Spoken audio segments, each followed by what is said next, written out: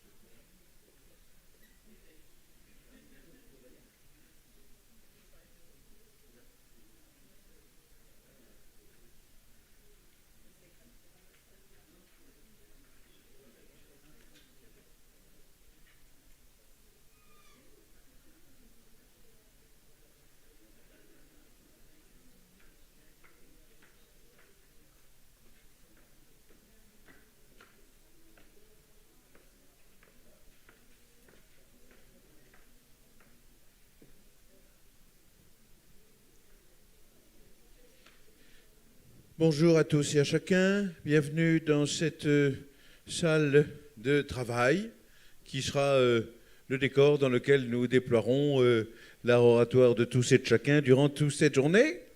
Merci d'avoir fait l'effort d'être à l'heure. Je remercie en tout cas ceux qui sont là, donc qui méritent ces remerciements, que je n'adresse pas à toutes les personnes qui sont encore devant un café et une viennoiserie dans le hall. Voilà, c'est réglé. On me demande de vous préciser que vous devez émarger chaque jour de ce colloque. Vous l'avez fait pour certains hier, il faut le faire aussi aujourd'hui. Voilà, si ce n'est pas fait, je vous prie de bien vouloir, au moment de la pause par exemple, aller déposer votre signature, votre paraphe, sur la feuille de présence. Voilà. Par ailleurs, nous avons une journée très internationale aujourd'hui. Je ne saurais trop vous recommander de vous munir des casques de traduction, parce qu'inévitablement, vous en aurez besoin à un moment donné durant cette journée. Jean-François, dont vous vous souvenez qu'il est notre vigile, qui assure la sécurité de l'ensemble des personnes dans cet établissement, parce qu'il a fait du close combat pendant une douzaine d'années, qu'il a subi l'entraînement commando, est prêt à intervenir à au moindre incident, au moindre sujet à préoccupation. C'est le ballet des personnalités les plus en vue qui reprend maintenant avec ces jeunes personnes qui nous ont fait rêver toute la journée d'hier et qui nous honorent à nouveau de leur présence. Mais est-ce que ça n'est pas vous, Susan, que j'aperçois là-bas, dans le noir? Plus gracieuse que jamais. Voilà, donc je le rappelle, c'est la sœur jumelle siamoise, séparée à la naissance de Samuel, que nous avons vu hier sur cette même scène. Évidemment, les personnes qui n'étaient pas présentes à notre congrès hier vont comprendre seulement la moitié des références que nous aurons dans cette journée. Ils ne comprendront pas, par exemple, pourquoi on dit koala toutes les 30 secondes. Si on n'a pas les clés, on ne peut pas tout comprendre. Voilà, et les traductrices ne sont pas armées pour traduire ce genre de private joke. Ah, il y a un mouvement qui se crée dans la salle. Les gens comprennent qu'il est mieux d'être vu dans les premiers rangs pour les paparazzi et pour... Mais c'est tout à fait sympathique de votre part, absolument, vous avez raison, vous avez raison. Tout que nous avons fait un casting physique sur cette deuxième journée, tous les orateurs et toutes les oratrices ont été sélectionnés sur des critères uniquement esthétiques. Voilà, vous ne verrez que des jolies personnes sur cette scène aujourd'hui. Ce qui était le cas hier, je me dépêche de le dire avant que Suzanne ne le prenne mal, c'était déjà le cas hier. Considérons que c'est une règle générale, ne prenez pas ici que des personnes qui sont attrayantes du point de vue physique. Ouf, on est passé à deux de l'incident diplomatique. Et dans le public également, les personnes sont triées sur des critères physiques. Voilà, c'est réglé. Nous pourrions par exemple faire comme si nous avions commencé les travaux. Vous pourriez applaudir par exemple, et j'annoncerai Keira qui doit prendre la parole dans quelques instants, même si elle ne prendra pas la parole tout de suite, juste histoire de donner le sentiment aux personnes qui sont dehors que nous sommes en train de commencer. Alors on va faire ça. Eh bien, nous commençons nos travaux. Voilà. Allez, première actrice. Allez, en avant. Voilà. Regardez, on vient de nous fournir des spectatrices toutes neuves, qui n'ont pas servi, qui n'étaient pas là hier, et qui découvrent notre colloque. Voilà. Alors, bienvenue à bord. Ça fait plaisir. Regardez comme tous ceux qui étaient là hier sont épuisés, physiquement à bout. Vous voyez, on sent bien que c'est très marqué du point de vue physique. Et je retrouve mon accessoire préféré. Voilà. Ring de bell, ring de bell. Voilà. Donc je salue cette délégation qui vient d'une commune que je ne reconnais pas, puisque je ne distingue pas le costume folklorique traditionnel de cette commune. Je n'arrive même pas à savoir dans quelle région est-ce que... Ah, c'est vous, Louviers, on n'a parlé que de vous hier. Ah, ben vous n'étiez pas là, mais qu'est-ce qu'on a parlé de Louviers? Qui est-ce qui parlait de Louviers tout le temps? Je crois que c'est soit Nice, soit Metz, soit... je ne sais plus. Mais on a beaucoup parlé de Louviers. Et nous nous sommes abstenus, évidemment, de citer la fameuse route de Louviers et son cantonnier. On attendait que vous soyez là pour le faire. Mais je vous en prie, maintenant que vous êtes là, on ne va pas se priver. Toutes les 10 minutes, on va parler du cantonnier de Louviers. Voilà. Sur la route de Louviers. Bonjour, si vous venez pour la deuxième journée de notre colloque, c'est ici. Welcome on board. Je crois que je vais faire du scandale dans le hall, ça va être plus efficace. Je reviens.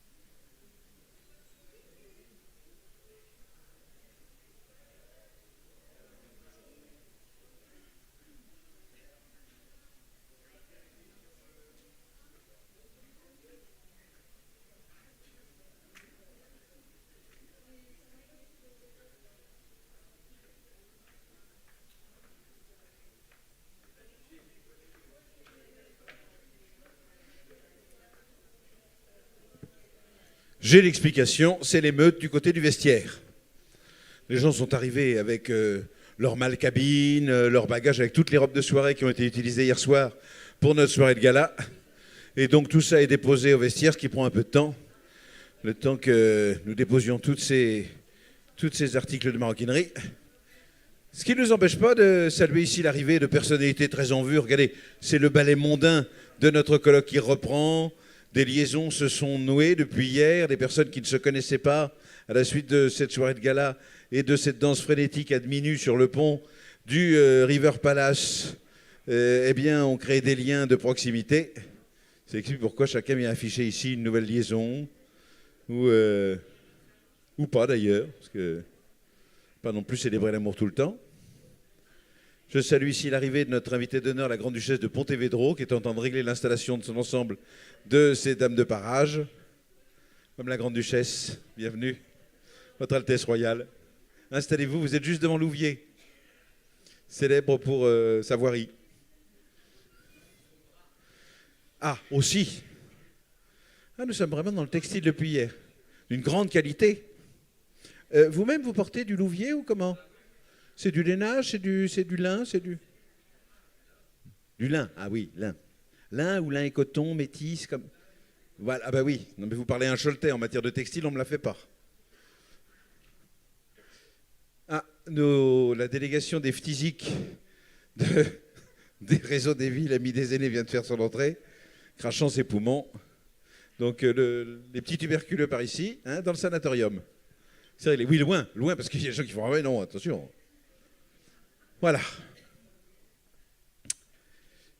Ladies and gentlemen, we are ready to begin. When I say we are ready to begin, it means that we are ready to begin, but the audience is not ready to begin.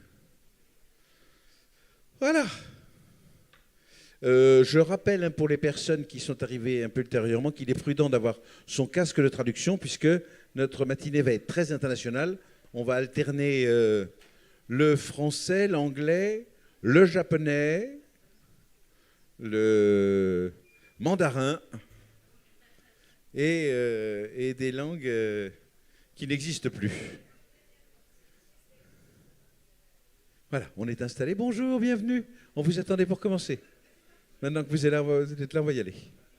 J'attends que notre oratrice, la première, qui a la lourde charge de débuter notre matinée, soit prête.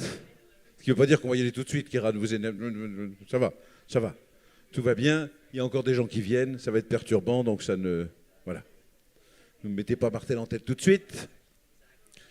Je fais un premier appel concernant les téléphones portatifs dernière génération. Ces objets rectangulaires, fabriqués dans le sud-est asiatique par des enfants mineurs de moins de 7 ans, qui doivent être mis sur des positions discrètes pour ne pas nuire au bon déroulement de nos travaux.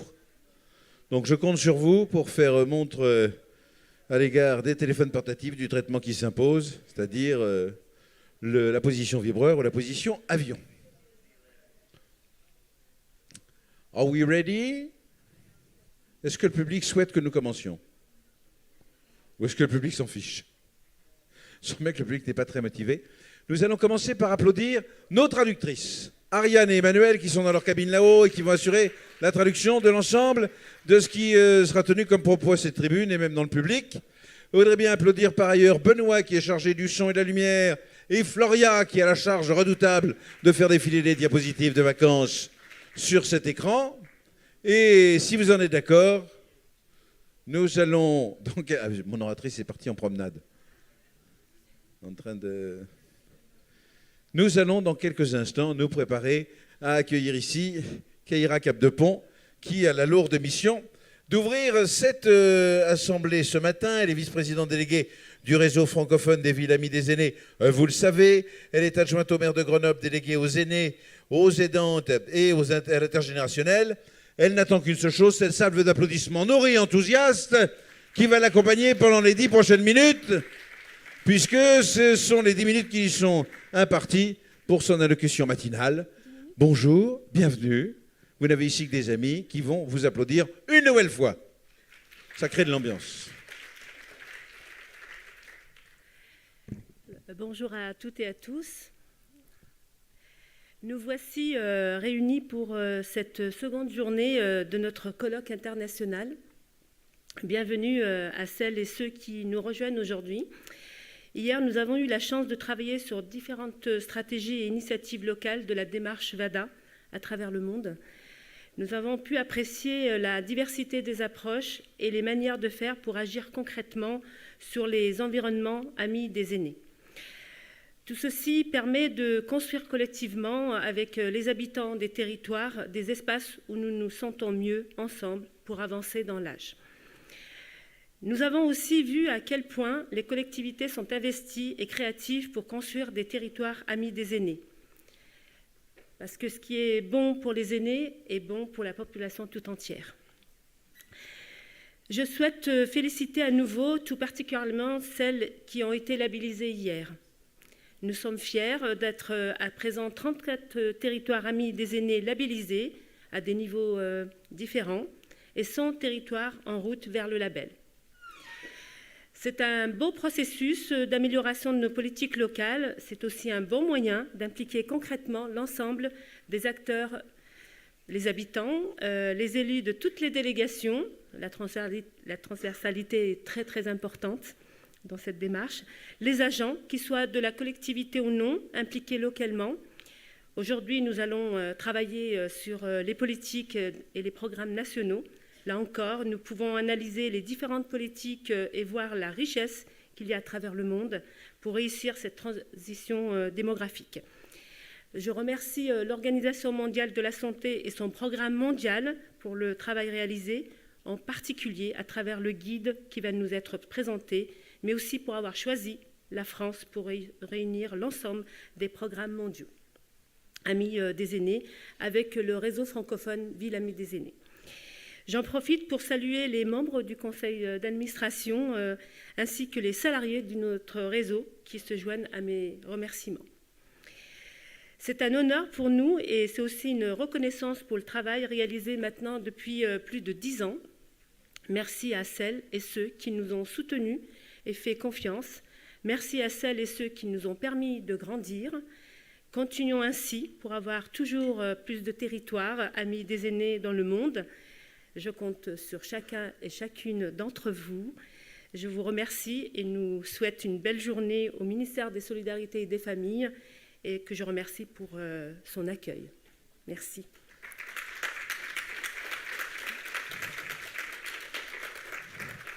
Merci, Keira Capdepont. Vous aviez 10 minutes, vous n'en avez pas abusé. Si vous souhaitez refaire ce même discours, vous avez toute l'attitude pour le faire, puisque du coup, nous sommes en avance.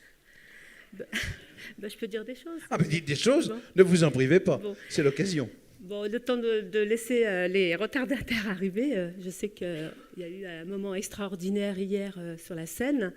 En tout cas, merci à ceux qui ont pu contribuer pour passer un moment très agréable et chaleureux, qui a été quand même très impressionnant de voir des belles bâtisses, des monuments parisiens. Oui, on précise pour les arrivants d'aujourd'hui, c'est-à-dire principalement la ville de Louviers, que nous étions hier sur la Seine, cette fleuve qui traverse Paris, vous voyez, avec des monuments tout autour.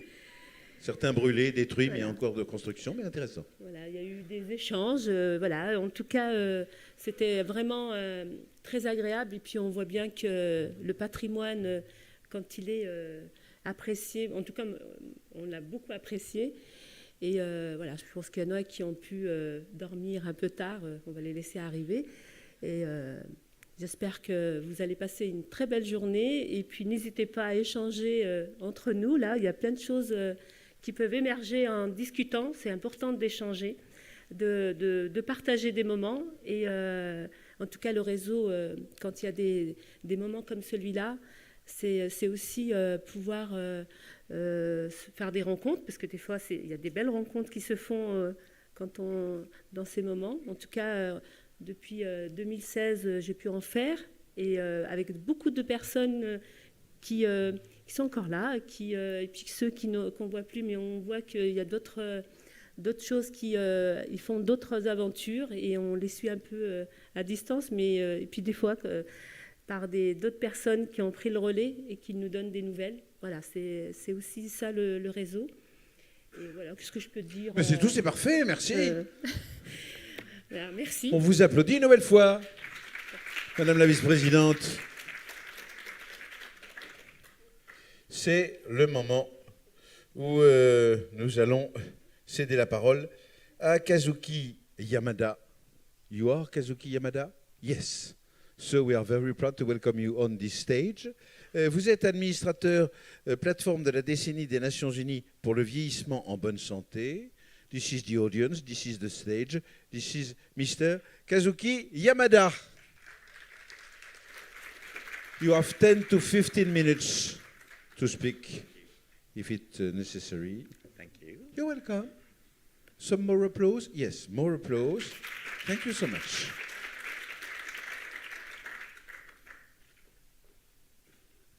Ah, nous avons. Alors oui, do you need that? I do, in fact. Yes, it's a gift. When it comes to aging, we can learn a lot from nature. Just like a tree, our physical and social environments impact our lives. As we age, education, health, and social care, as well as supportive communities, become the roots that nourish our health and well-being. Without them, we struggle to thrive. The UN Decade of Healthy Aging aims to add life to years, so that all people can live with meaning and dignity. Together, we can make every year count, not by the numbers, but how we live and grow in between.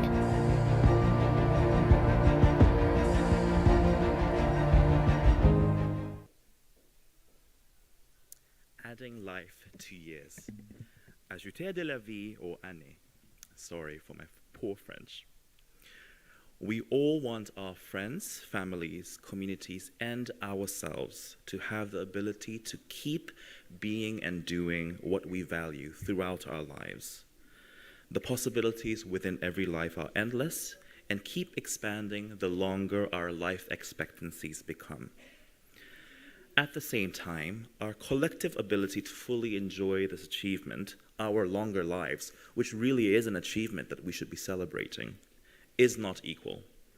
Our lived environments, as you've seen and as you all know, are not always supportive enough to enable both current and future generations to maximize the opportunities of our second halves of life. But the good news is that all the countries of the world who are member states of the United Nations committed to accelerating action on this issue by declaring 2021 to 2030 the United Nations Decade of Healthy Aging. So the question is, how do we take advantage of this opportunity to work together to transform the world to be a better place to grow older? If one central issue is in our environments, so must be the solution. So today I want to highlight why your work to develop age-friendly cities and communities is so valuable by discussing 3 locks you are already helping to open. Unlocking the opportunities of the UN Decade, unlocking a direct pathway between global and local, and unlocking the means to place older people truly at the center of everything we do. First, unlocking the opportunities of the UN Decade of Healthy Aging. If there's one thing I want you to remember from my talk and leave this conference with, is the fact that by committing to make your cities and communities more age-friendly, you are already helping to advance the UN Decade of Healthy Aging. You do not need to do anything else in your work. Out of 4 action areas defined by the UN Decade's Plan of Action, one of them is already about age-friendly environments, ensuring that our communities foster the abilities of older people. This makes a lot of sense for a framework that places so much emphasis on the social determinants of health and how our built, social, cultural, and policy environments shape how well we age. But today I also want to highlight how age-friendly cities and communities are a crucial way to advance all the action areas of the UN Decade as well. For example, the UN Decade calls on all of us to combat ageism and change how we think, feel, and act towards age and aging. This is key if we're serious about combating ageism and about fostering healthy aging. We already see this because we don't automatically view our lengthening and longer lives as an exciting opportunity, but instead we are conditioned to view it as a problem to overcome. But the places where our thoughts and views and actions on and towards aging are shaped are also the places where we grow up, live, work, play, and age, our cities and communities. Evidence shows that our thoughts and feelings and actions towards age and aging are conditioned already at an early age, starting childhood. And if this is the case, there's no better place than our cities and communities to begin reducing ageism. Another action area of the UN Decade is integrated care, which can be a difficult concept to get your head around, but long story short, it's all about making sure that we have access to health care that listens to our needs and treats us as people rather than a collection of diseases or conditions to treat. The way many healthcare systems are designed now doesn't make this easy, but age-friendly cities and communities, for example, by improving transport to our healthcare systems and clinics, or by offering more community-based systems of care, can enable the delivery of person-centered care integrated into the rhythms of local life. Lastly, the UN Decade also calls on us to make sure everyone has access to long-term care. This is really important because we're all likely to require support at some point in our lives, whether that's the first half or the second half of life, to require support to care for ourselves at some point. But this shouldn't be a barrier to being able to live with meaning, dignity, and rights. Most people, when they hear about this action area, think immediately about institutions and dedicated residences of care, which isn't a problem. But we also know that many people prefer to receive care in their own homes, including as they age. And age-friendly cities and communities play an important role in making sure that aging in place is an affordable and sustainable solution and option for its residents. So across the action areas of the UN Decade of Healthy Aging, you see the central role played by age-friendly cities and communities in unlocking the opportunities of the decade, because of how the places and spaces we live in shape strongly the trajectory of our lives. This brings me to our second lock, which is that age-friendly cities and communities unlock a direct path between global and local. We've all probably heard the phrase, think global, act local, so many times our ears are going to fall off. But this phrase has never been more relevant, where the accelerating age-friendly movement intertwines so strongly with what a global commitment has set out to do, the UN Decade of Healthy Aging. I want to emphasize again that by working to make your cities and communities more age-friendly, you are already contributing to the UN Decade.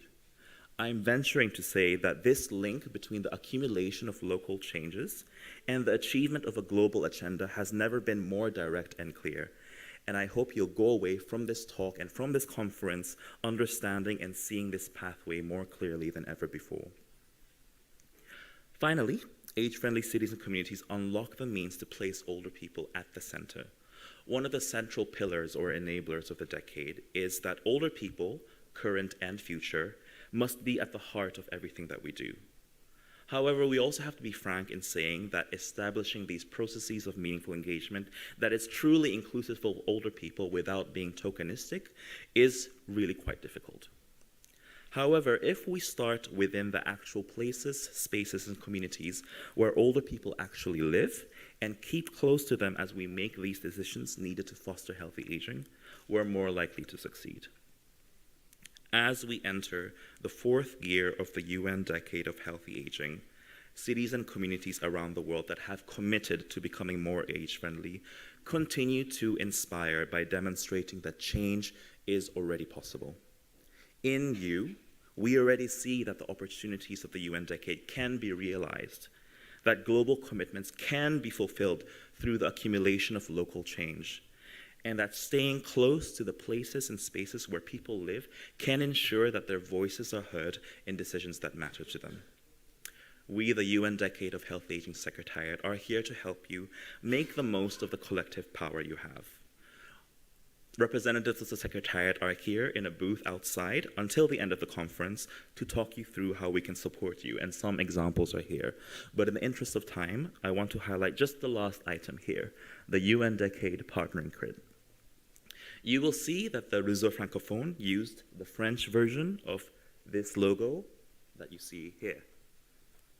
This is a logo that is part of a kit that anyone, anywhere in the world, can freely use without asking us for permission, to make visible that your work is a contribution to the UN Decade of Healthy Aging. And within the UN system, I have to say, this is quite unprecedented and really a big thing that we're trying to do, because we want to make clear that everyone has a role to play in making the UN Decade of Healthy Aging a success. It's my hope that after this talk, you see how your work is already contributing to the UN Decade, and I encourage you to use our partnering kit to increase the visibility of your work and to help us speak as one voice in the context of a global agenda for change.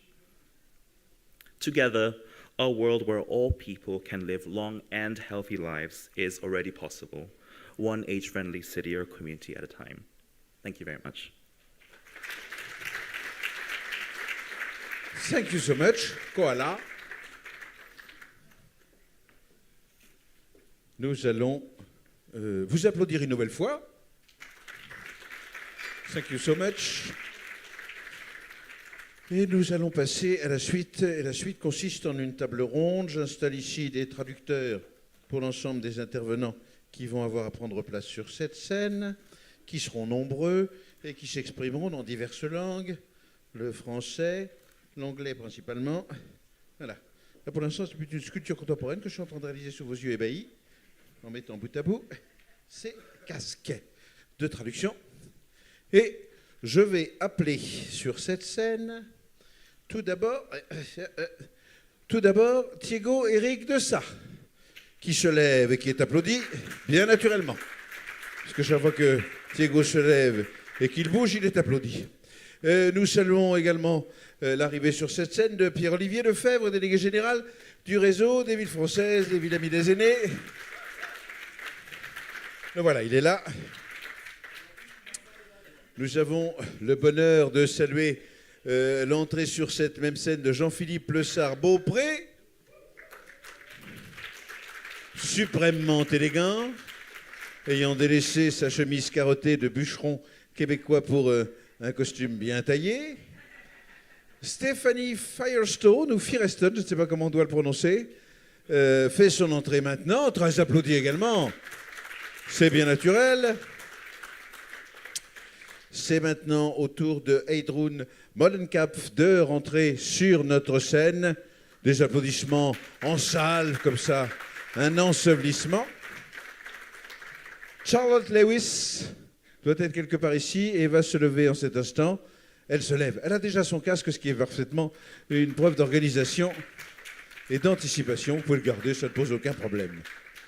Anne-Berry Trafos est également parmi nous. Elle se lève et elle est applaudie. Et enfin, last but not least, Asma Al-Koudari va se lever et nous rejoindre au milieu du vivat de la foule. C'est parfait. Nous avons là un parterre de personnalités qui, à des titres divers, ont un regard, des questions, un raisonnement, des réflexions à nous proposer. La première de ces personnes qui va se munir de son micro, vous l'avez compris, c'est Thiago Eric de Sa. Est-ce que vous avez besoin de cette télécommande qui permettrait de passer les diapositives? Je vous la confie. Vous me signerez le reçu parce qu'évidemment tout ça est consigné, c'est le matériel du ministère. Thiago Eric de Sa, comme tous les orateurs présents à cette table ronde, vous avez 10 minutes. 10 minutes que vous pouvez utiliser à partir de maintenant. Applaudissements, nourris enthousiasme pour vous encourager. Je sais. Bon, merci beaucoup. Aujourd'hui, je vais faire la présentation en anglais. Donc, c'est l'opposé, je m'excuse pour mes collègues qui ne parlent pas l'anglais, mais c'est pour aider la compréhension de mes amis. Nous sommes d'accord, ça va très bien. Au panel. Voilà. Bon, thank you very much. I think it's an amazing, unique opportunity for us to share the experiences of the existing programs of the Global Network, the affiliate programs. I would just like to start by highlighting some of the aspects that I find relevant when we discuss the development, the adaptation, and the appropriation of age-friendly programs. And one aspect that I would like to start by highlighting is the fact that ultimately age-friendly cities and communities aim to create age-friendly environments. And those are environments that enable people to age well in a place that is right for them, or to allow them to continue to develop personally, or be included, or contribute to their societies if they wish to do so, or enjoy independence and good health. And these are quite universal aspirations. Everyone wants that, and almost everyone, perhaps everyone wants that all around the world. So having those underlying aspirations and goals is an important aspect. It's a good starting point in the development and adaptation of such programs. Another aspect that is important to highlight, and you've heard this so many times, including in this morning's intervention from other colleagues, is that age-friendly environments, age-friendly cities and communities, they benefit all community members. So again, the development, appropriation, adaptation of those programs is facilitated by the fact that while the emphasis is on the second half of life, the contribution is spread across the entire community in its diversity.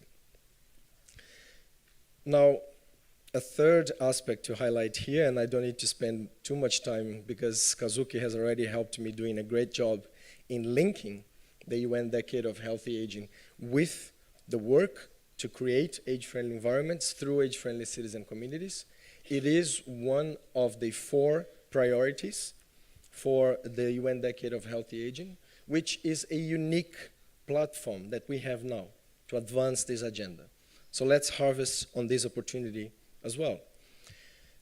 And of course, now I don't need to tell you this, but we've seen that age-friendly cities and communities is a proven and tested way to actually deliver on such environments.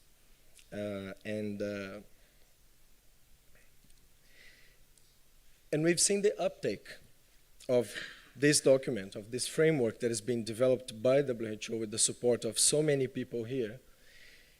And some aspects that I would like to highlight here when we talk about the development and adaptation of this framework is the fact that throughout these years we've observed that the framework is sufficiently specific that enables action, that can steer action in the right direction, but it's also sufficiently generic, just so that it can account for the diversity that we have in the world, and sometimes even within a city, within a community. So I think that this is another aspect that is important to highlight. And this can certainly facilitate the uptake of the framework, as we have actually seen throughout these years. And we've seen the sustained growth of our global network for age-friendly cities and communities, and I can tell you it's almost impossible to keep track and keep this slide up to date because the number continues to grow. And the snapshot of this map would have been different 5 years ago and would have been different 7 years ago, so we can see the uptake of this framework in different parts of the globe. And here, I would also like to highlight something that I mentioned yesterday. While we are growing, and while we've seen some important advancements in low and middle income settings and in low communities in high income settings, there's still a lot to do.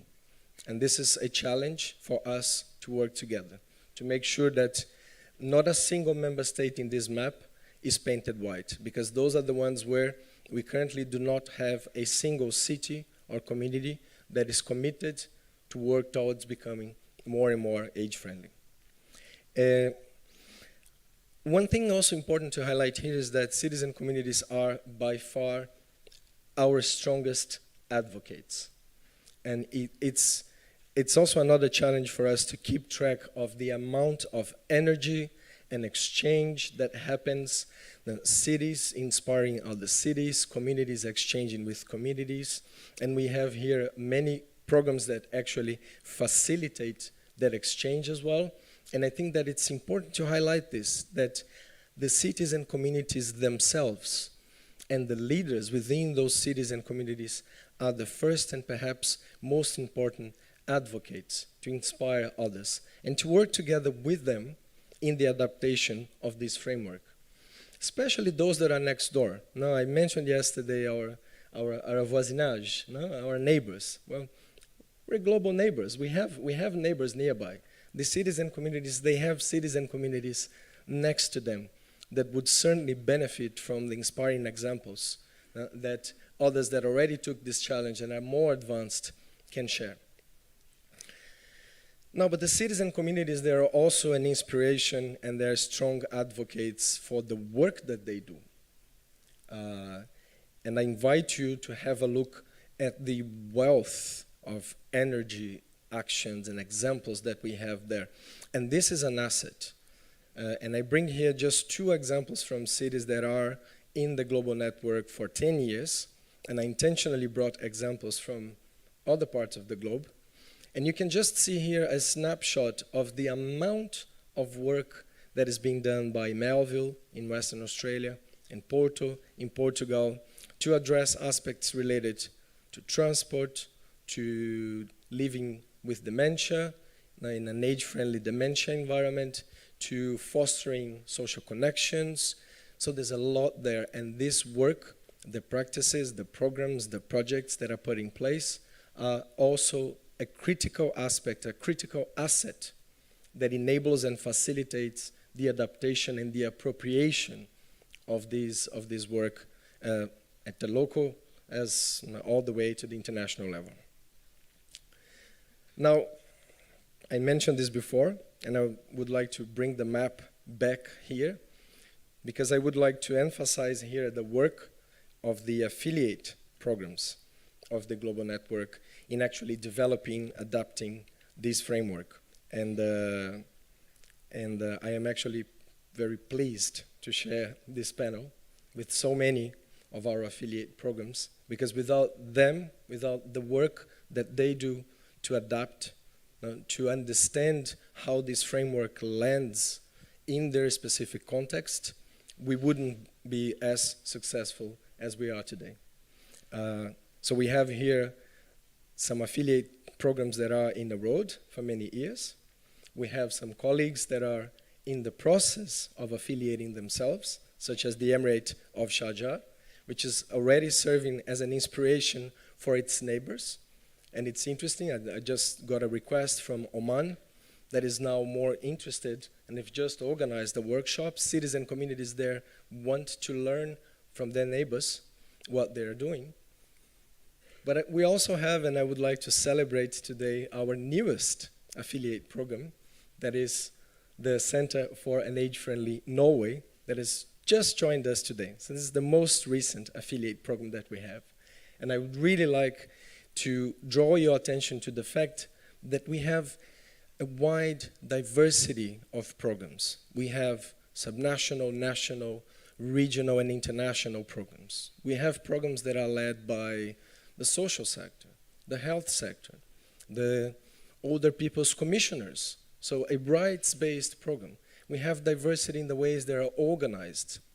But most importantly, we have diversity on how these programs are taking this framework and making sense of it at their context, in their own language, removing the barriers that we know we have to remove to make sure this is globally successful.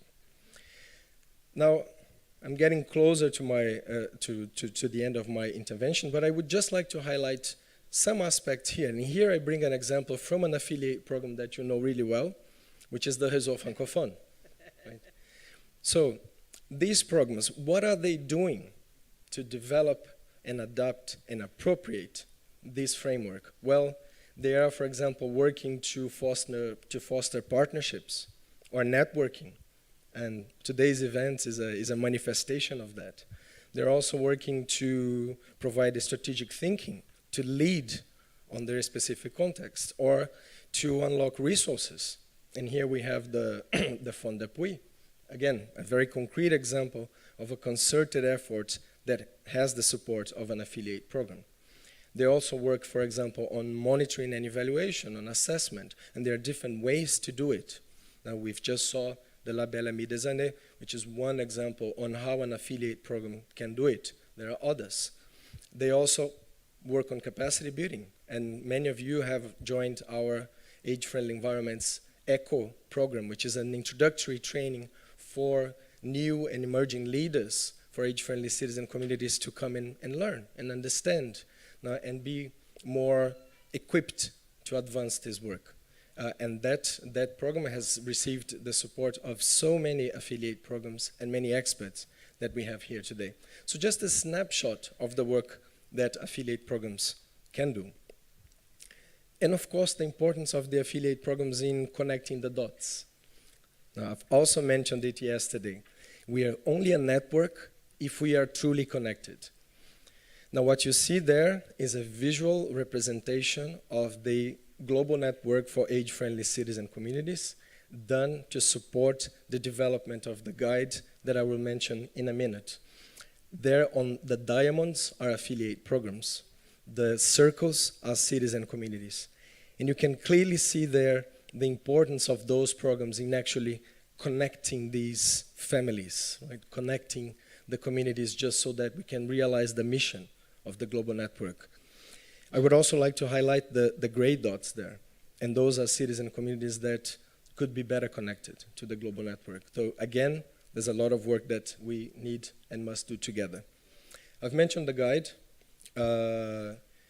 It's not by a coincidence that thanks to the great work of affiliate programs of cities and communities from around the world, the plan of action of the UN Decade of Healthy Aging actually calls for every single member state that is subscribed to that agenda to advance the development of age-friendly environments, including at the national level, from the local to the national level. And they have requested WHO to develop a guide to support them in doing so. So that's the guides that we have now that has received the support of so many of you here today. And I'm very happy to say that we now have the guide also in French. Many thanks to the contribution of the colleagues from the Réseau Francophone. That's all that I would like to share. We have 2 QR codes there for those that are willing to know more, and I look forward to the discussion. Thank you very much. Muito obrigado. Je me rends compte que je n'ai pas précisé que Thiago Éric Dessat est responsable du secteur environnement Amis des Aînés de l'OMS. I don't know why, but something... is it possible, Mr. Lefebvre, to speak in English, or will you speak in French? Je vais aller là-bas. Ah, he's going to be here, and I think he's going to speak in French, so you can take your ear.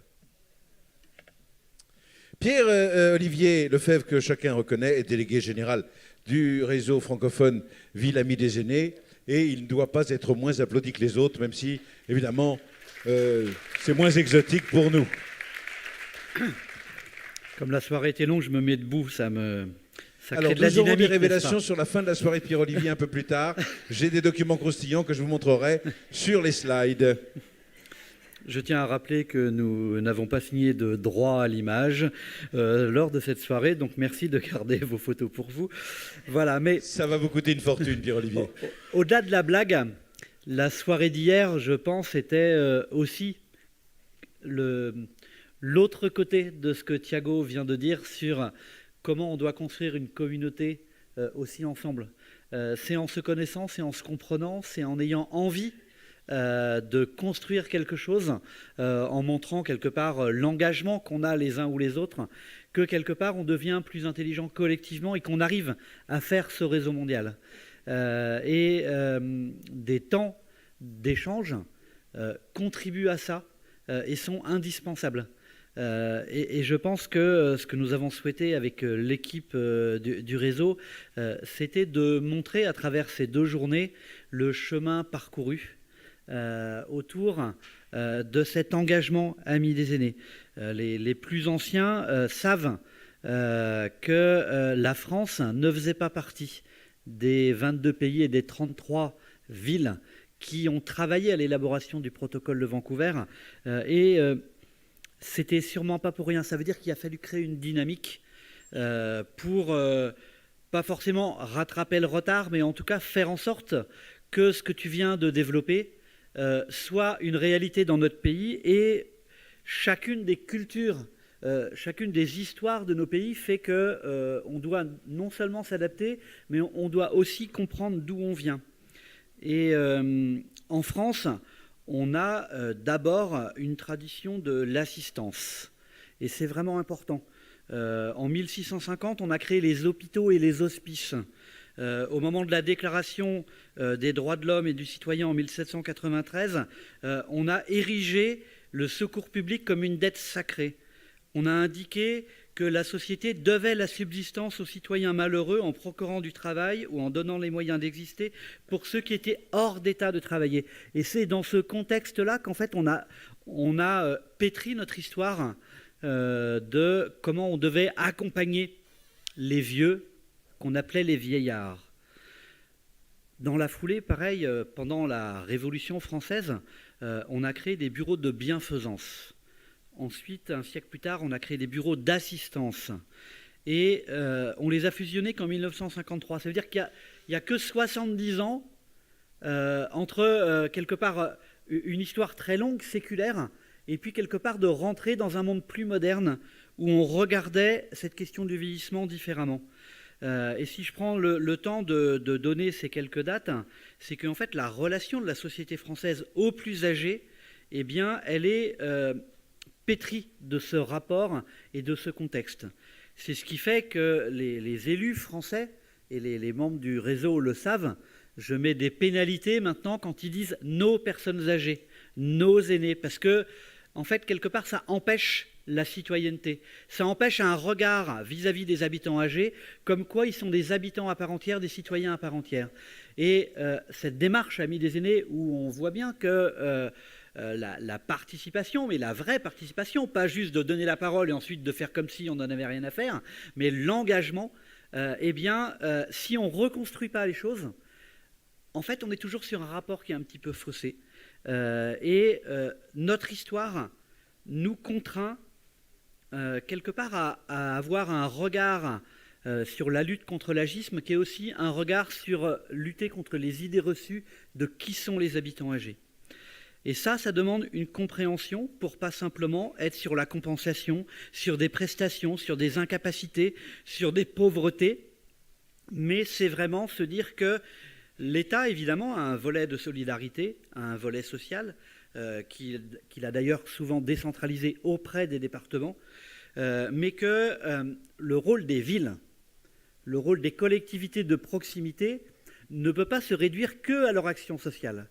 Et les 8 thématiques que tu as représentées là, Thiago, eh bien, en fait, nous ont amenés à demander aux collectivités qui s'engageaient dans le réseau francophone pour la partie française à avoir des formes d'engagement très très claires, quelque part pour rééquilibrer cette vision quasiment exclusivement sanitaire, médico-sociale, et l'amener dans ce rapport de la transversalité, qui de ce fait-là amène un sentiment d'appartenance des habitants âgés à leur territoire, en se disant, là où j'habite, je suis fier d'habiter là, et c'est souvent ce que nous disent les habitants quand on fait des démarches participatives, et je suis fier parce qu'on me demande la parole et qu'on me demande de réfléchir pour co-construire le territoire de demain. Et ça aussi, c'est quelque chose de nouveau. Les vieux ne sont pas que le passé, ils sont aussi le présent et l'avenir. Et de plus en plus, on se dit, mais quand on rencontre une personne âgée, arrêtons de lui demander qu'est-ce qu'il faisait avant. Demandons-lui qu'est-ce qu'il fait aujourd'hui et qu'est-ce qu'il a envie de faire demain. Et ça, c'est aussi un changement de posture et peut-être une façon de lutter contre l'agisme, mais de façon positive. Donc, vous voyez que ce protocole de Vancouver, en fait, il nous a amenés, nous, en tant que pays et en tant que les collectivités qui composent aujourd'hui le réseau, à devoir se positionner différemment et à faire en sorte qu'il y ait un travail collectif. On demande aux villes de faire une délibération en conseil municipal. En France, c'est l'instance où tous les élus se réunissent, qui est la majorité et l'opposition, et où on présente l'engagement de dire « je veux faire partie de cette communauté Amis des aînés » et donc je signe une charte, voilà, une charte, on a fait une charte qui redonne ces 8 thématiques, mais qui, derrière, engage à dire qu'on veut permettre le vieillissement actif, qu'on veut lutter contre l'agisme, qu'on est dans la non-discrimination, qu'on a une politique qui est ouverte et transversale, qu'on permet de la bienveillance dans les actes qu'on pose, qu'on travaille pour développer l'accès à l'information et à la communication, et qu'on veut œuvrer durablement. Et j'insiste sur ce mot durable. Suzanne, tu l'as très bien présenté hier en disant, voilà, c'est un parcours de 5 ans au moins. Et quelque part, des fois, le temps politique, le temps des territoires, il y a des moments, c'est le bon tempo, parce que les élections municipales chez nous, ça dure 6 ans. Et il y a des moments, quand on adhère à un autre moment, il faut enjamber le temps politique. Et pour enjamber le temps politique, il faut avoir pris cet engagement de départ qui fait que quelque part, ce n'est pas simplement l'élu en tant que tel, mais c'est la municipalité.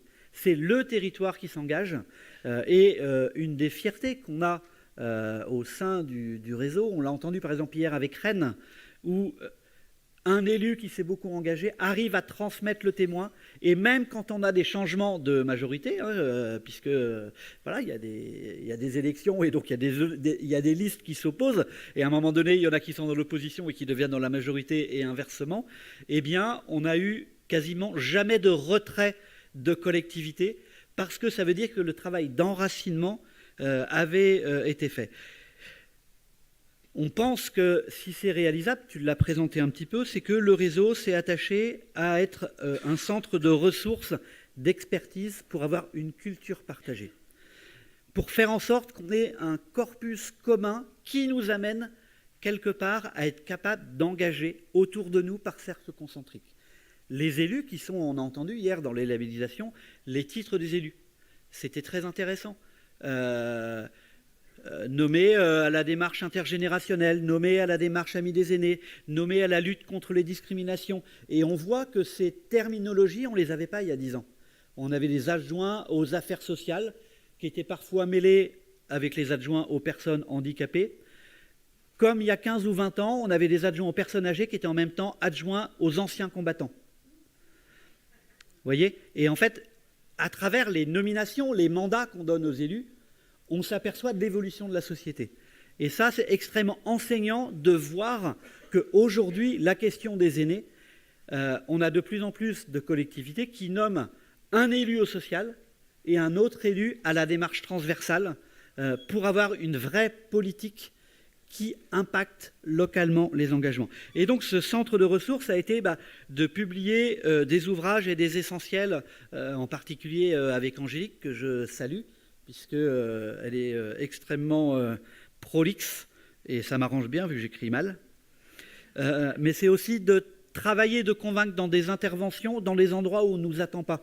Évidemment, là, on est dans un endroit où, quelque part, on est tous convaincus. Mais d'aller dans des colloques autour de l'habitat, autour de la mobilité, autour de la culture, autour de toutes les choses où, en fait, la question du vieillissement n'est pas forcément abordée, et de venir dedans, ça change la donne. C'est aussi de produire des articles, soit de vulgarisation, soit universitaires. J'arrive.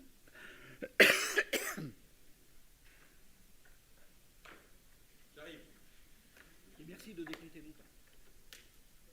Oui, ce sera retiré de votre temps, oui. Merci, votre grâce.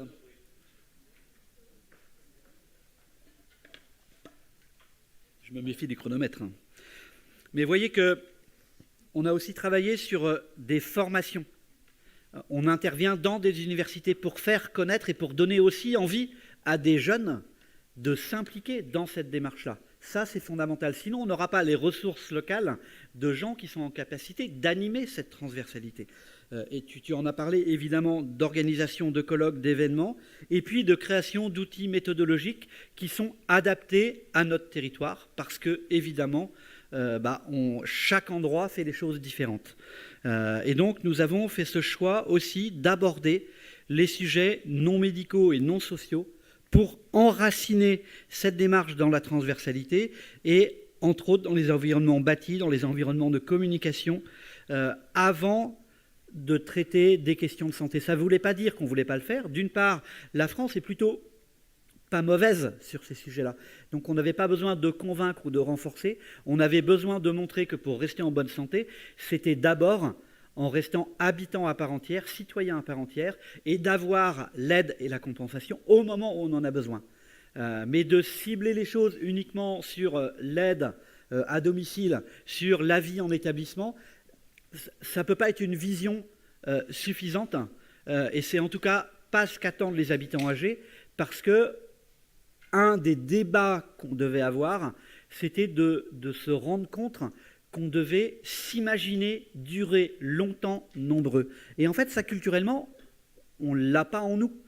On connaît tous quelqu'un qui a été centenaire, on a tous, voilà. Mais en masse, ça ne représente pas la même chose. Et le défi des collectivités, c'est en fait de s'adapter à ce changement de proportion de gens qui n'ont pas le même rythme, qui n'ont même pas le regard, qui n'ont pas la même façon de faire. C'est ce qui nous engage. Et on est content. Je ne sais pas qui a cette cloche, mon cher Calixte. C'est vous qui me l'avez confié pour vous faire taire si jamais vous étiez trop long. Vous êtes trop long. Tout à fait. Eh ben, je suis trop long. Mais alors, je tiens quand même à vous dire que puisque nous parlons de temps plus long et que nous avons gagné en espérance de vie, donc mon temps est évidemment rallongé. Il suffit de regarder l'espérance de vie que j'aurai en 2035 pour me confier quelques minutes supplémentaires. Merci. Cette manie qu'ont les Français de vouloir toujours en avoir une plus longue que les autres. Écoutez, nous nous adapterons. Voilà, mais la fierté qu'on a, c'est par exemple hier d'avoir eu un atelier dans le ministère d'à côté, qui est le ministère de la cohésion des territoires. Parce que ça change les choses, en fait, que même des ministères accueillent nos travaux. C'est cet après-midi de faire accueillir le Réseau Mondial auprès de la défenseure des droits, donc celle qui est la garante de la lutte contre l'agisme. Et on fait partie d'un groupe de travail au sein de la défenseure des droits pour lutter contre les discriminations liées à l'avancée en âge. Et je pense que le rôle du réseau, c'est d'avoir réussi à articuler ce travail quelque part de lobbying, comme on pourrait dire, pour faire en sorte que nous installions le débat de ce temps à vivre long. Et je ne voudrais pas terminer sans dire encore 2-3 choses. Une chose pour faire plaisir à Suzanne, c'est nous avons fait un baromètre qui s'appelle « Ce que veulent les vieux ». Au moins comme ça, c'est dit. Et ce baromètre, il est issu de la consultation de 17 000 habitants qui sont engagés dans la démarche du label. Et on a fait remonter ce qu'ils attendaient, eux, en dehors des plans d'action, mais de dire, voilà, nous, nos priorités, voilà ce que c'est, voilà ce qui ressort le plus. Hier, on a entendu, par exemple, tout le débat qu'il y avait sur les conciergeries, sur les petits bricolages et tout. Ben ça, en fait, c'est des choses qui sont fondamentales parce que ça change la vie quotidienne des gens. C'est aussi pour ça qu'on a 700 fiches retour d'expérience. C'est pas pour faire un concours du nombre, c'est parce que la diversité des bonnes idées, elle doit être partagée pour gagner du temps, pour cette culture commune, et que si on a une raréfaction des moyens financiers et humains, eh bien, il faut profiter de l'intelligence collective, et que quand quelque chose s'est bien fait à un endroit, eh bien, qu'on puisse se le transmettre pour ne pas recommencer de zéro. Voilà donc les choses qui sont vraiment essentielles pour nous, et tu en as parlé. On a voulu aussi avancer sur cette question de l'évaluation à travers le label pour montrer le chemin parcouru. L'objectif, c'est pas de dire, même si on a mis des niveaux, l'objectif, c'est pas de dire il y a des villes qui sont bien et des villes qui sont pas bien. L'objectif, c'est de dire à un moment donné, quand on s'engage, c'est aussi important d'avoir de la lisibilité, de la compréhension sur le chemin parcouru, sur ce qui s'est fait sur le territoire, sur la politique publique qui a essayé de s'adapter avec les habitants, avec les élus et avec les professionnels. Et ces 5 engagements, ces 20 sous-engagements, les 110 critères qu'on a faits, c'est pour asseoir les choses dans la durée. Et moi, j'étais extrêmement touché hier d'entendre les récipiendaires des labels qui témoignaient de comment ça avait changé la donne entre eux, comment il fallait pas avoir peur de se regarder et d'oser se faire évaluer par un tiers, que ça permettait d'avancer, que ça permettait de se poser des questions qu'on ne s'était pas forcément posées. Et je pense que c'est aussi le rôle d'un programme affilié que de faire ce travail-là, de convaincre, d'outiller, d'organiser, d'évaluer et d'être ensemble pour être plus fort. Donc aujourd'hui, on a plus de 300 collectivités qui sont engagées. Et tu l'as signalé, ça a permis aussi d'avoir le fonds d'appui territoire innovant senior, 9 millions d'euros, d'une part pour faire outiller le réseau pour qu'on ait des professionnels qui permettent de continuer d'accompagner, et ensuite pour accompagner les territoires dans l'ingénierie de projet, 1,5 million dans l'ingénierie de projet, qui a permis d'accompagner les collectivités qu'on avait besoin pour faire ce travail de labellisation, d'évaluation et aussi presque de fouille archéologique pour avoir cette culture de la transversalité. Thomas le disait, en fait, il y a plein de choses qu'on fait et que des fois on oublie. Kéra le disait aussi en montrant l'approche, je dirais, individuelle qu'on peut avoir quasiment avec des habitants qui sont différents. Et donc en allant vers et pas en étant descendant, ce qui est assez paradoxal. Nous sommes un pays jacobin où d'habitude c'est la loi qui nous dit comment les collectivités doivent faire. Là, le réseau francophone sur la partie française, ça a été les territoires qui se sont saisis du sujet et qui ensuite sont allés voir l'État en disant « vous devez nous soutenir parce qu'il y a quelque chose qui est en train de se passer et c'est important que vous nous fassiez confiance ». Et on le verra cet après-midi puisque la ministre vient. Et c'est aussi, voilà, d'une part, on fait ce colloque dans les locaux des ministères, c'est pas anodin, et en même temps, tous les colloques qu'on a organisés depuis le début à Paris, on a toujours eu des ministres de présents, et ça montre aussi cette reconnaissance du réseau francophone comme un outil. Donc voilà un petit peu ce que je pouvais dire. La question pour nous, c'est de se dire que la proximité est fondamentale et que nous avons chevillé au corps le fait de permettre aux habitants âgés d'avoir le choix coûte que coûte et de donner envie de prendre de l'âge. Merci beaucoup.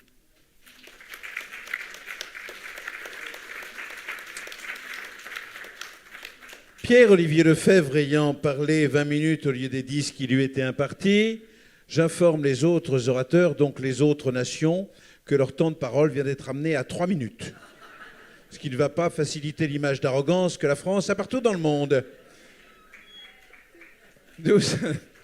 Non, je blague, vous aurez tous 10 minutes, pas de souci, pas d'inquiétude.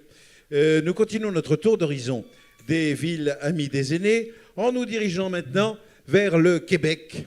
C'est du Québec que nous vient Jean-Philippe Lessard-Beaupré, qui est chef d'équipe et conseiller expert au ministère de la Santé et des Services sociaux du gouvernement du Québec et qui, à ce titre, mérite d'être applaudi particulièrement chaleureusement. Merci.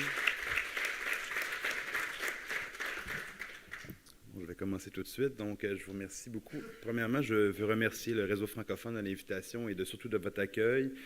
C'est vraiment un plaisir d'être ici et disons, nous en sommes très heureux. Donc, je vais commencer tout de suite puisque j'ai 3 minutes. Je viens du Québec et plus précisément du ministère de la Santé et des Services sociaux du gouvernement du Québec, secrétariat aux aînés. Essentiellement, on est une organisation qui permet de planifier, conseiller, concerter et soutenir des politiques ou mesures propices au vieillissement actif. Donc, on va développer à la fois les politiques publiques, mais on va aussi opérer nos propres programmes et les programmes avec d'autres ministères du gouvernement du Québec, ce qui nous donne une couleur particulière par rapport à certains membres du réseau. Pour ce qui est des caractéristiques du Québec, 8,6 millions d'habitants, majorité francophone, espérance de vie de 83 ans. Nous sommes à 20,5% d'une population de 65 ans et plus, et ce sera un quart de la population en 2030. Le Québec est une des sociétés où on vieillit le plus rapidement au monde. Oui, ici l'évolution. Et pour ce qui est des impacts du vieillissement, ben, vous le voyez dans plusieurs de vos communautés, et puis je vous remercie aussi d'ailleurs de votre partage pour ce qui est des villes qui nous ont partagé leurs initiatives. Bien sûr, l'arrivée massive des aînés amène des attentes, des besoins différents, notamment en soutien à domicile, en transport, en aménagement, et on peut dire aussi que, bon, oui, l'arrivée massive des aînés, mais aussi de nouvelles catégories d'aînés, donc plus vieillissants, donc les 85 ans et plus qui ont des besoins particuliers. Tout ça dans un contexte, au Québec du moins, où est-ce qu'il y a une pénurie de main-d'œuvre, une transformation du bénévolat, présentement l'inflation qui touche beaucoup là, les aînés, et on a parlé un peu hier, là, les impacts des changements climatiques qui touchent particulièrement les aînés partout dans le monde, mais aussi au Québec. Alors, au Québec, juste un petit portrait rapide. Essentiellement, les aînés vivent majoritairement à domicile, en location, ont une voiture. Les 3/4 des aînés aussi se perçoivent en bonne santé.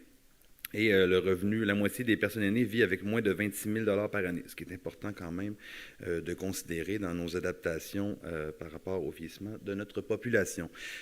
Donc, le choix du gouvernement du Québec était d'y aller avec le vieillissement actif afin d'optimiser les possibilités de bonne santé, de participation et de sécurité, afin d'accroître la qualité de vie pendant la vieillesse, donc les piliers qui provenaient de l'OMS. Et on a opérationnalisé ça essentiellement en adoptant un plan d'action en 2018 pour un Québec pour tous les âges, dont une des priorités était l'appui au milieu municipal. L'idée maîtresse à la base de nos interventions est la suivante: soutenir le pouvoir d'agir des communautés en raison de leur proximité avec les personnes aînées, leur permettant de pouvoir fournir des réponses adaptées aux différents milieux. Notamment au Québec, petit aparté, pour les autres interventions qu'on fait au plan national, on a un plan d'action de lutte à la maltraitance. D'ailleurs, Marie Beaulieu est ici présente, elle a fortement collaboré avec ses recherches et sa chaire à ce plan-là. On a aussi un plan sur la proche aidance, un plan de soutien pour le soutien à domicile et un programme qui s'appelle le programme d'initiative des travailleurs des milieux auprès des aînés en situation de vulnérabilité. Hier, j'avais beaucoup d'intérêt pour notamment la mairie de Paris qui parlait de comment qui développait des initiatives pour rejoindre les aînés isolés. Donc, ça nous intéresse et on a mis en place des travailleurs des milieux un peu partout au Québec pour rejoindre les aînés qui sont plus isolés. Alors maintenant, j'arrive aux municipalités. Du niveau national aux municipalités, essentiellement, vous pouvez en témoigner, vous nous en avez parlé hier, les municipalités ils sont très impactées par le vieillissement de la population, notamment en habitation, par rapport aux aménagements, aussi à la mobilité. Donc, c'est important. Et les municipalités rurales au Québec sont particulièrement touchées. Là. C'est sûr que notre territoire est assez vaste, là, donc ça amène des défis, notamment là, dans le transport. Je me souviens d'ailleurs, c'était une anecdote qui est drôle pour des Français ou des Européens, mais je me faisais parler il y a quelques années de la route blanche qui apparaissait pour relier les villages dans le nord du Québec. Donc, sans neige, les habitants ne peuvent pas se déplacer d'un village à l'autre parce qu'ils se déplaçaient en motoneige. Donc, il n'y avait pas de neige cet hiver-là, et puis on se faisait appeler pour dire on ne peut pas se déplacer d'un village à l'autre, et c'est vraiment critique pour nous. Alors, ça fait partie des exemples qui amènent une complexité sur notre territoire. Donc, maintenant, j'arrive au programme MADA, ce qui nous intéresse particulièrement aujourd'hui, lancé en 2009 suite au projet pilote mené par Mme Suzanne Garon, qui est ici présente. On a lancé des pilotes et les pilotes pour les Villes Amies des aînés étaient tellement populaires qu'on a lancé le programme même avant la fin des pilotes. Et c'est une des mesures phares du plan d'action dont je vous ai parlé sur le vieillissement. Bon, essentiellement, le programme vise à adapter les politiques, les services et les structures qui touchent les environnements bâtis et sociaux. Et le programme, concrètement, c'est des aides financières, donc 10 000 à 12 000 $ et parfois même d'un regroupement de municipalités qui va pouvoir obtenir autour de 100 000 $ par exemple, pour faire un projet, donc consulter les aînés et adopter un plan d'action. Excusez-moi, donc vous voyez, ça c'est les champs qui vont être interpellés dans la démarche MADA, les 9 champs d'action. Donc si je résume, vous les connaissez probablement parce que c'est des étapes de base, mais obtenir les étapes de la démarche MADA, donc les élus sont impliqués, il faut nommer un élu, il faut faire un comité de pilotage avec des organismes, des aînés eux-mêmes, ensuite faire un diagnostic du milieu, consulter les aînés par différents moyens, forums, sondages, focus group, et ensuite, adoption du plan d'action avec les partenaires du milieu, mise en œuvre du plan d'action et évaluation à la fin, et par la suite, et aussi assurer la communication dans toutes ces étapes-là. Nous, concrètement, je vous parlais d'un financement tantôt. Oui, on donne un financement, mais il y a une convention qui vient avec ça. Donc, on signe avec les municipalités, on leur donne du financement, ils doivent nous remettre leur reddition de compte, prouver qu'ils ont bien consulté les aînés, adopter un plan. Et c'est le cœur de notre intervention auprès des gouvernements de proximité que sont les municipalités. Donc, qu'est-ce qui démarque l'approche du Québec? Essentiellement, c'est des mesures développées par et pour les aînés. Dans le cadre du programme ADA, des soutiens financiers et techniques multiples, une approche favorisant la concertation au niveau national, régional et local, une intervention aussi avec les gouvernements de proximité, comme je l'ai parlé tantôt, et des partenaires clés ayant une expertise particulière pour aider les municipalités à adapter leur milieu. Vous voyez ici, le gouvernement du Québec est à droite, mais essentiellement, vous voyez l'importance de tous nos partenaires, donc les centres de recherche avec qui on travaille pour évaluer la démarche et aussi développer des outils, faire du transfert de connaissances. On travaille aussi avec les aînés eux-mêmes, on ne les oublie pas parce qu'au national, on travaille avec des associations nationales pour que les associations locales s'impliquent dans les communautés, dans les MADA essentiellement. Et on travaille avec des organismes d'accompagnement qui ont différentes expertises pour appuyer les municipalités. Donc ça, c'est la diapositive, la slide, comme vous appelez, la plus importante de la présentation. Donc ça résume essentiellement toutes nos interventions au Québec. Vous voyez l'aide financière, le gouvernement du Québec est impliqué. Donc, par exemple, le programme MADA, dont je vous parlais tantôt, adopter les plans d'action, financer les consultations, mais aussi on finance des coordonnateurs pour faire la mise en œuvre de ces plans d'action-là. Donc, on parle de plusieurs dizaines de milliers de dollars, donc environ 2 millions de dollars par année qu'on offre. Ensuite, on va financer les organismes locaux pour faire la mise en œuvre. On va financer aussi des petites infrastructures. On travaille avec un autre ministère, les Affaires municipales, pour, par exemple, adapter les bâtiments, mettre des bancs de parc, éclairage, faire des sentiers pour les aînés. Donc, il y a un financement qui est associé au programme MADA. Donc, on fait des plans d'action, mais aussi on apporte du financement pour la mise en œuvre, pour les organismes et pour les municipalités, pour adapter les communautés, ce qui est un critère fondamental pour qu'on passe vraiment à l'action et qu'il se passe quelque chose. Il va y avoir des accompagnements, donc accompagnement en aménagement du territoire. Les urbanistes vont aider les municipalités à mieux concevoir là, les rues, les trottoirs, l'accès aux bâtiments, par exemple. On va beaucoup travailler aussi la démarche MADA, donc comment bien consulter les aînés, les outils. Là, par exemple, Pierre-Olivier en parlait tantôt. Donc, on a des outils qui peuvent se comparer pour ce qui est de bien outiller les gens, parce que même chose que vous, nous, on a 1000 municipalités au Québec et plus. Il y a des municipalités où est-ce que la personne va s'occuper du camping municipal et puis va s'occuper des loisirs, de la direction générale. Donc, il y a des gens qui n'ont pas nécessairement toute l'expertise pour aborder les questions aînées puis savoir comment faire pour adapter leur communauté avec les moyens qu'ils ont. On va aussi développer des communautés de pratique, donc comme aujourd'hui, justement, là, de voir tous les gens qui sont ici, on va réunir des communautés de ruralité, les grandes villes du Québec. On a un réseau où est-ce qu'on fait du transfert de connaissances, et ils échangent entre eux pour voir toutes les initiatives qui se développent un peu partout, puis comment répondre aux mêmes enjeux qu'ils ont partout.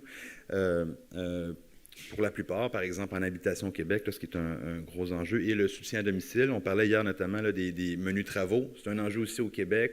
Comment changer une ampoule, comment déneiger, comment ramasser les feuilles l'automne, comment aussi avoir des entreprises fiables pour les aînés pour qu'ils puissent leur donner des services. Ça fait partie des enjeux qu'on a au Québec. Donc, vous voyez, ça, c'est en résumé. Et on a développé récemment un nouveau guide commerce ami des aînés, ce qui est peut-être une prochaine étape de développement pour vous au réseau. Mais bref, on a développé ça récemment et on fait présentement des... je vois qu'Alex s'approcher, j'ai peur. Donc, voilà. Et puis, je vais continuer, j'ai presque terminé. Plusieurs réalisations. Donc, au Québec, on a 82% des municipalités qui sont dans la démarche MADA. Donc, et aussi, on a 93,5% des citoyens qui vivent dans une MADA. On a le centre de recherche qui est désigné comme collaborateur de l'OMS. Et nous avons, nous aussi, organisé une conférence Villes Amies des Aînés en 2013, là, où est-ce qu'il y a eu 800 participants et 46 pays. Et nous sommes très heureux de voir nos amis français à cette rencontre-là. Et aussi, aujourd'hui, surtout constater le développement de votre réseau depuis cette conférence qui est très impressionnant. Donc, pour terminer, quelques petites initiatives plus concrètes pour les villes qui sont là. Donc, vous voyez les initiatives qui se passent dans les municipalités, des environnements entretenus, sécuritaires, adaptés aux personnes aînées. Donc, comme je vous parlais, l'éclairage, assurer un déneigement prioritaire de certains axes. C'est au Québec, là, bien évidemment. Vous comprenez qu'il y a beaucoup de chutes de neige et de glace. Donc, les aînés, il y a beaucoup de chutes et ça amène des grandes conséquences pour eux. Donc, ça, c'est des choses qu'on développe. Réglementation pour les maisons multigénérationnelles. On développe des coops de services pour les menus travaux, donc toutes les petites choses qui font que les aînés vont pouvoir rester plus longtemps chez eux comme ils le désirent. Des jardins communautaires surélevés, ça pas sur la diapo, mais j'ai noté plusieurs autres initiatives. Donc, des campagnes contre l'âgisme, initiation aussi au transport en commun. Donc, les aînés, des fois, ils vont perdre leur permis de conduire. Donc, on essaie de travailler la transition vers l'absence de permis de conduire ou vers le transport en commun. Et récemment aussi, il y a des initiatives comme Voisins Secours qui se développent. On en parlait pour la sécurité des aînés. Donc, des voisins qui sont peut-être plus propices à aller vérifier si leurs voisins aînés sont en sécurité. Alors, ça fait le tour de ma présentation. J'espère que j'ai été assez court. Vous avez été bien. Vous avez été bien. On ne peut pas contester. C'est remarquable. C'est remarquable. J'avais juste... ça, c'est les effets démontrés par la recherche. Donc, vous pouvez reprendre même pour vos municipalités et vos programmes. C'est des effets qui ont été démontrés par les recherches de Mme Suzanne Garon, notamment. Alors, c'est des choses qui, probablement, vont se reproduire. La démarche MADA, ça fait des accroissements des investissements locaux en faveur des aînés. Ça travaille le penser, agir aîné. Ça amène l'implication directe des aînés, intensification du réseautage et collaboration avec les partenaires du milieu et adaptation du milieu de vie concret pour ce qui est des aînés. Donc, c'est vraiment des effets démontrés par la recherche et c'est ce qu'on dit quand on veut développer nos financements, nos mesures. C'est la preuve que ça donne quelque chose. Vous ne seriez pas en train de me faire une Pierre-Olivier Lefebvre, là, de prolonger, alors que normalement votre temps de parole est terminé? Merci et bravo! Ma cabane au Canada est blottie au fond des bois. Les Québécois détestent qu'on chante cette chanson. C'est maintenant à Stéphanie Firestone, ou Firestone, je ne sais pas comment on doit le prononcer à la française ou à l'anglophone, qui va prendre la parole et qui va prendre le pupitre. Précisons que Stéphanie Firestone est conseillère principale en politique stratégique, santé et communauté amies des aînés, AARP, internationale. Elle n'attend qu'une salve d'applaudissements pour s'élancer pour 10 minutes en théorie. 10 minutes. Merci.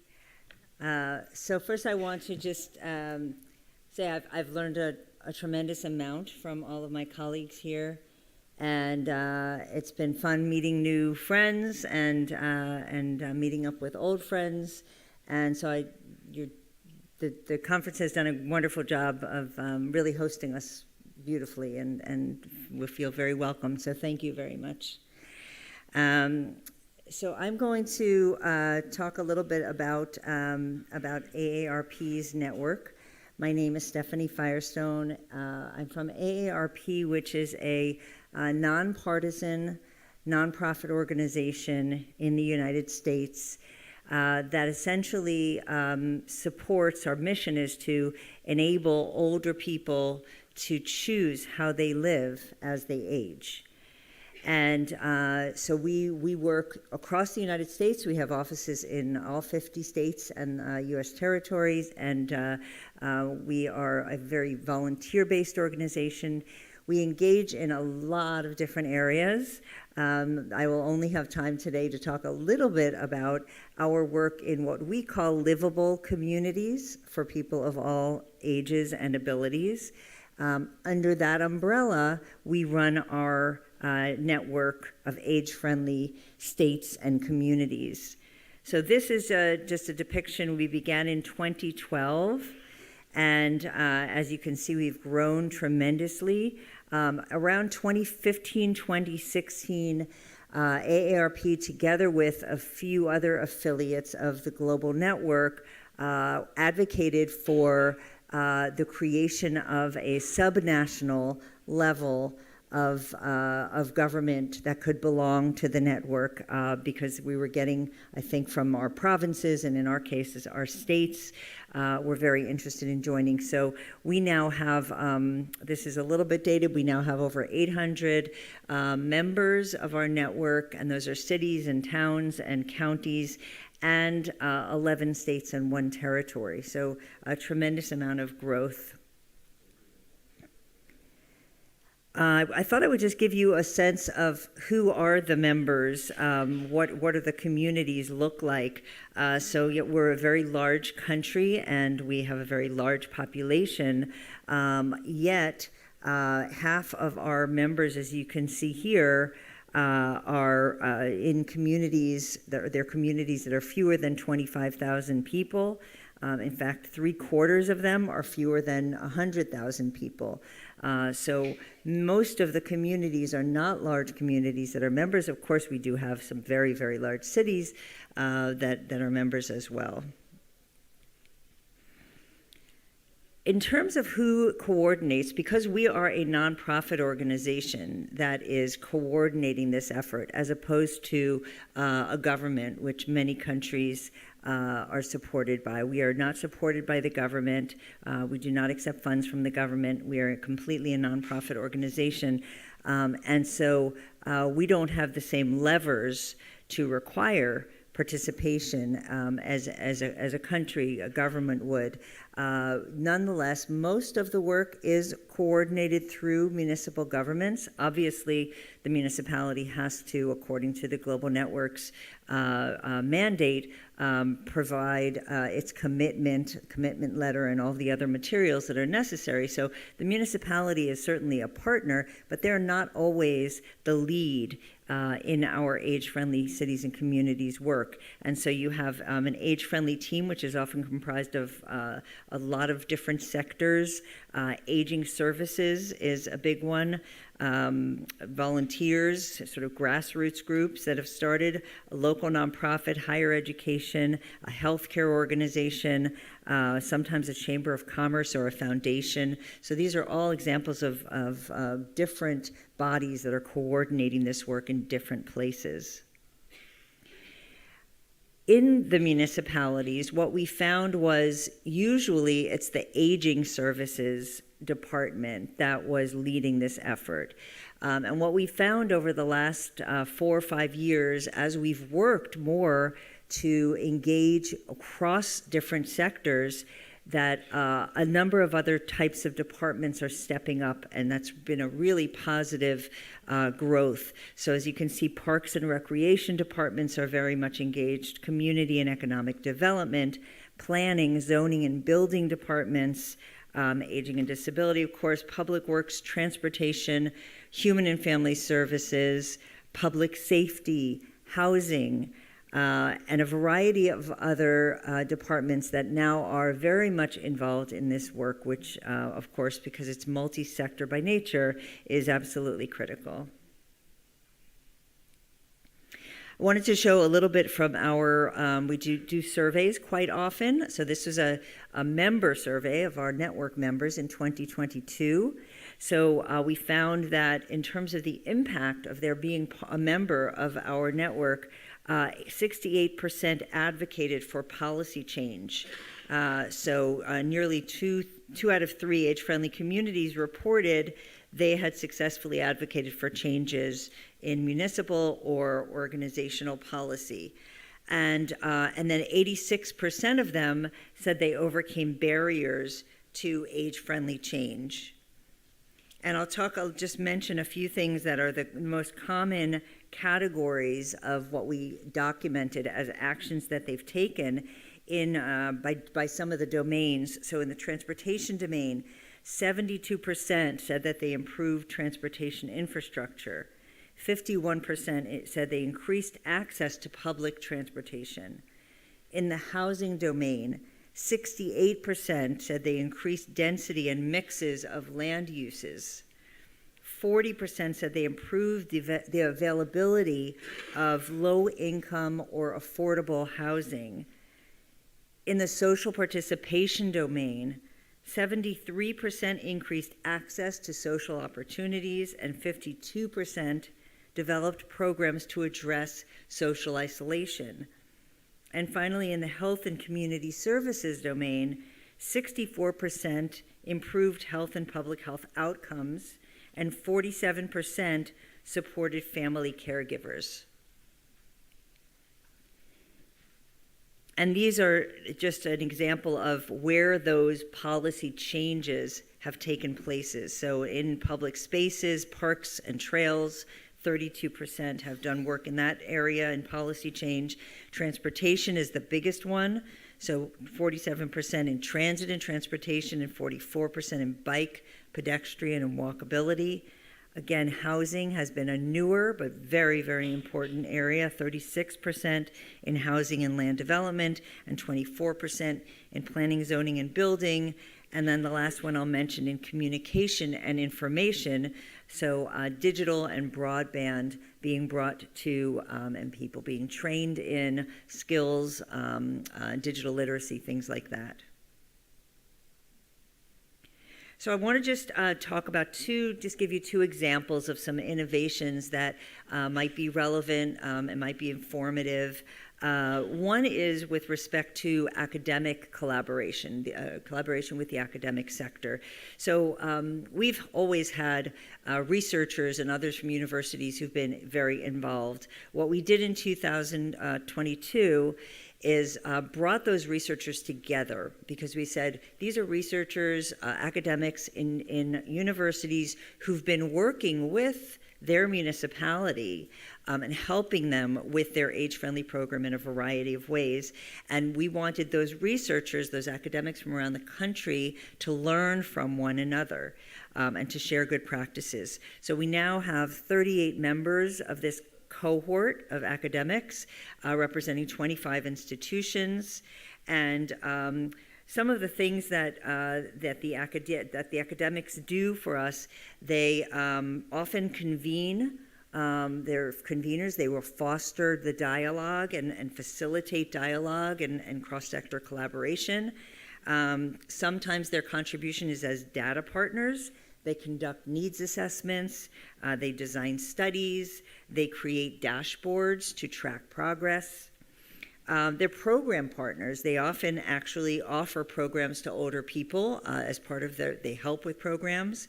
They're strategic thinking partners, so they're allies and they help us to co-produce in the local government and in the program age-friendly strategies at the local level, but also at the state level, and even at the national and global levels.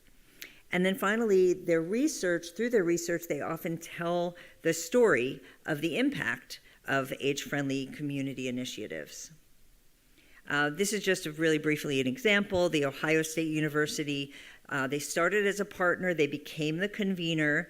They now co-lead a statewide coalition of age-friendly communities. And in their College of Social Work, they actually launched an age-friendly innovation center. And one of the things that they do is they created an online training program to educate age-friendly leaders. The University of Maine is a little bit of a different story because Maine is a very rural state. And so they lead a community of practice for nearly 100 rural communities in the state of Maine. Just some thoughts about these institutions and working with them. So we're, one, to not be discouraged when you're reaching out to them. Sometimes academic schedules are very odd. People can just be not in town. People can be on sabbatical. Think outside the box. What departments can you reach out to? Some of the departments that have been very successful working with our programs are social work, planning, government relations, computer science, nursing, occupational therapy, environmental science, public administration. There also could be interesting centers of learning, such as community engagement. One program I worked with, they were experts at facilitation, and they were training public facilitators, students to facilitate on public policy issues. And so even though they didn't have the background on age-friendly, they brought in that facilitation skill. So the bottom line, who is available and willing to work with you, each partnership can open doors to new partnerships. And then the last example I want to give briefly is just something that we began a couple of years ago. This is only within our network of age-friendly members. So we provide sort of an open forum, but again, it's closed. It's only for members. So it's a portal that enables people to connect with others, to learn, to share good information, to share articles. People can choose to be a part of a subgroup within the portal of maybe within their state, or people who work on a specific topic. So it's really been an interesting way and a very easy way to enable people to network and share and learn from one another. So just a few final thoughts, and by way of, from our experience, start small, listen more than you talk. Listening is absolutely critical. Understand a community's readiness to enroll and their readiness and the resources that they have to bring to the table. Where are they at? Grow at a rate that you can support. We've grown quite quickly. We've been able to be somewhat nimble. Again, the portal was one way of making our lives easier, because with the growth, we could not continue to support phone calls and emails from every one of our 800 members asking all kinds of questions. So we created this portal so that they can learn from one another. Provide self-directed resources to manage that capacity. That's the example I just gave. Collect data from the beginning so that you can tell the age-friendly story. The baseline data is really critical, particularly when you have change of administrations and you need to make the case for why investing in this program is important. Provide opportunities for communities to help and connect with one another. So the portal was one way, but we do an annual Livable Communities workshop where we bring different topics. It was in person before COVID. Since COVID, it has been virtual. And we have learned that we can reach a tremendous number of people virtually, and so we are continuing to do that virtually. And understand a community's pain points and barriers so that you can solve for them. So I'll just leave you with just the thought that plenty of work has been done and is being done in the age-friendly space and in what we call livable communities, which other communities that are doing work that's similar, even if they're not formal members of the network. But the involvement in the network, in the network of age-friendly states and communities in the US, and in the global network, adds legitimacy and adds urgency to the cause. Thank you. Thank you so much, dear Stephanie. We are now leaving North America to come back in Europe. Nous abandonnons l'Amérique du Nord pour revenir... Excuse-moi, oui. Mon cher Calix, je voulais juste dire un tout petit mot. Oh bah vous êtes le patron, je ne peux rien vous dire. Juste merci à l'ARP pour le soutien et la solidarité financière pour l'organisation de cet événement. C'est aussi ça le Réseau Mondial, donc je voulais quand même te remercier très officiellement de ton soutien.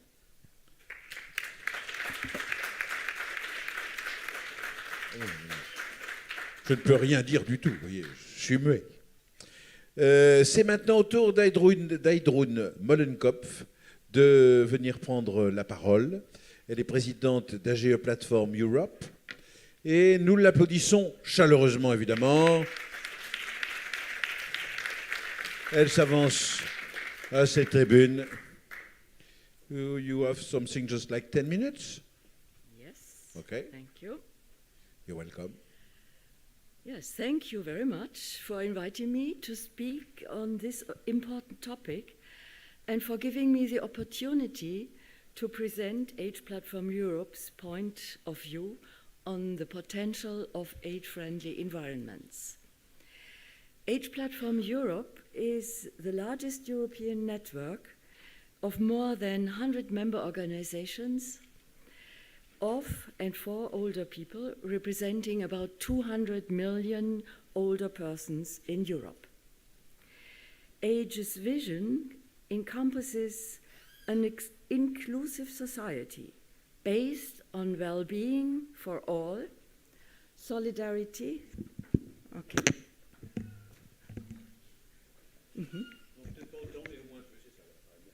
Bon.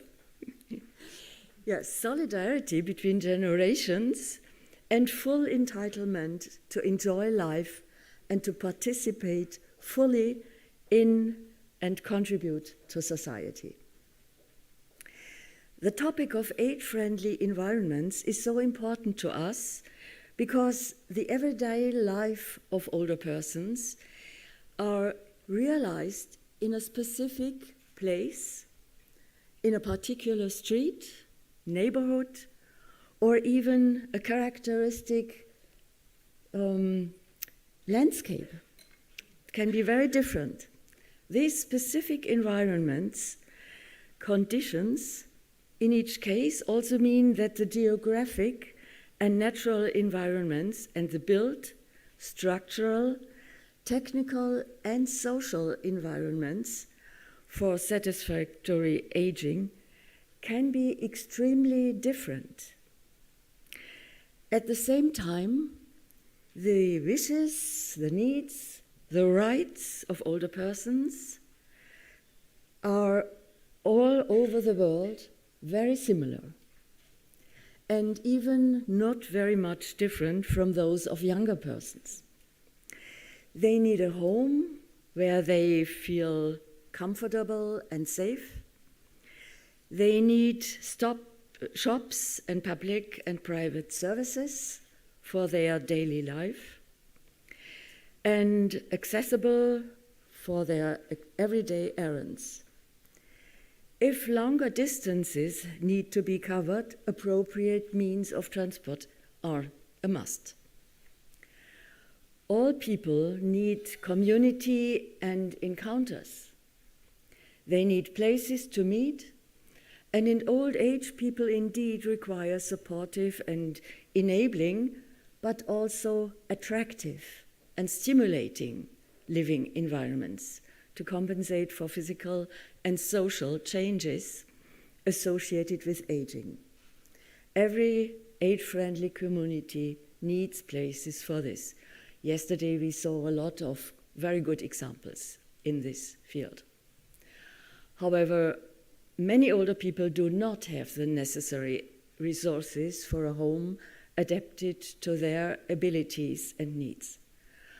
Public transportation is often too far away, not barrier-free reachable, too expensive, or not accessible.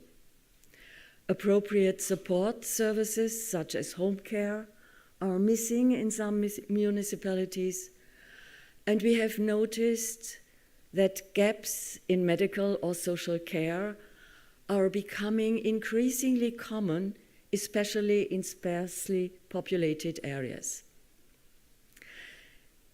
Another rather new challenge is digitalization. There is hardly a bank that does not present its customers with the alternative or either online banking or higher fees. Municipal offices and authorities are often only accessible digitally, and cultural or sporting events can increasingly only be booked online. This development excludes more and more older people from using these digitalized services and excludes them from participation in cultural and societal events. Since also more and more services in the healthcare sector are being digitalized, the unequal digital opportunities reinforce not only regional differences and social divides, but also exacerbate health inequalities.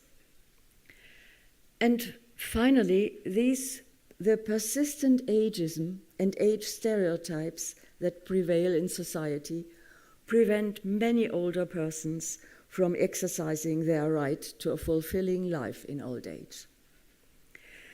Age Platform's understanding of age-friendly is that this approach should be essential for equitable and inclusive communities for all ages. Age-friendly environments aim at enabling older persons to age safely in a place that is right for them, to be free from poverty, continue to develop personality, and to contribute to their communities while retaining autonomy, health, and dignity.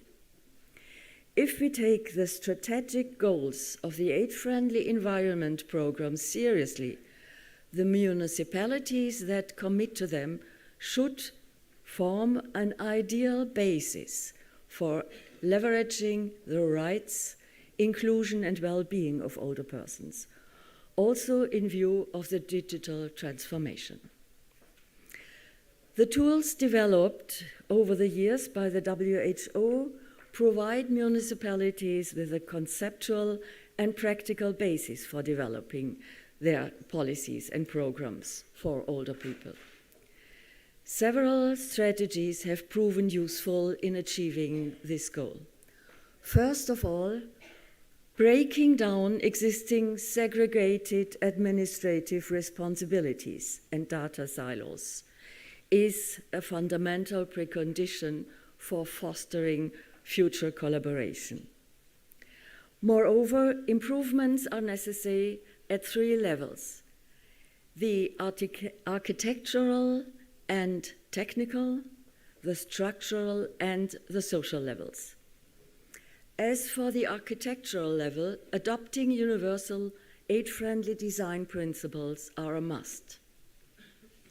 Age-friendly environments must be accessible, equitable, inclusive, supportive, safe, and secure.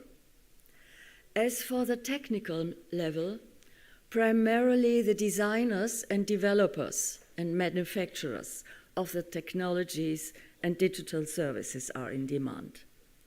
Digital access to public health and social services must be designed in such a way that these services are easily usable for all in compliance with data protection regulations and safeguarding a person's privacy as stipulated in the UN Convention for the Rights of Persons with Disabilities. Manufacturers and service providers are therefore repeatedly and emphatically requested to finally ensure a user-friendly design for all and extensive security for their products and applications. At the structural level, several measures are needed as well. As the Internet has become an indispensable element of public services of general interest, it is the task of the governments at all levels to guarantee their citizens access to digital services and offers, and therefore the priority in this regard must be the organization of an efficient broadband network with free, reliable, and universally accessible Wi-Fi access, also in remote rural regions.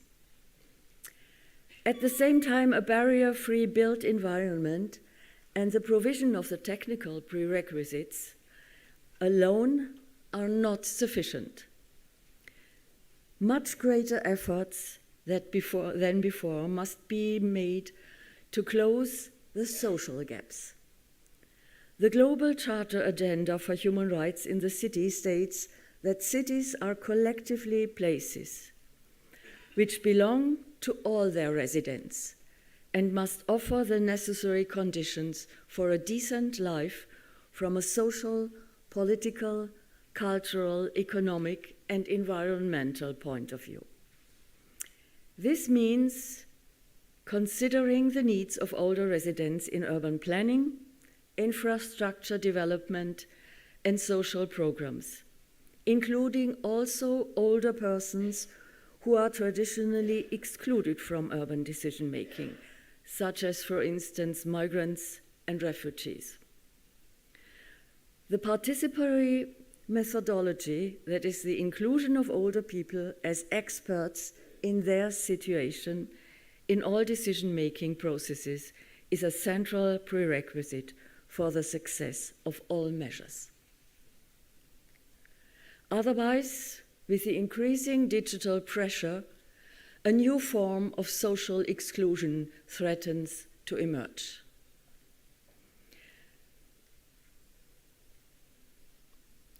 I'm coming to the end. We have seen that municipalities play an important role and bear a great and increasing responsibility when it comes to leveraging the rights to social inclusion and well-being for their older citizens. Age-friendly environments can be of great support in this regard. However, social, structural, and technical barriers must be tackled and overcome in equal measure. Only if all these barriers are overcome can municipalities call themselves age-friendly. Otherwise, although measures in individual areas are useful, they fall short of the age-friendly environments claim. Therefore, there is an urgent need to implement binding directives and laws, ideally included in an international instrument like a UN Convention on the Rights of Older Persons that civil society organizations and human rights institutes have been calling for years. Next year, one of the last topics which will be substantially discussed at the UN Open-Ended Working Group on Aging is habitat, housing, homes, transport, everything which relates to the environment. Use this opportunity to call on your governments to support a convention for the rights of older persons. I remind you of the speech of Alexander Kalace yesterday. A convention for the rights of older persons to secure them to fully participate in your and our urban and rural communities. Thank you.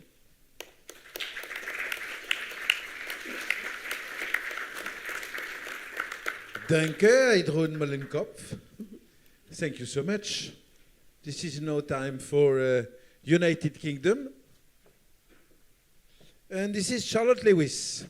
C'est Charlotte Lewis qui est responsable du réseau des communautés amies des aînés au Centre pour mieux vieillir du Royaume-Uni. Et elle attend sans doute un accueil chaleureux de la part de la France et de ce public. Avant de pouvoir se lancer, for 10 minutes. Is it okay for you? Fantastic. Good morning, everyone. I'm really pleased to be here, and thank you so much for extending the invitation to myself and our international colleagues here today. My name is Charlotte Lewis, and I'm the Age Friendly Communities Network Manager based at the Centre for Ageing Better, supporting the UK network of age-friendly communities. And that's what I'm going to talk to you about today, a little bit about what age-friendly communities look and feel like in the UK and how we're supporting them. So to start off, I'm going to give a little bit of context on the UK itself, which I'm sure many of you will know. The UK is made up of 4 nations: Scotland, Northern Ireland, Wales and England. Scotland in the north is home to 5.5 million people.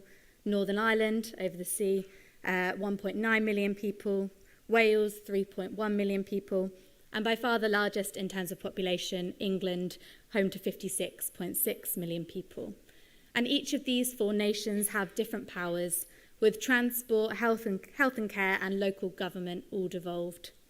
And as the political context varies across the 4 nations, as does the age-friendly communities context. As Dave shared with us yesterday, in Wales there is a national strategy around older people.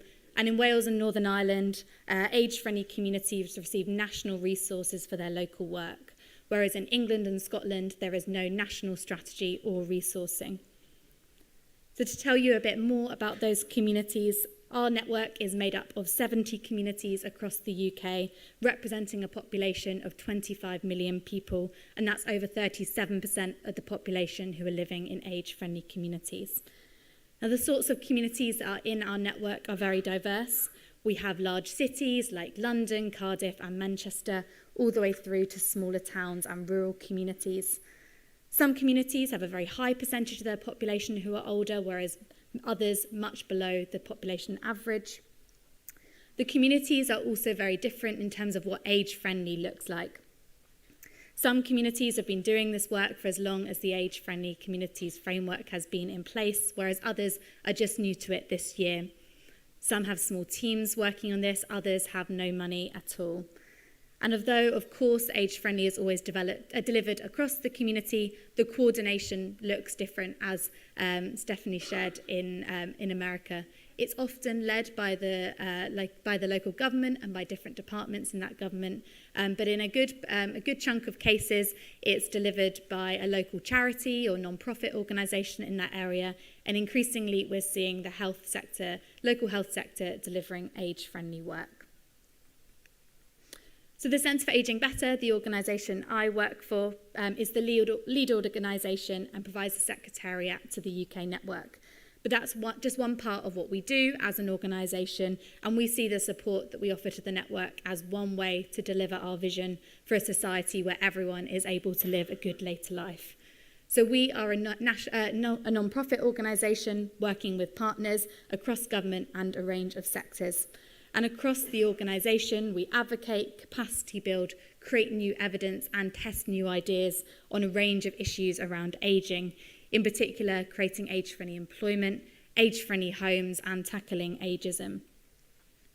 So to provide a short timeline on how the network has developed over time, when the network started in 2012, it was a coming together of a few age-friendly cities. It didn't have formal affiliate status or networking and relied on small bits of funding and leadership, largely from the City of Manchester and the University of Manchester. When the Centre for Ageing Better was founded in 2015, we came across the work of these cities and we decided we wanted to work with them to promote the better use of evidence and to bring around change at a local level.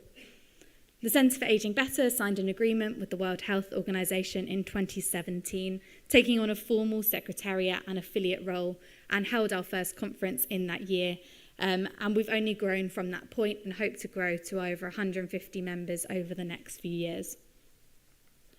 Now, as an affiliate of the World Health Organization, our aim with the UK network is to inspire, connect and support, mirroring the global network aim.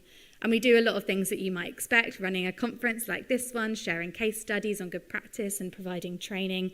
And I don't want to give you a full rundown list of everything we do, but I've just pulled out a couple of things that I think are particularly interesting. So one thing, a core thing that we do is we run what we call a weekly peer call, which is an online virtual Zoom call every Thursday morning for all the people who are leading age-friendly work in their area to come together.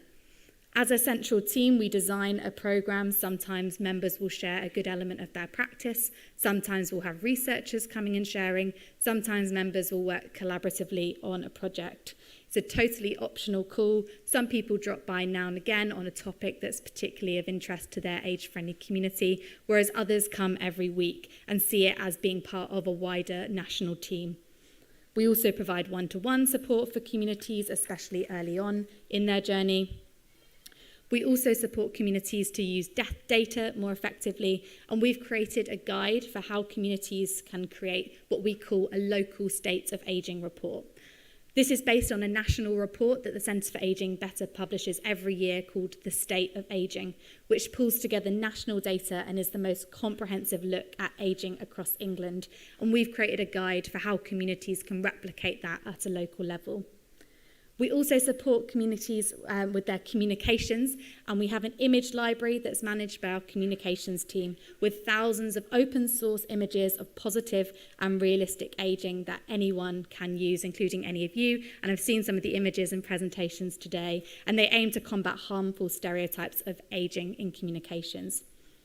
Another big part of our role is advocating for the age-friendly approach, speaking to local politicians and other key audiences. And finally, we support the network to come together around campaigns like International Day of Older People, where we develop a shared theme every year that resonates for the UK context, provide space for people to come together and share their different approaches to celebrating the day.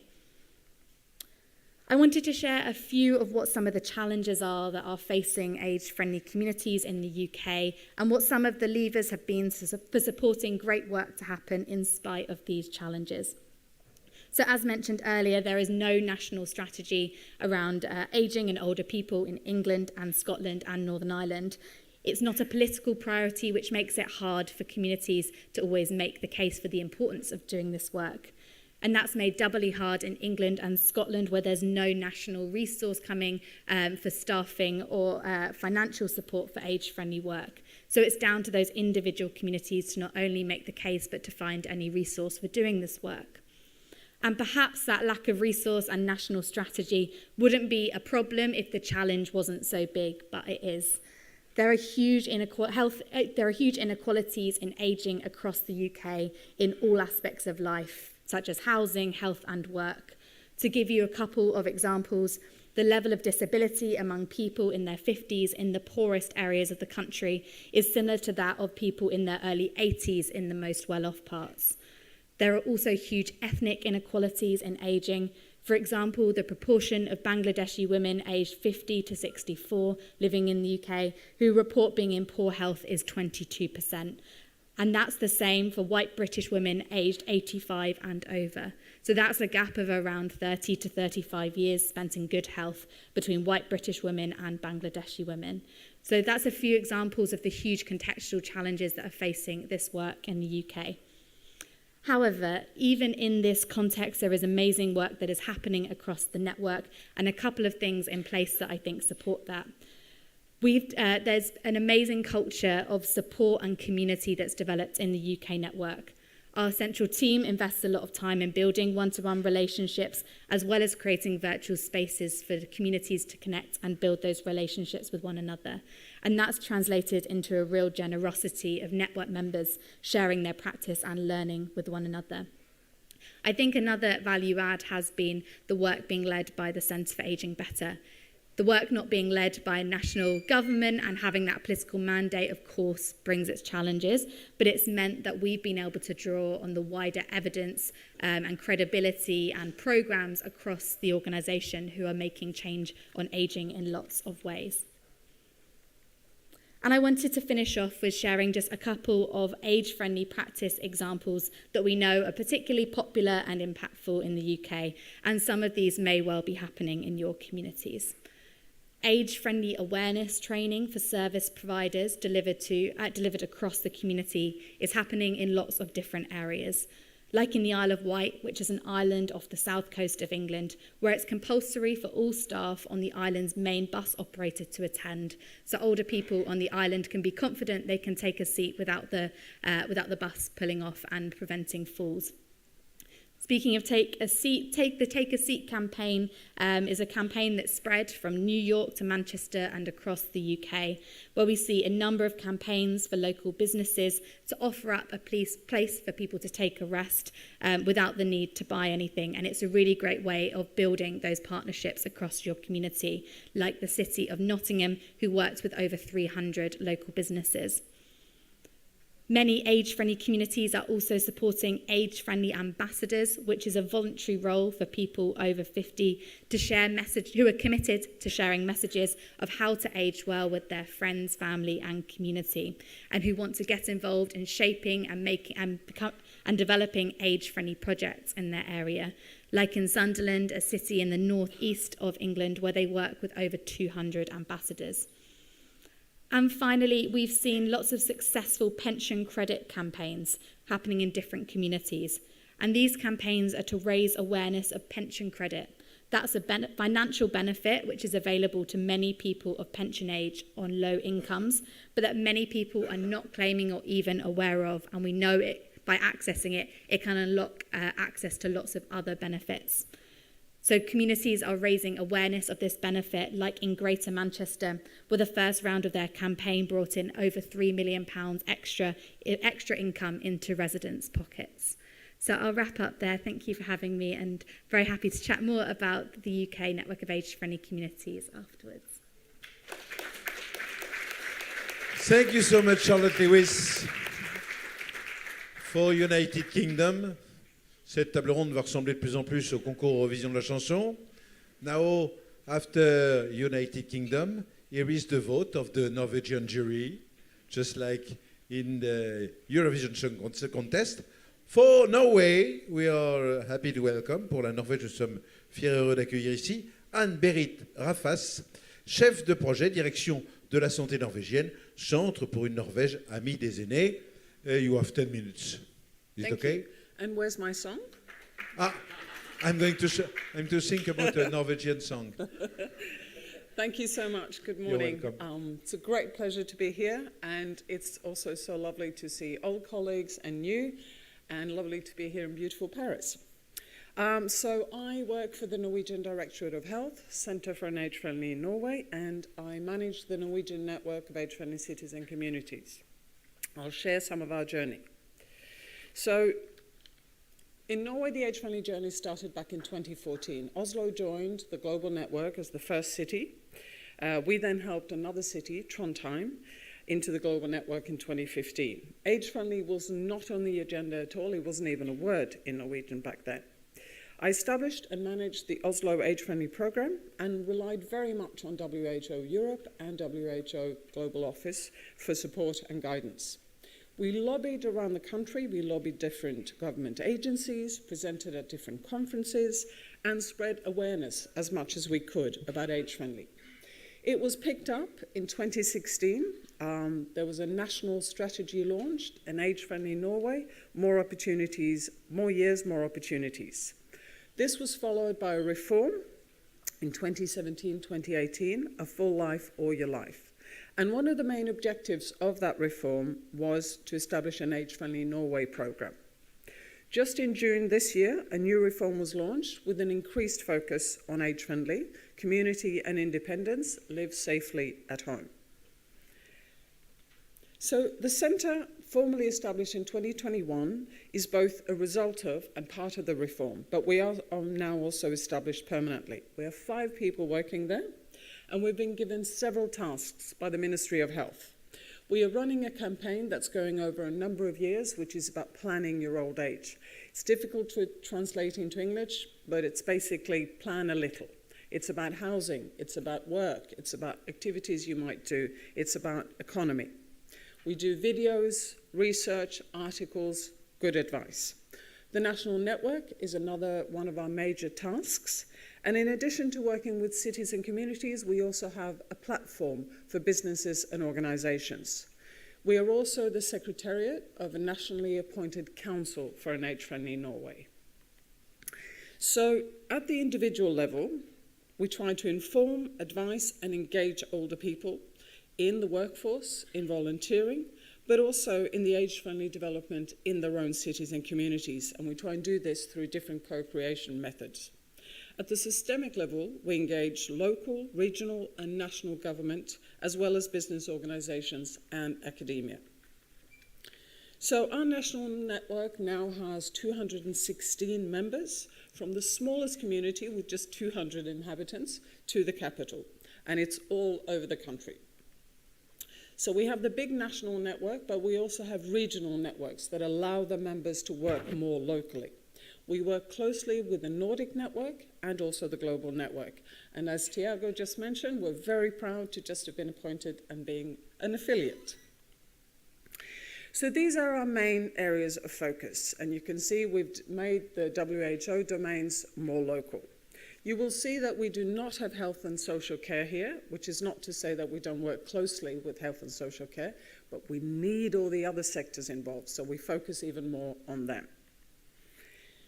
We've developed different tools, such as handbooks, roadmaps, videos. We offer training, webinars on a regular basis. We have an annual conference. We do a lot of individual counselling, and we take part in different projects around the country and with the municipalities. And I travel a lot, so we try and visit and take part in local meetings and conferences as much as we possibly can. The top photo is from something we call Generation Games, which is actually an international concept. We've done it with over 50 cities so far, and the government was so excited by this, they put it in the new reform. So we'll be doing it all around the country the years to come. So we've created a number of tools. This is probably our main tool. It's a very practical handbook that I've developed together with cities and communities and partners. It talks about the challenges, the opportunities, methods, and examples. It also comes with a roadmap that tells you how you can organize the work around this. We have a lot of other tools, but this, alas, is the only one we have in English so far. The latest handbook that we've created talks about outdoor spaces and meeting places, and we're just translating that into English now. So, although age-friendly is part of national reforms, and of course this helps us a lot, we get support, we get funding, we still have to fight for attention though, and awareness and action. So we try as much as we possibly can to link it up to other government focus and initiatives, such as sustainable development or digitalization. We had a change of government 2 years ago, which was an interesting and a bit nervous period, as the previous government had launched the original reform. But thankfully, age-friendly has remained an area of focus and part of the current government reform. And I do attribute this very much to the great work of WHO, the global network, with the methodology and the tools and support, which has helped us build a strong foundation and awareness of what age-friendly is, why we need to think age-friendly, why we need this approach. Thank you.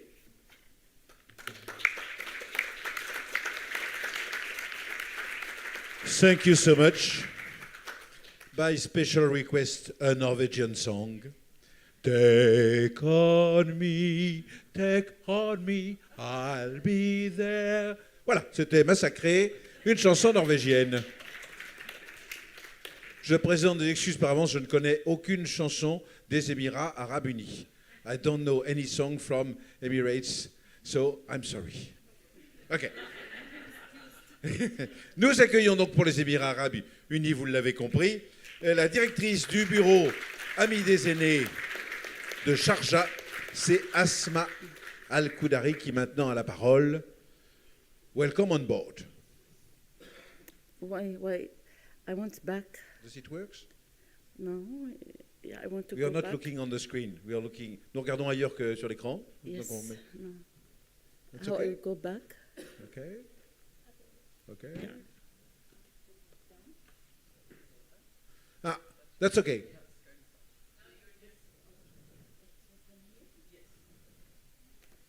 One more applause. Un peu plus d'applaudissements pour l'encourager. Thank you. Good morning. Bonjour.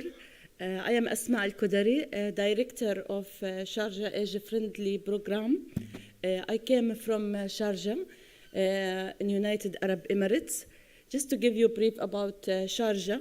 Sharjah is the third largest Emirates in the UAE.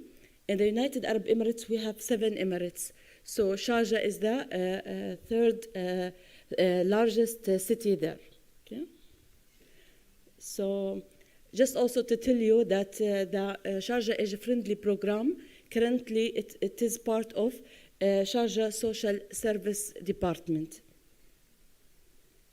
Okay, now I will give you a very brief about how we developed the age-friendly program in Sharjah. First of all, in 2014, we organized a conference in Sharjah to talk about the elderly services. And from that conference, we came to know about the age-friendly program.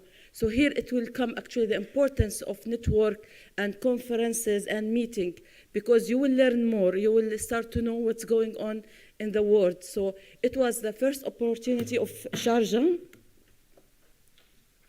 to know more about the age-friendly program.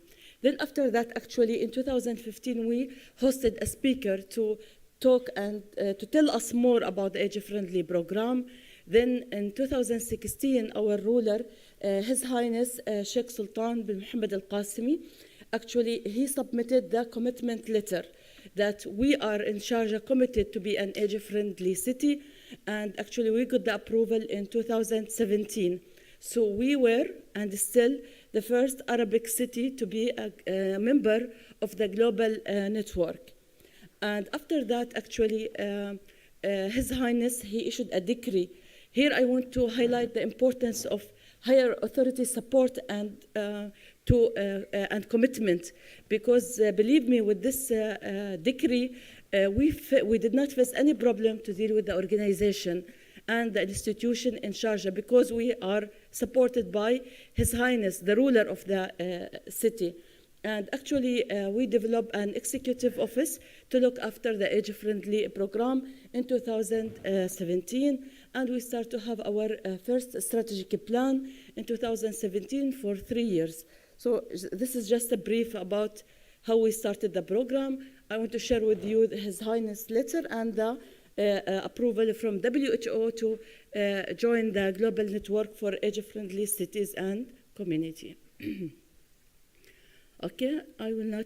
This is part of our work as executive office, but I think I will skip this part.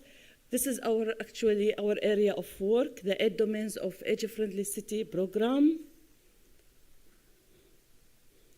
Okay. Here also, I would like to highlight something. Actually, when we started the age-friendly program, what we did, we actually mapped the services in Sharjah against the 8 domains. So we want to know our city, where we are out of the requirements of age-friendly cities. So we did the baseline assessment, and we found more than 50% of the criteria, actually it is available in Sharjah.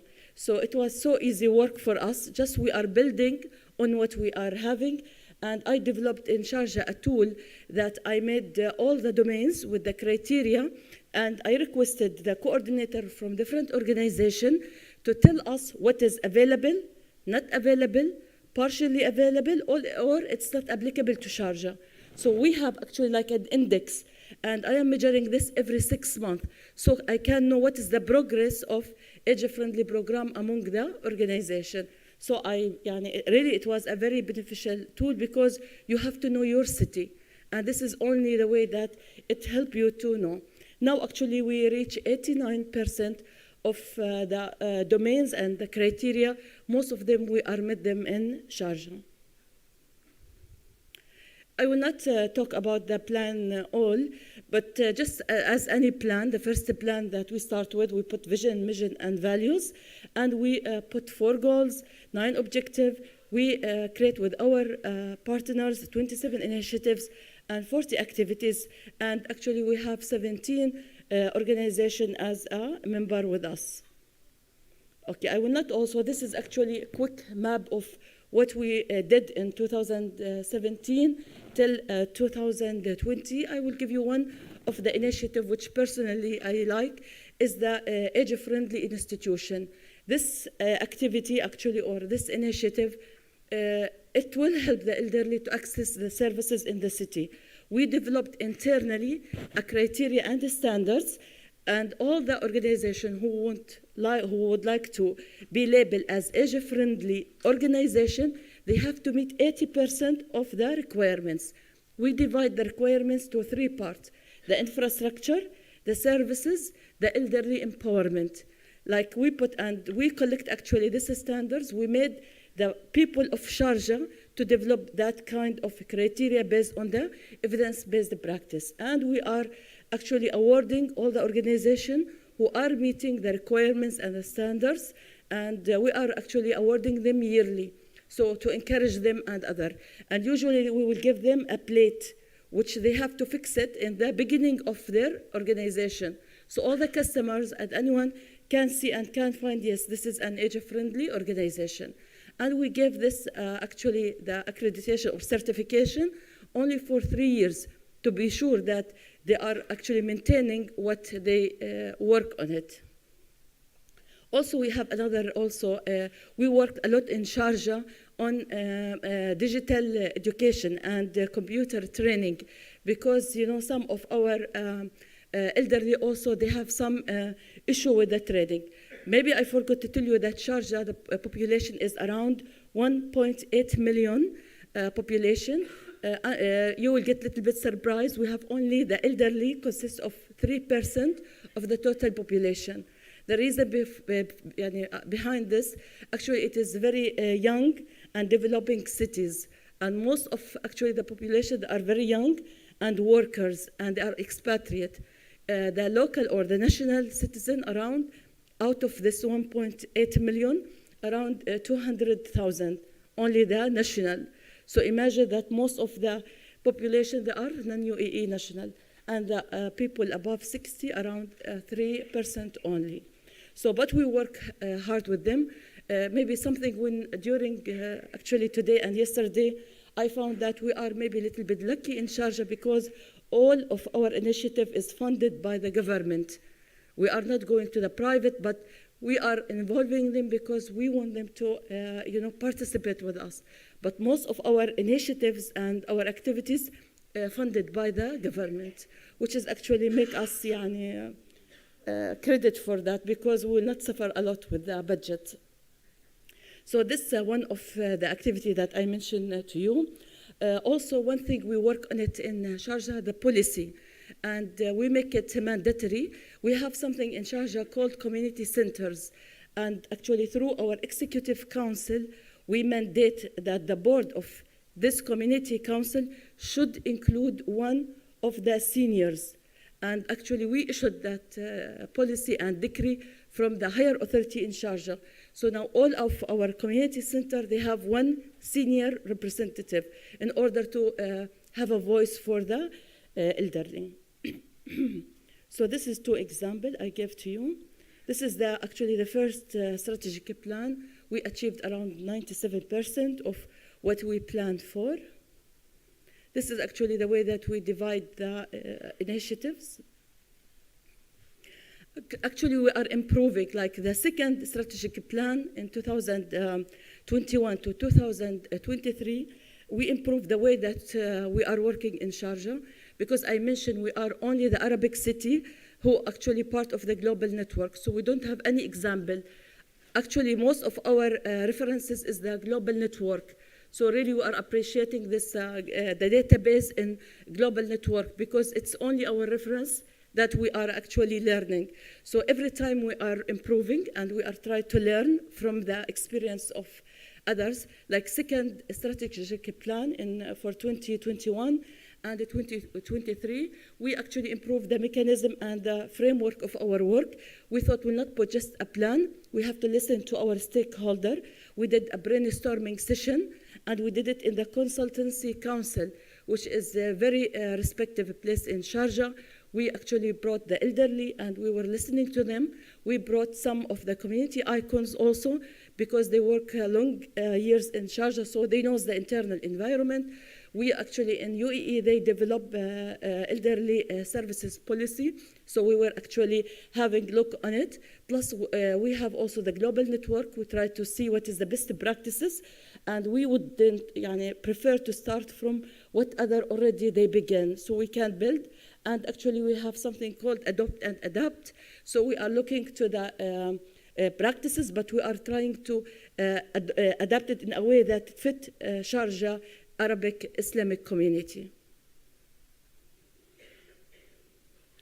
Okay, this is our second strategic plan, which we are working on it. One of the things that we did actually one, I will give just a few examples of the initiative. We actually initiate an initiatives about the elderly friendly hotels. So we want also the old people to enjoy their life, and they can also spend their free time and their holidays and the weekends in the hotel.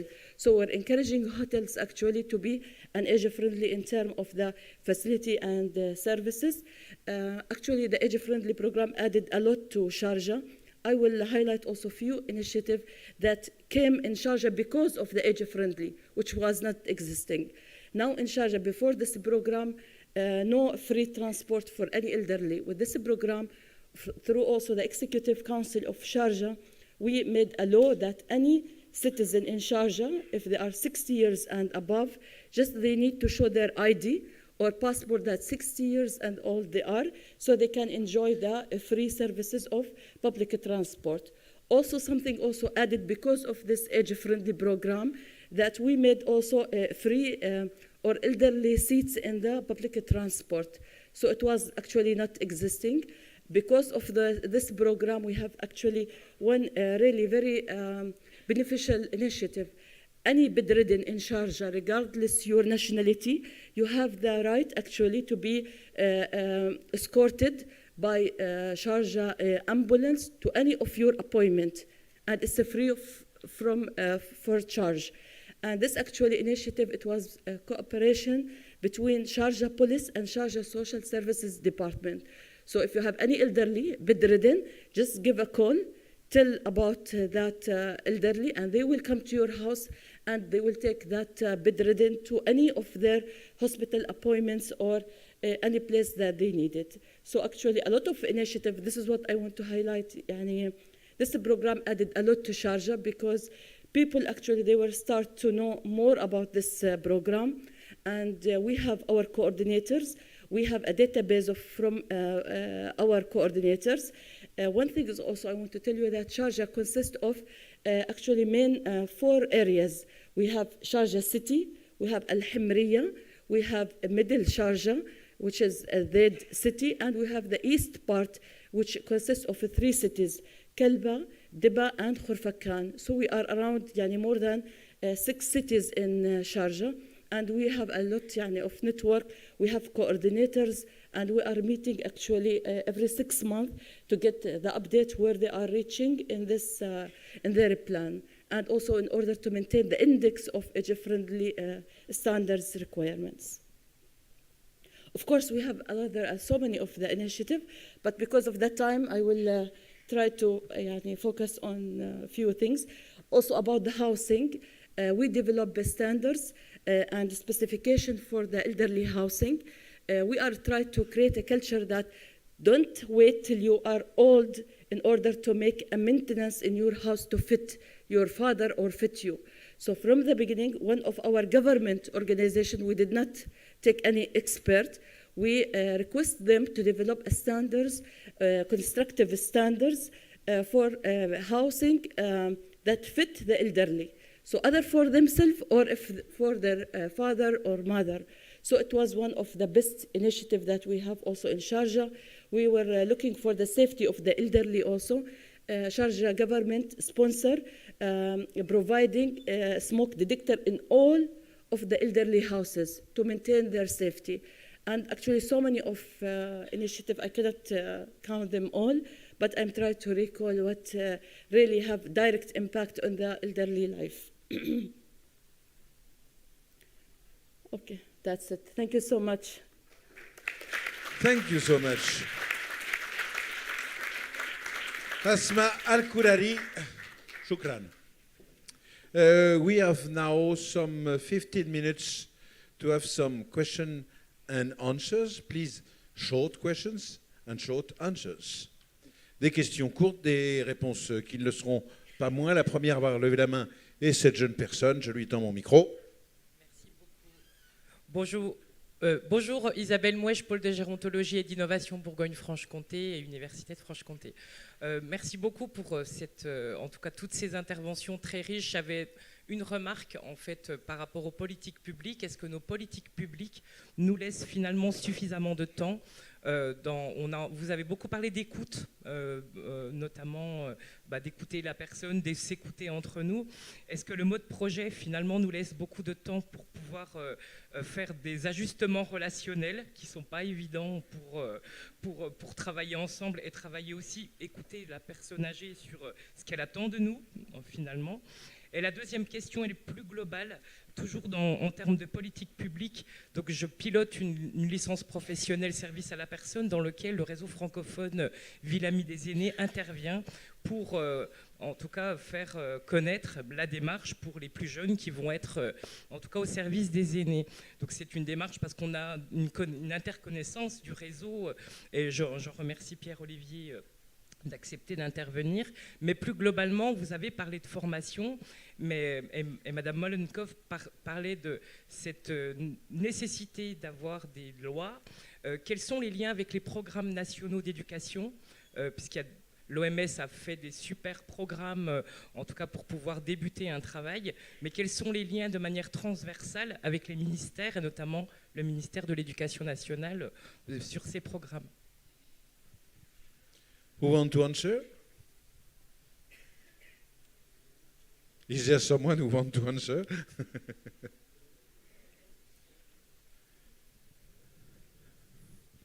Thank you. I think education is a very good example because education in principle is important for everybody independent of age, but usually it is concentrated on childhood and youth. And then in the working life you have support for further life training and education. But when you are old, it depends very much on organizations, on the municipality, whether there are any offers which go beyond working life and beyond training for the profession you want to do. And this is something which is missing in our laws, that older persons have as well the right to education, to lifelong learning. And during the pandemic, we saw how important it is to learn, for instance, digital means and online services and all this. So this is an example for why we need laws that secure our rights also in old age. It's nothing special or additional, just the same right as other generations. Thank you for the question.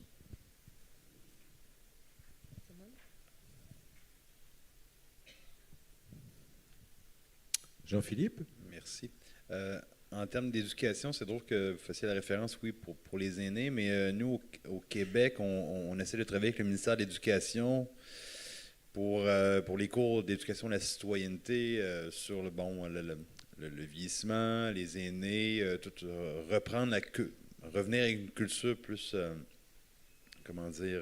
appropriée auprès des aînés, donc en prendre soin, voir la valeur de la richesse, l'opportunité qu'on a d'avoir une société vieillissante. Donc c'est quelque chose qu'on essaie de travailler, de faire pousser là, nos autres collègues des autres ministères. Donc c'est très intéressant cet aspect-là. Puis deuxième truc sur la longueur des plans, je ne sais pas si ça répond à votre question, mais c'est sûr que l'engagement pour les aînés est à long terme. Donc au Québec, par exemple, les municipalités sont rendues à des 3e, 4e plans d'action. Donc c'est vraiment un engagement à longue durée qu'il faut rafraîchir, comme disait Pierre-Olivier, là, je crois là, hier. Donc essentiellement, il faut les politiques, les changements politiques et les changements administratifs, il faut toujours revenir sur la question aînée pour la remettre au goût du jour et puis remettre ça comme sur la table. Anne-Bérit Trafos, something to say? It works, normally. No, it doesn't work. So we have a big national senior university, which has locations all over the country, and a large adult learners association. And we've just recently signed them on as a partner in our partnership platform. So we look forward to working with them and really promoting lifelong learning. Thank you. Norway, 12 points. Thiago, je sens que vous brûlez de parler. Je ne saurais vous en empêcher. Let's check. Is this what? It works. It works. C'est bon? C'est bon? Yeah. Oui. Yeah, well, I think that the colleagues already mentioned some points. I just would like that I would like to raise. I just would like to highlight also when it comes to education. And I mentioned yesterday the creation of this age-friendly system or ecosystem, if you will, right? So there's also a role for universities to train those that will support these age-friendly programs, now running, implementing their activities. And again, I think we have some very concrete examples with the transport system, right? We have universities training people to work on that, on the different facets of the work.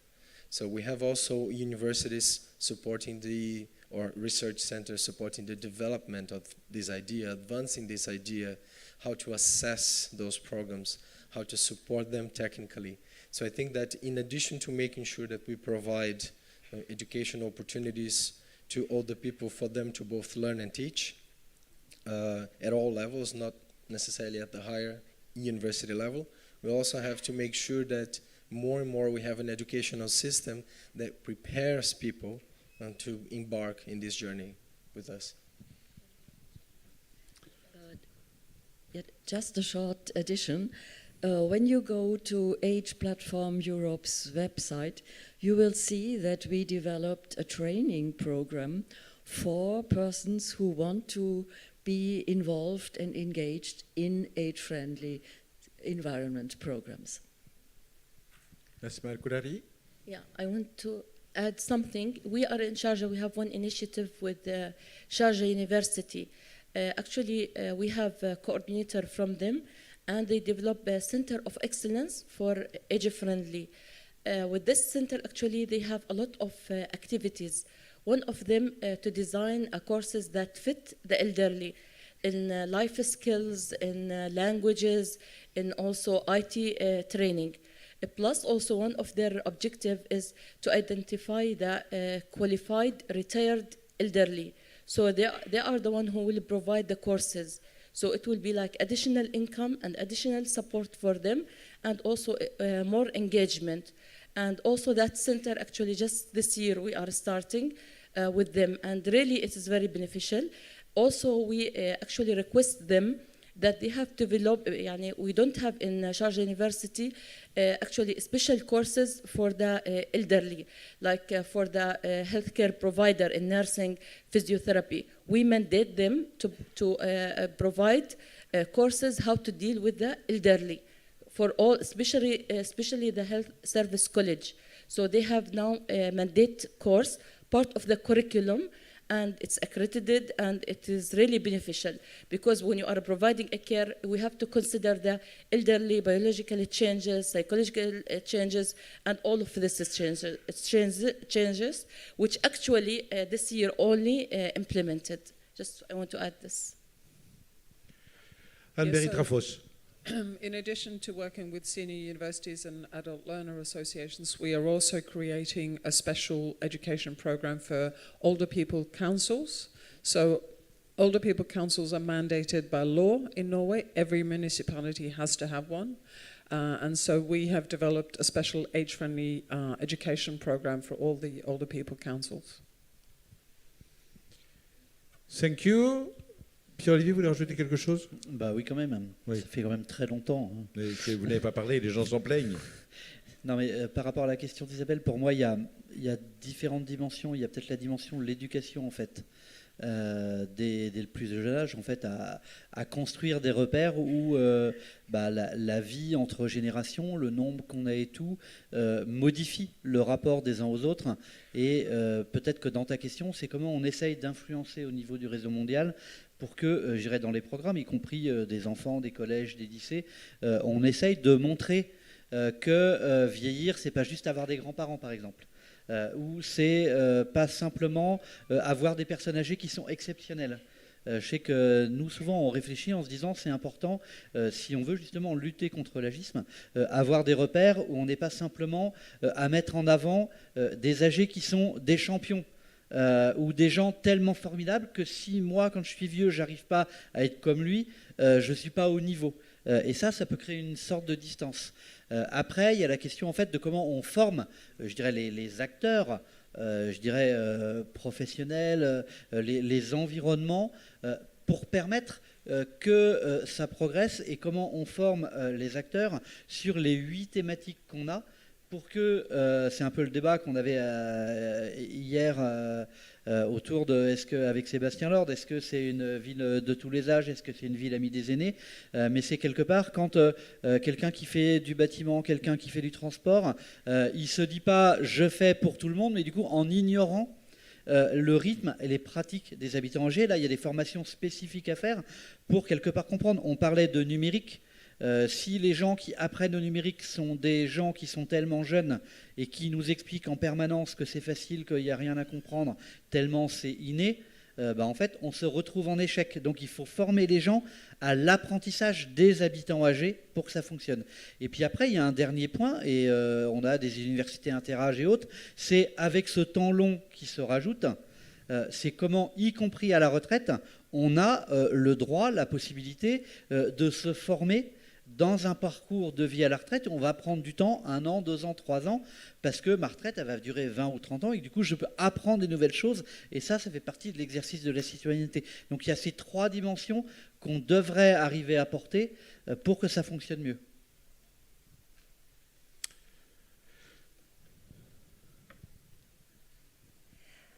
I just want to add the comments that were made. I think Dave made one of them about older people as assets. So when we're thinking about education, I don't want to just think about how we're educating people in the field and how we're educating older adults, but how are we tapping older adults as educators? How are we engaging older people to use their skill set and their life wisdom to educate others? And that is across so many different spheres. I mean, I could name dozens of programs that we have. One of them is with, going back to my focus on the intergenerational. That's something that a number of people raised here. We have a program called Experience Corps. We have tens, if not hundreds of thousands of older adult volunteers who are going into elementary schools multiple times a week for years. This is a commitment for years. They go in and they're teaching kids literacy, basically in some of the hardest hit school systems.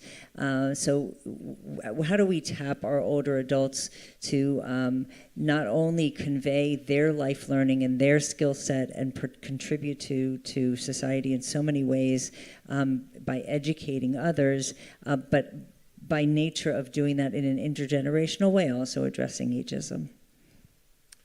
Nous allons prendre une deuxième question qui sera également la seconde question. Ce sera la dernière. C'est cette dame qui attend depuis déjà un moment pour poser sa question et qui va la poser. Thank you so much. I'm Claudia Mahler, the United Nations Independent Expert on the Enjoyment of All Human Rights by Older Persons. Sorry for the long title. What I wanted to know, because many of you mentioned this, that political will, also change of government, budget was mentioned. So from my perspective, as we all know, we do have the Madrid Action Plan for Aging 2002, before we had the Vienna Plan. We also have the WHO framework. But what we don't have is a binding human rights instrument, which would give us guidance. So from my perspective, what you all raised is that a binding human rights instrument or a binding rights guidance would give you some helping hand in implementing all these wonderful and diverse issues on the national and the community level. It is more a comment, and it's maybe also a good food for thought for the pause. But if you agree on this, please just nod, and then I would be very happy. And a lot of older persons, more than 700 million around the world. Thank you so much. We all want you to be very happy. Nous avons dépassé le temps qui nous est imparti. Ah, Thiago veut répondre. Un commentaire. No, I think this is thank you very much, Claudia. I think that this is a really important point raised. I personally think that it will make a huge difference in having such a convention. I also mentioned already the fact that one of the largest recent uptakes of the work around age-friendly environments, age-friendly citizen communities, has been in the region of the Americas. The region of the Americas that does have a regional convention on the rights of older people. And of course, it goes without saying, and you've seen illustrated in the presentations yesterday and today, how rights-based and people-centered and the agency of people is in the framework for age-friendly citizen communities. So I think, and I truly believe that advancing this agenda is an important means to ensure that all the people have their rights secured and can live long, healthy, dignified lives.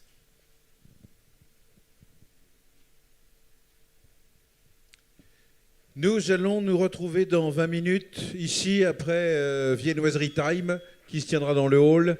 Si vous voulez avoir des révélations croustillantes sur ce qui s'est passé dans la chambre 421 de l'Hôtel Bleu du boulevard de Grenelle, vous serez ici à 11h30 pour voir les photos fracassantes qui vont mettre fin à une carrière qui s'annonçait jusqu'ici brillante. Je n'en dis pas plus. See you here in 20 minutes for the photos of Pierre-Olivier last night.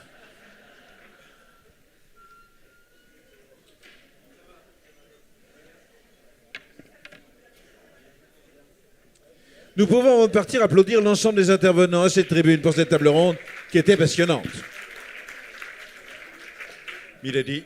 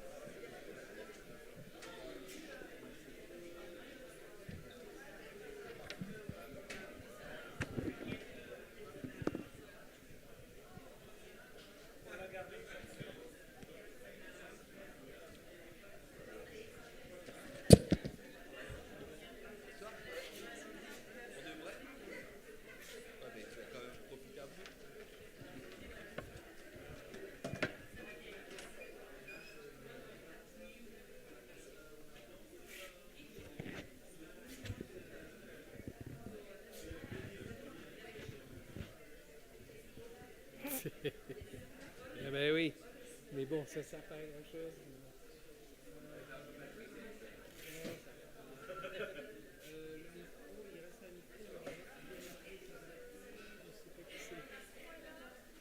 Ça, cela c'est bon.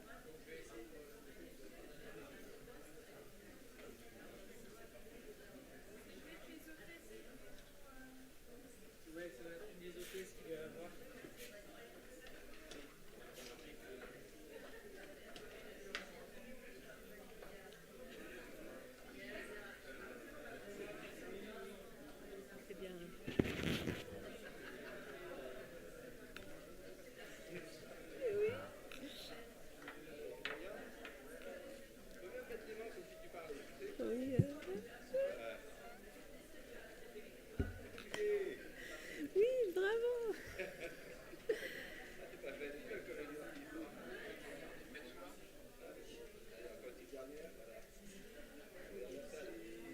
Voilà. Est-ce que...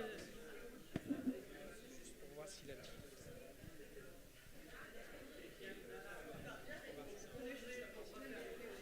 À deux, je change.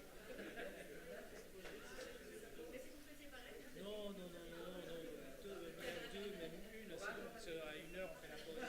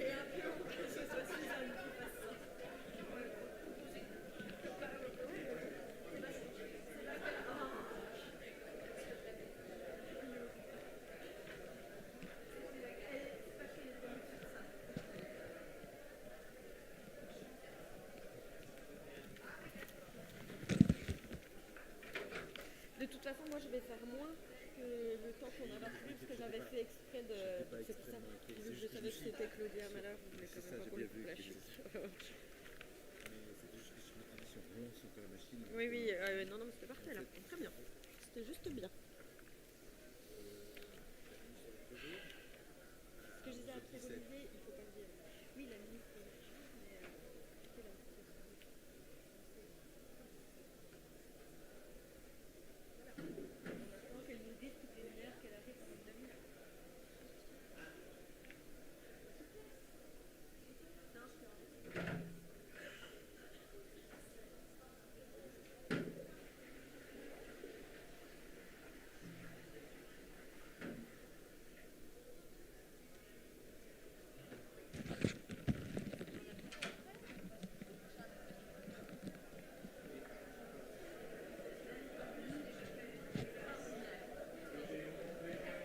Il y a de quoi. Ok, et donc...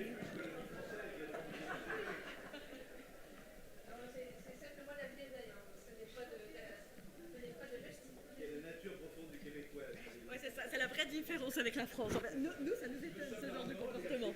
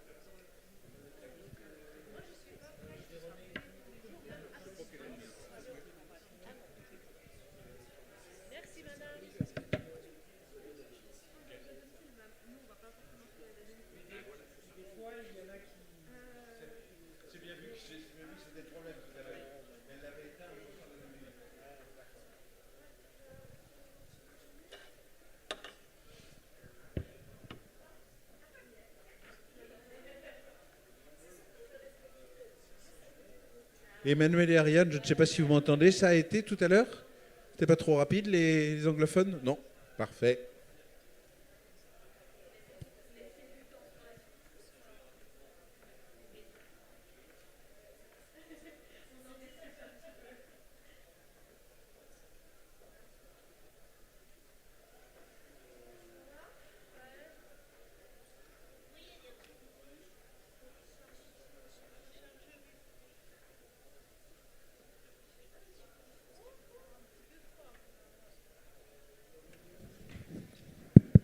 Benoît, c'est en bas de l'escalier. Non, mais il faut que tu passes la porte. Non, non.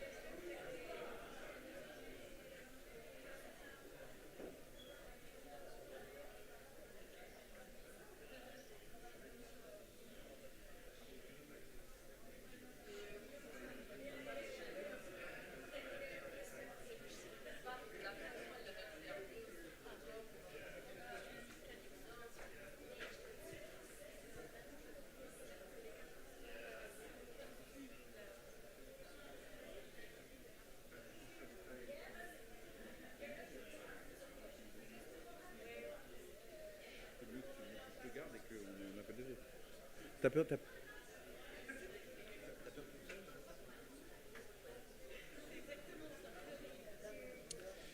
Recevez par avance les excuses pour le retard avec lequel nous allons reprendre. Ça n'est pas de notre fait. C'est la responsabilité de la personne qui a fait qu'il y a encore du café ce matin à la pause. Hier, les gens venaient spontanément avant l'heure parce qu'il n'y avait plus de café, donc il n'y avait plus de raison de traîner du côté de l'entrée. Là maintenant, comme il y a café à satiété et des viennoiseries, on ne peut savoir où les ranger, évidemment, ça traîne. Il y a des gens qui ont encore du pain au chocolat coincé entre les dents. Je ne désigne personne, mais nous savons tous de qui il ressort. Alors, le ballet des personnalités reprend. Les conciliabules lancés dans le hall se poursuivent dans notre auditorium. Je rappelle, pour toutes fins utiles, qu'à l'heure où je vous parle, la ministre est toujours annoncée aujourd'hui à 14h15 pour une allocution solennelle. Voilà. Donc tant qu'elle n'a pas annulé, nous sommes en droit de considérer qu'elle sera là. C'est une façon positive d'envisager les choses. On s'avance. Est-ce que nous commencerions peut-être à applaudir pour donner l'alerte aux personnes qui sont à l'extérieur que nous sommes prêts à débuter? Voilà. On fait comme si nous allions débuter. Et la preuve, des gens arrivent comme ça le nez en disant « Mon Dieu, j'ai raté le début d'une intervention qui devait être brillante. Peut-être que je ne vais rien comprendre. » C'est possible.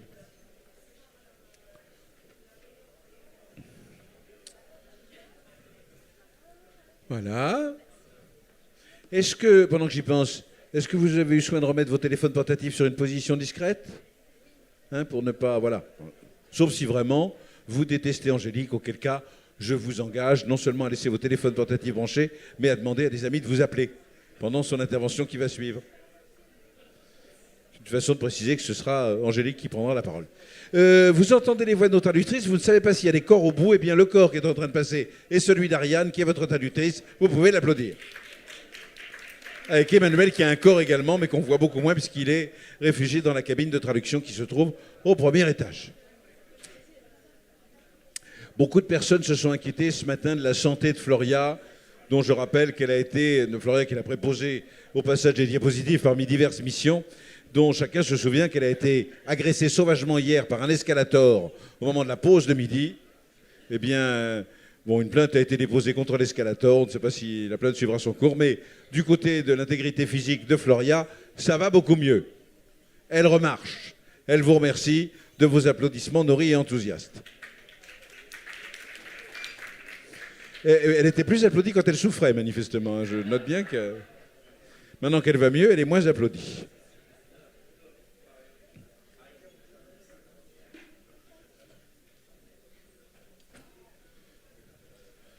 Eh bien, on vous attendait.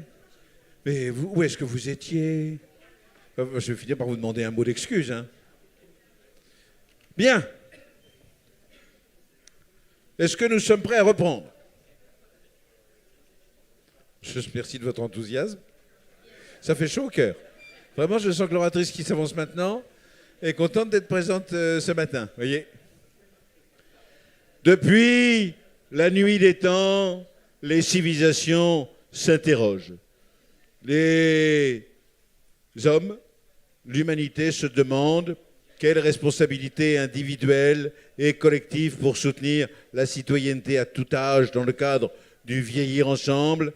Eh bien, les philosophes ont planché sur la question, les théologiens se sont interrogés. Eh bien, ça ne servait à rien, une seule personne a la réponse. Et cette personne s'avance maintenant. Il s'agit d'Angélique Giacomini, qui est cette jeune beauté de 22 ans, qui est déléguée générale adjointe, responsable de la prospective au réseau. Merci Calixte, ça me met très à l'aise pour débuter cette intervention. Vous seriez beaucoup plus à l'aise s'il y avait plus d'applaudissements et d'enthousiasme, je le comprends. C'est certain. Merci beaucoup. Dans quelle langue allez-vous faire votre intervention? Je vais tester le français. Très bien. Ça tombe bien, nous avons des traductrices qui sont préposées. Et nous avons... Alors, il était prévu au départ que vous ayez 30 minutes de parole. Malheureusement, comme le délégué général, votre supérieur hiérarchique, a pris ses aises ce matin et qu'il a parlé pendant 20 minutes, je rabote votre temps de parole à 20 minutes. Voilà. Et voilà. Vous n'aurez à vous plaindre que de près. Dire Olivier. Voilà, le responsable est là. Ce sera parfait. Angélique, une nouvelle salve d'applaudissements vous accompagne. Merci beaucoup. Alors, bonjour à toutes et à tous. Alors, en introduction de la table ronde passionnante qui nous attend juste après, qui va porter sur les droits, l'égalité et l'inclusion, je souhaitais vous proposer de faire un petit point sur le sujet de l'agisme et sur la manière dont le programme Amis des aînés était un moyen d'agir sur cette thématique. Je souhaitais aussi mettre en lumière le fait que ces stéréotypes liés à l'âge peuvent mener à des discriminations qui ont des conséquences sur la manière dont on élabore les politiques publiques, sur les décisions qui sont prises et sur les actions locales. Mais pour débuter, la problématique de l'agisme, au fond, vient peut-être simplement de notre condition d'être humain.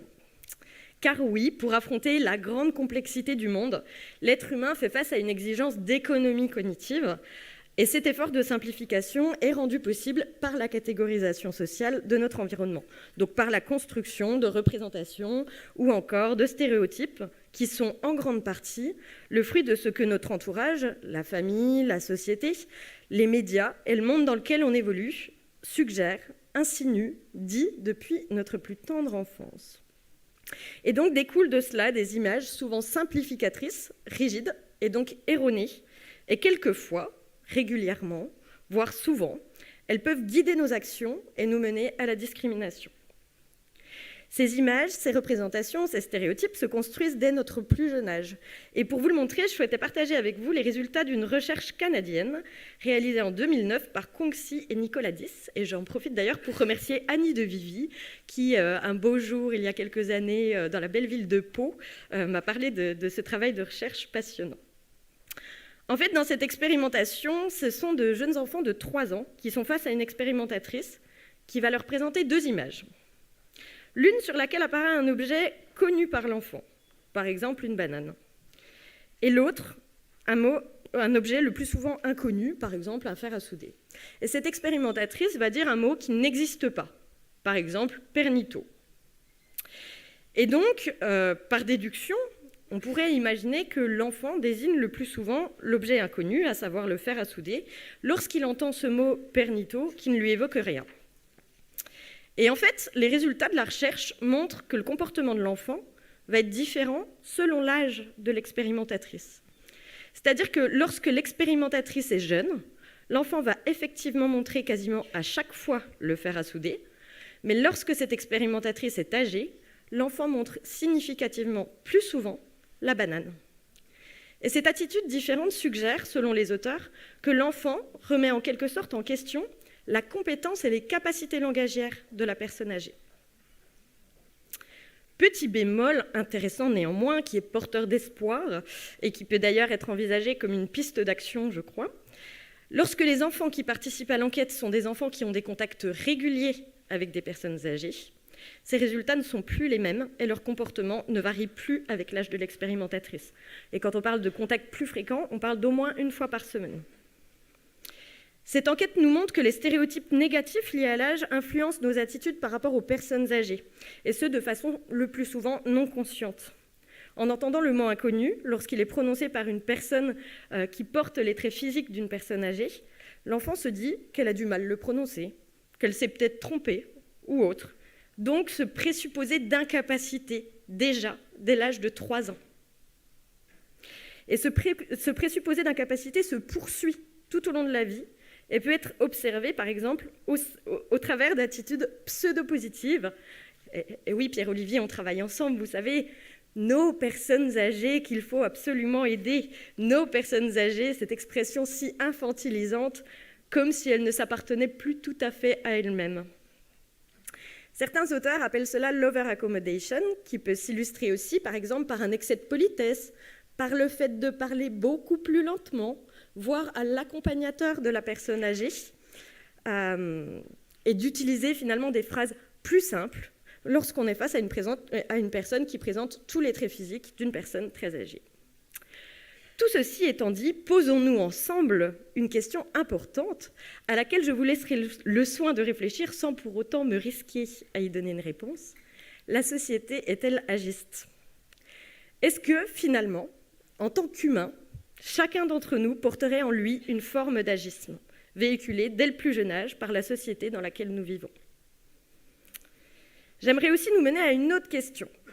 Pourquoi, dans nos représentations sociales collectives, avons-nous tellement de difficultés à faire valoir que les aînés constituent un groupe extrêmement hétérogène et aussi une ressource pour notre société et pour nos territoires ? Pourquoi avons-nous une telle tendance à mettre à un arrière-plan très lointain le fait que les aînés sont des grands-parents ? Une étude de l'adresse en 2018 faisait d'ailleurs état d'environ 16,9 millions d'heures de garde par semaine des petits-enfants en France. Ce sont aussi des élus locaux. 60% des mères ont 60 ans ou plus en France. Des consommateurs, en particulier consommateurs de services de proximité. Des aidants. Là encore, selon une enquête de l'adresse en 2016, un aidant de personnes âgées sur 2 a plus de 60 ans. Et finalement, s'ils décidaient tous ensemble de se mettre en grève, une bonne partie de notre société serait à l'arrêt. Les seniors, les vieux, les retraités ne sont pas de petites choses fragiles. Ils sont des citoyens, des habitants qui vivent dans un environnement qui les rend trop souvent vulnérables, dans un monde de jeunes fait par les jeunes.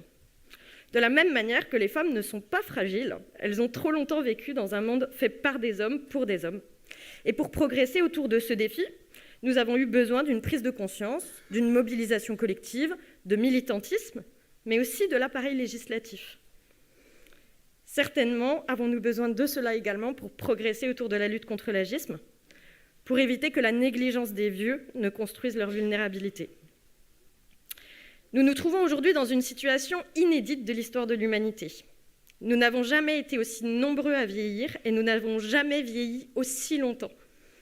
D'ailleurs, depuis quelques années, en France, la part des 60 ans ou plus est supérieure à la part des moins de 20 ans. Et c'est peut-être, d'ailleurs, ce qui explique que oui, disons-le, les vieux font leurs courses le samedi. Non seulement parce qu'ils en ont le droit, parce que certains sont bien occupés la semaine, que pour d'autres c'est l'occasion de rompre leur isolement en croisant d'autres générations, mais aussi et surtout, comme Pierre-Olivier l'explique très régulièrement, les vieux sont de plus en plus nombreux et représentent une part importante dans notre société, et on les croise donc partout, tout le temps. Y compris au supermarché le samedi pour certains et les autres jours de la semaine pour d'autres. Et j'ai envie de vous dire, pourvu que ça dure. Car il serait assez étrange qu'on crée des créneaux dédiés pour être bien certain de ne plus se croiser et finalement de ne plus vivre ensemble.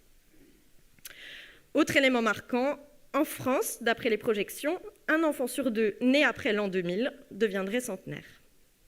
Ce cap des 100 ans, qui vaut aujourd'hui encore régulièrement le passage du maire du village pour apporter le plus souvent un bouquet de fleurs aux grands résistants de l'âge, serait donc en train de devenir, d'une certaine manière, une banalité. Donc une chose est sûre, soit nous nous mettons à réfléchir ensemble sur une actualisation de nos représentations, soit le métier de fleuriste a de beaux jours devant lui. Aussi, en moyenne, et c'est une moyenne, en France, au moment du départ à la retraite, plus de 20 ans d'espérance de vie nous attendent encore. Réfléchissons là encore, chacun à nos 20 dernières années. Que de choses à faire, à apprendre, à découvrir, que d'épreuves à traverser, d'aventures sociétales à vivre ensemble. Pensons à Jeanne Calment, 122 ans de vie. Que de temps potentiellement devant nous, que de temps à investir. La révolution de la longévité est en cours. C'est un enjeu individuel et collectif que de trouver des manières de l'accompagner et de l'investir. J'aimerais désormais vous dire ce qu'on observe du point de vue du réseau francophone des Villes Amies des Aînés, de la manière dont ce programme Villes Amies des Aînés, initié par l'OMS, aide à transformer le regard qui est porté sur l'avancée en âge, sur la longévité et sur les vieux. Premièrement, lutter contre l'agisme dans les Villes Amies des Aînés, c'est impliquer les habitants âgés. Ce doit être la première préoccupation des autorités locales. En les consultant, les Villes Amies des Aînés leur permettent d'expérimenter, d'exprimer les atouts et les faiblesses de leur bassin de vie, dans toutes ses dimensions. Elles les consultent comme des citoyens, comme des acteurs du territoire, comme des habitants, capables d'exprimer leur expertise d'usage en faveur de l'intérêt général, au bénéfice de tous les aînés, mais aussi des autres générations. Ces Villes Amies des Aînés replacent la parole des plus âgés comme un argument important des choix politiques et techniques à réaliser pour améliorer la qualité de vie du plus grand nombre. Deuxièmement, lutter contre l'agisme dans les Villes Amies des Aînés, c'est aussi réfléchir à l'image qu'elles renvoient des aînés. Par exemple, sur leur site internet, est-ce que la page dédiée aux aînés est réservée aux EHPAD, aux aides à domicile, aux thés dansants, ou bien aussi aux opportunités d'engagement, de mobilité, de culture? Est-ce que les illustrations de la gazette locale représentent des vieux, y compris quand on parle de jardins partagés, de bénévolat, d'habitat, ou uniquement lorsqu'on y parle du CCAS et du repas de Noël? Ce qui permet ça, c'est aussi la capacité de la collectivité à sortir des silos, à travailler d'une manière intersectorielle en impliquant tous les services, tous les élus. Car être âgé, c'est une chose, mais on est un habitant et un citoyen avant tout, quel que soit notre âge. Donc ce service public, qui est un service pour tous les publics, doit nous prendre en compte chacun avec nos particularités. Et ça signifie que ce n'est pas au CCAS de gérer le sujet des vieux dans un territoire. Le CCAS doit gérer les affaires sociales. Quand il s'agit de parler habitat, mobilité, culture, citoyenneté, c'est chacun de ces services, chacun de ces élus qui doit s'impliquer et se demander quelle part représentent les vieux parmi les habitants auxquels ils s'adressent, mais aussi se demander s'ils les écoutent, s'ils prennent en compte leurs particularités, leur rythme, leur vécu générationnel. Troisièmement, lutter contre l'agisme dans les Villes Amies des Aînés, c'est aussi combattre les repères d'un autre temps. Des repères bien ancrés dans nos manières de réfléchir, qu'il est difficile de remettre en question. De la même manière qu'avec l'histoire du bouquet de fleurs pour les centenaires. Par exemple, pourquoi continuer à considérer que les festivals de musique seraient réservés aux plus jeunes, alors que Mick Jagger a 80 ans, alors que, comme le dit Luc Broussy, ceux qui avaient 20 ans en mai 68 en ont désormais plus de 70. Et je ne parle pas seulement d'amener un petit groupe de résidents d'EHPAD au festival, même si ça peut être un très chouette projet. Je demande si ces lieux sont conviviaux, sont bienveillants à l'égard des citoyens qui ont 70 ans. Pourquoi ne pas penser à des navettes qui seraient moins bondées, à des possibilités de s'asseoir sur les sites, ailleurs que par terre ou sur des bancs trop bas? Parce qu'on considère que les festivals ne sont pas, a priori, la place des vieux. On les assigne finalement à une place qu'on suppose être la leur, sans leur donner l'opportunité de choisir. Il y a aussi un effort important qui doit se poursuivre dans les distinctions entre vieillissement et handicap. Même si, quelquefois, ce qui va être fait pour l'un peut aider l'autre, trop souvent encore, ces deux publics sont réunis, voire confondus. Alors que les vécus, les usages et les solutions à leur apporter peuvent être différentes. Transformer cela en nommant des élus à la longévité, à l'avancée en âge, aux villes amies des aînés, et comme c'est le cas d'ailleurs dans certains territoires aujourd'hui, c'est aussi changer l'image des aînés, mais c'est aussi changer le contenu des délégations et les projets à construire ensemble. Allons au-delà des politiques d'autonomie, allons vers des politiques de l'âge, vers des politiques de la longévité. Bref, nous vivons une réelle révolution. Au même titre que les transitions écologiques et numériques, la transition démographique vient transformer notre société. Nous pouvons la voir comme un poids, comme quelque chose que nous subissons, ou bien comme un levier de développement et une incroyable chance individuelle et collective. Nous avons en tout cas une immense opportunité face à cette situation inédite, c'est celle d'inventer de nouvelles solutions, de construire ensemble une société intergénérationnelle dans laquelle chacun trouve sa place, dans la considération mutuelle. Et pour ça, notre responsabilité est grande, individuellement et collectivement. D'ailleurs, une étude de Lévy qui a été menée en 2007 montre que les personnes qui font preuve d'agisme, qui ont une vision négative du vieillissement et des vieux, vivent moins longtemps que les autres, 7 ans et demi en moyenne. Car à force de considérer que le vieillissement est un problème en soi, ils s'impliquent moins en termes de prévention, ils développent plus souvent des maladies cardiovasculaires et ont un déclin cognitif plus marqué. Donc vous voyez, l'agisme tue. Je conclurai en disant que ce combat pour la place des vieux et la lutte contre l'agisme, si on ne le mène pas par altruisme, poussé par une volonté profonde d'une plus grande égalité et humanité, faisons-le donc par égoïsme, car les vieux de demain, je l'espère, ce sera nous.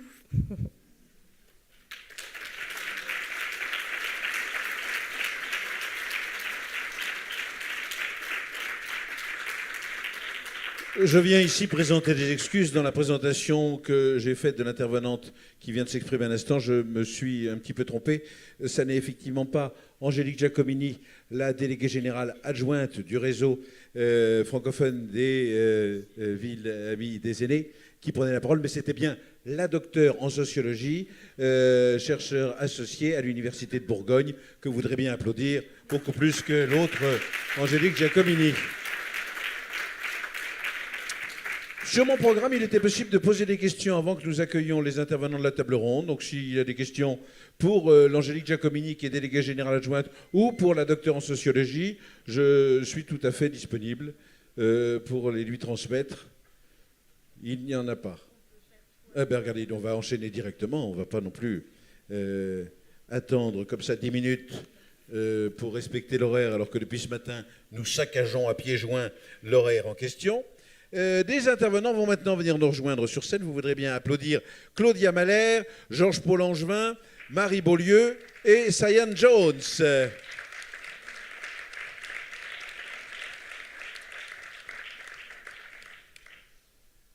Une entrée à la fois brillante, discrète, élégante.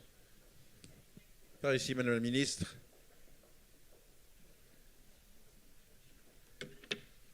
Je vous en prie. Alors, comme toujours, je vais rappeler le principe général qui préside aux prises de parole ici. Un huissier de justice tire au sort les noms de ceux qui vont prendre la parole et dans quel ordre ils prendront la parole et quel sera le temps de parole qui leur sera imparti. Ce sera donc, pour cette table ronde, 8 minutes par personne. Et la première personne qui va prendre la parole sera Claudia Mahler, que vous pouvez applaudir, parce que là, sinon c'est un peu sec. Vous voyez, ça ne donne pas envie de se lever et de venir parler. Claudia Mahler est experte indépendante des Nations Unies chargée de promouvoir l'exercice par les personnes âgées de tous les droits de l'homme. Thank you, Mr. Moderator. You're welcome on board. I am very happy to see you here on the stage. And you're waiting for some applause. Here, the applause. I'm waiting. And then you can talk for 8 minutes. And then Yeah. after, I ring the bell. Wonderful. So I start without my 8 minutes. So I first want to thank you, and I really apologize that I missed the most important event yesterday evening. I heard it was wonderful, and I would also acknowledge that the organizers took care of us very well, and thank you so much for having me here. So now my 8 minutes starts. Okay. Thank you so much. Dear moderator, dear participants, from the outset, I really would like to warmly thank the organizers, the Francophone Network of Age-Friendly Cities, with the support of WHO, Global Network and Age-Friendly Cities, for inviting me to participate in this important conference and share my experience in this roundtable, Rights, Equality and Inclusion. I think the title says it all. I'm pleased to address you in my capacity as United Nations independent expert on the enjoyment of all human rights by older persons. I'm the only mandate in the whole UN system which has a specific focus on older persons. I need to deal with more than 700 million older persons, and honestly, one person with a very small support staff is not enough. And this is not equality, just to start from the scratch. So currently, as I said, I'm the only expert, and I'm the mandate holder who's reporting to the United Nations Human Rights Council and the General Assembly about progress and challenges faced by older persons in the realization of their human rights. As part of the special procedures of the United Nations Human Rights Council, I was appointed by the members of the Council to hold this independent, impartial, and honorary position. The aim of my mandate is, among others, to assess the situation of the human rights of older persons worldwide, to identify and collect good practices, as well as to provide recommendations to member states and other stakeholders. To do so, I'm entitled to prepare 2 thematic reports and 2 country missions each year. What are thematic reports? Because I started during COVID, my first report focused on COVID and the impact on the human rights of older persons. I dedicated my second report on ageism and age discrimination because it's one of the major gaps in the current human rights framework. Intersectionality is also key for older persons. We are not only an older persons, we are now older women, for example. This is why I dedicated my next report to older women, to also show the intersectionalities. And I did a report on deprivation of liberty to showcase what older persons also suffer in different settings. Violence against older persons is another report which I delivered this year, as well as climate change related response and support during these climate related issues. So, and one of my last reports was also on housing, where I also had the honor to check what do age-friendly cities offer in regard of housing. So I would say there's a huge connection between my mandate and the work you're doing on a daily basis in the communities, as well as on the regional and national level. Many of us in this assembly have been afforded the great privilege of our time, the privilege of aging. Thanks to considerable progress in medicine, living conditions, and human developments, we are all living longer with opportunities and challenges. And all of us are now hoping to be able to age with remaining healthy and active for many years. This includes to decide with who, how, and where we want to live, hopefully in an inclusive environment. To achieve this, we also must be able to make our decision in an informed and autonomous way. And we also need to have choices. For me, this is part of aging with human rights. As I said in the beginning, I'm entitled to 2 country missions per year and can inform you that many older persons do not have choices where to live. And this can be related to a lack of resources, a lack of information, a lack of infrastructure, but also a lack of rights. Let me share with you a concrete example on older persons in Finland, for example. This older person was from the Sami population, and she told me if she does not manage on her own, because there is no support in her community, she needs to live in a care home which is hundreds of kilometers away from her home, without her culture, without her language, without the support she really wants to have. An older man in Bangladesh told me that he wants and needs access to the labor market. Nobody wants to employ him anymore, but he really wants to work to achieve a decent life for him and his wife. In the Dominican Republic, for example, an older person who did not manage to walk alone and could not leave his apartment was very happy to have found a person who is checking in on him on a daily basis, because now he can stay in the community, and this was part also of an age-friendly neighborhood initiative. So he was very happy with this organization. But we all know the demographic change towards aging society is already a global reality, as I just showed you also with my examples from the north and from the south. Contrary to popular reception, this transformation trend impacts both countries in the global north and south.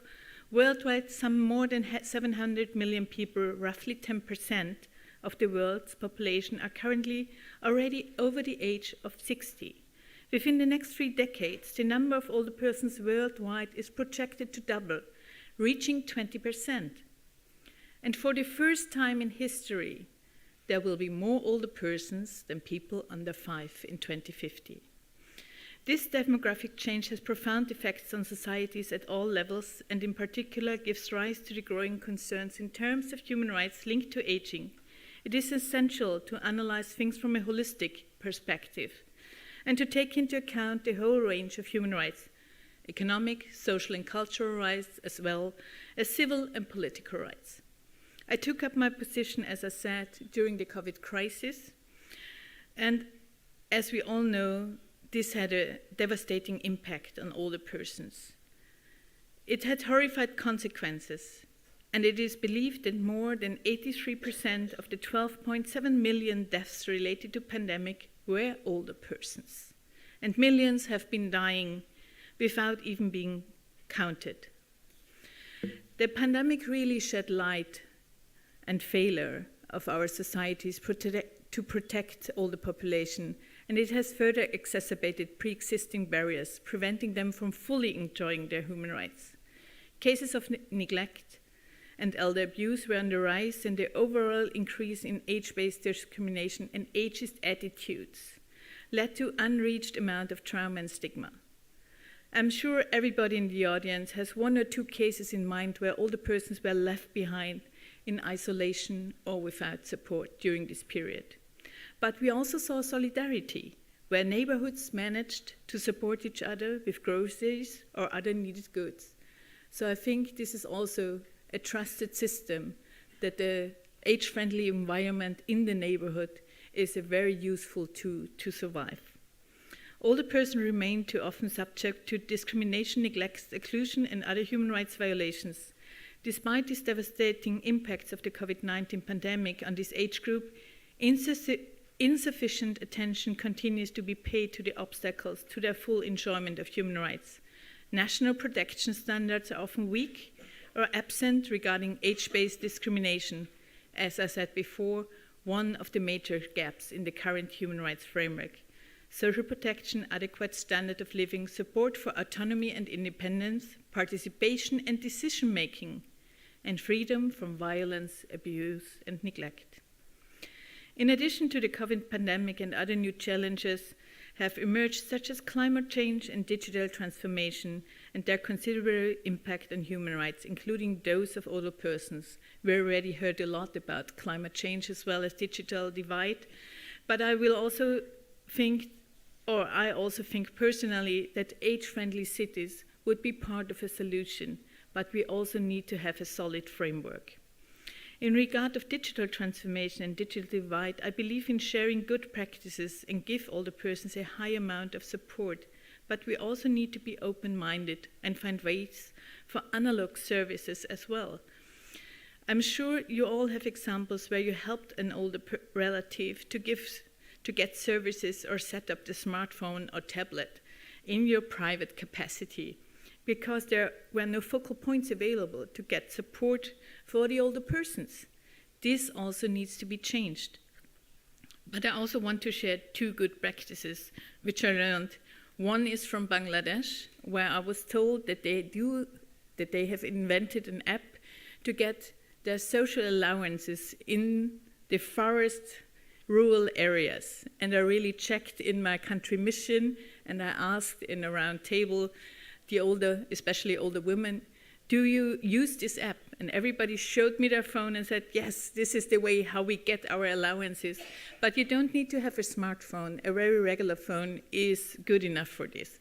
So I also just want to share that there are a couple of good solutions which they also use. The other example I would like to share is, which I find quite interesting as well, is to have an open space. For example, in Finland, the libraries have a counter where we can always go to get support in your digital tools. They give you a helping hand with your bank account, they set up your phone, and you can also attend learning lessons if you want. So it's a kind of an open space, and the club as well. It's a shared space for all the persons and all generations. And I also came across in the digital part about a lot of intergenerational programs, younger people helping older ones, but also the other way around. And I would say that everybody had an added value. It was not only the older person, because it was also the older person who taught the children different things in this regard. As Stephanie pointed out, they are very good teachers as well. Dear participants, dear colleagues and friends, in a few days, on the 10th of December, we will be celebrating the 75th anniversary of the Universal Declaration of Human Rights. As the year passes, it remains a powerful statement to humanity, consecrating freedom and equality for all. The human rights of all the persons are naturally included within the fundamental principles laid out by the Universal Declaration of Human Rights. Despite its existence, all the persons remain largely invisible in international human rights law due to the lack of recognition of ageism and of an explicit prohibition of age-based discrimination, as I said before. Among United Nations treaties, only 2 of the core human rights treaties contain explicit reference to age.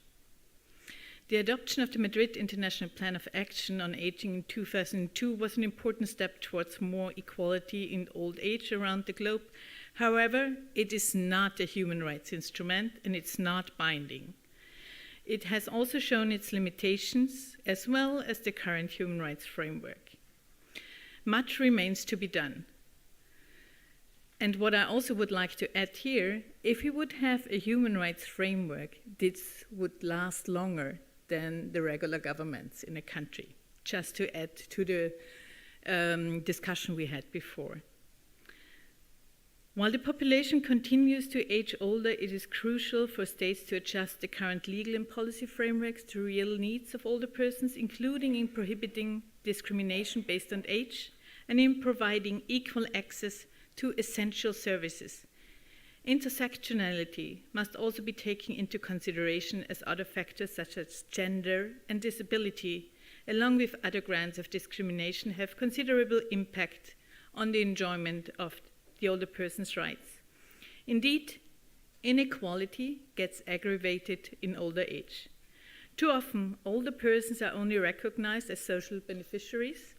This perception must be changed to ensure that older persons are recognized as rights holders.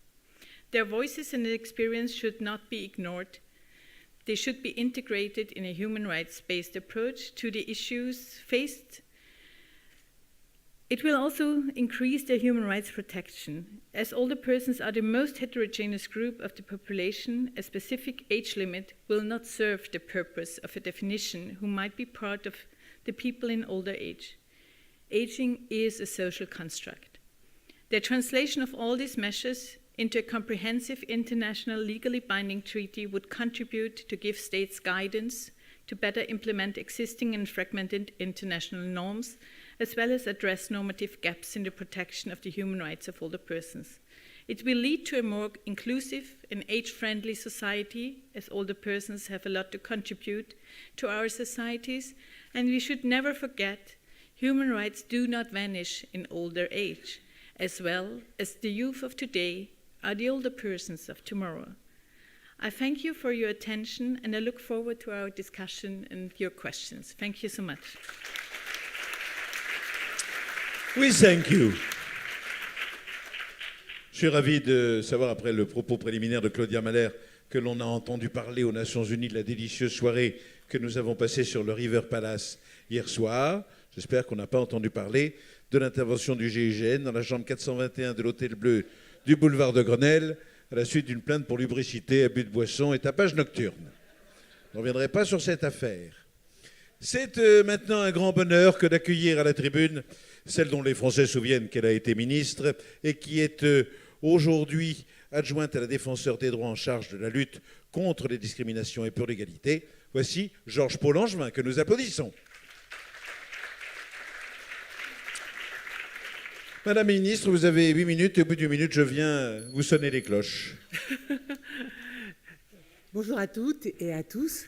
Je suis effectivement très heureuse d'être ici pour partager avec vous concernant la situation de nos aînés. Le défenseur des droits est, comme vous le savez, une autorité administrative indépendante qui peut être saisie par tout un chacun qui estime qu'il y a eu une atteinte à ses droits. Et principalement pour ce qui concerne les services publics qui ne respecteraient pas correctement les droits des personnes âgées, mais aussi quand il y a des questions de discrimination parce que telle ou telle personne ne se comporte pas de la même manière avec quelqu'un parce qu'elle est âgée. Et nous avons aussi d'autres compétences, par exemple ce qui concerne la déontologie des forces de sécurité. Mais là, il faut reconnaître que pour les personnes âgées, c'est quand même un peu moins fréquent qu'ils soient tapés dans les manifestations. Il y a aussi ce qui concerne les enfants, les droits des enfants. Et il y a aussi une compétence concernant les lanceurs d'alerte, où là encore, on peut peut-être rencontrer des personnes âgées. Principalement, nous nous sommes intéressés à la situation sous l'angle justement des différences de traitement qui ne nous semblaient pas légitimes à l'égard des personnes âgées. Donc nous avons fait plusieurs études, une concernant les personnes âgées à domicile, une concernant les personnes âgées en EHPAD, et par ailleurs, dans telle ou telle recommandation que nous pouvons formuler, nous sommes amenés à voir s'il y a un traitement différencié à l'égard des personnes âgées qui ne serait pas légitime.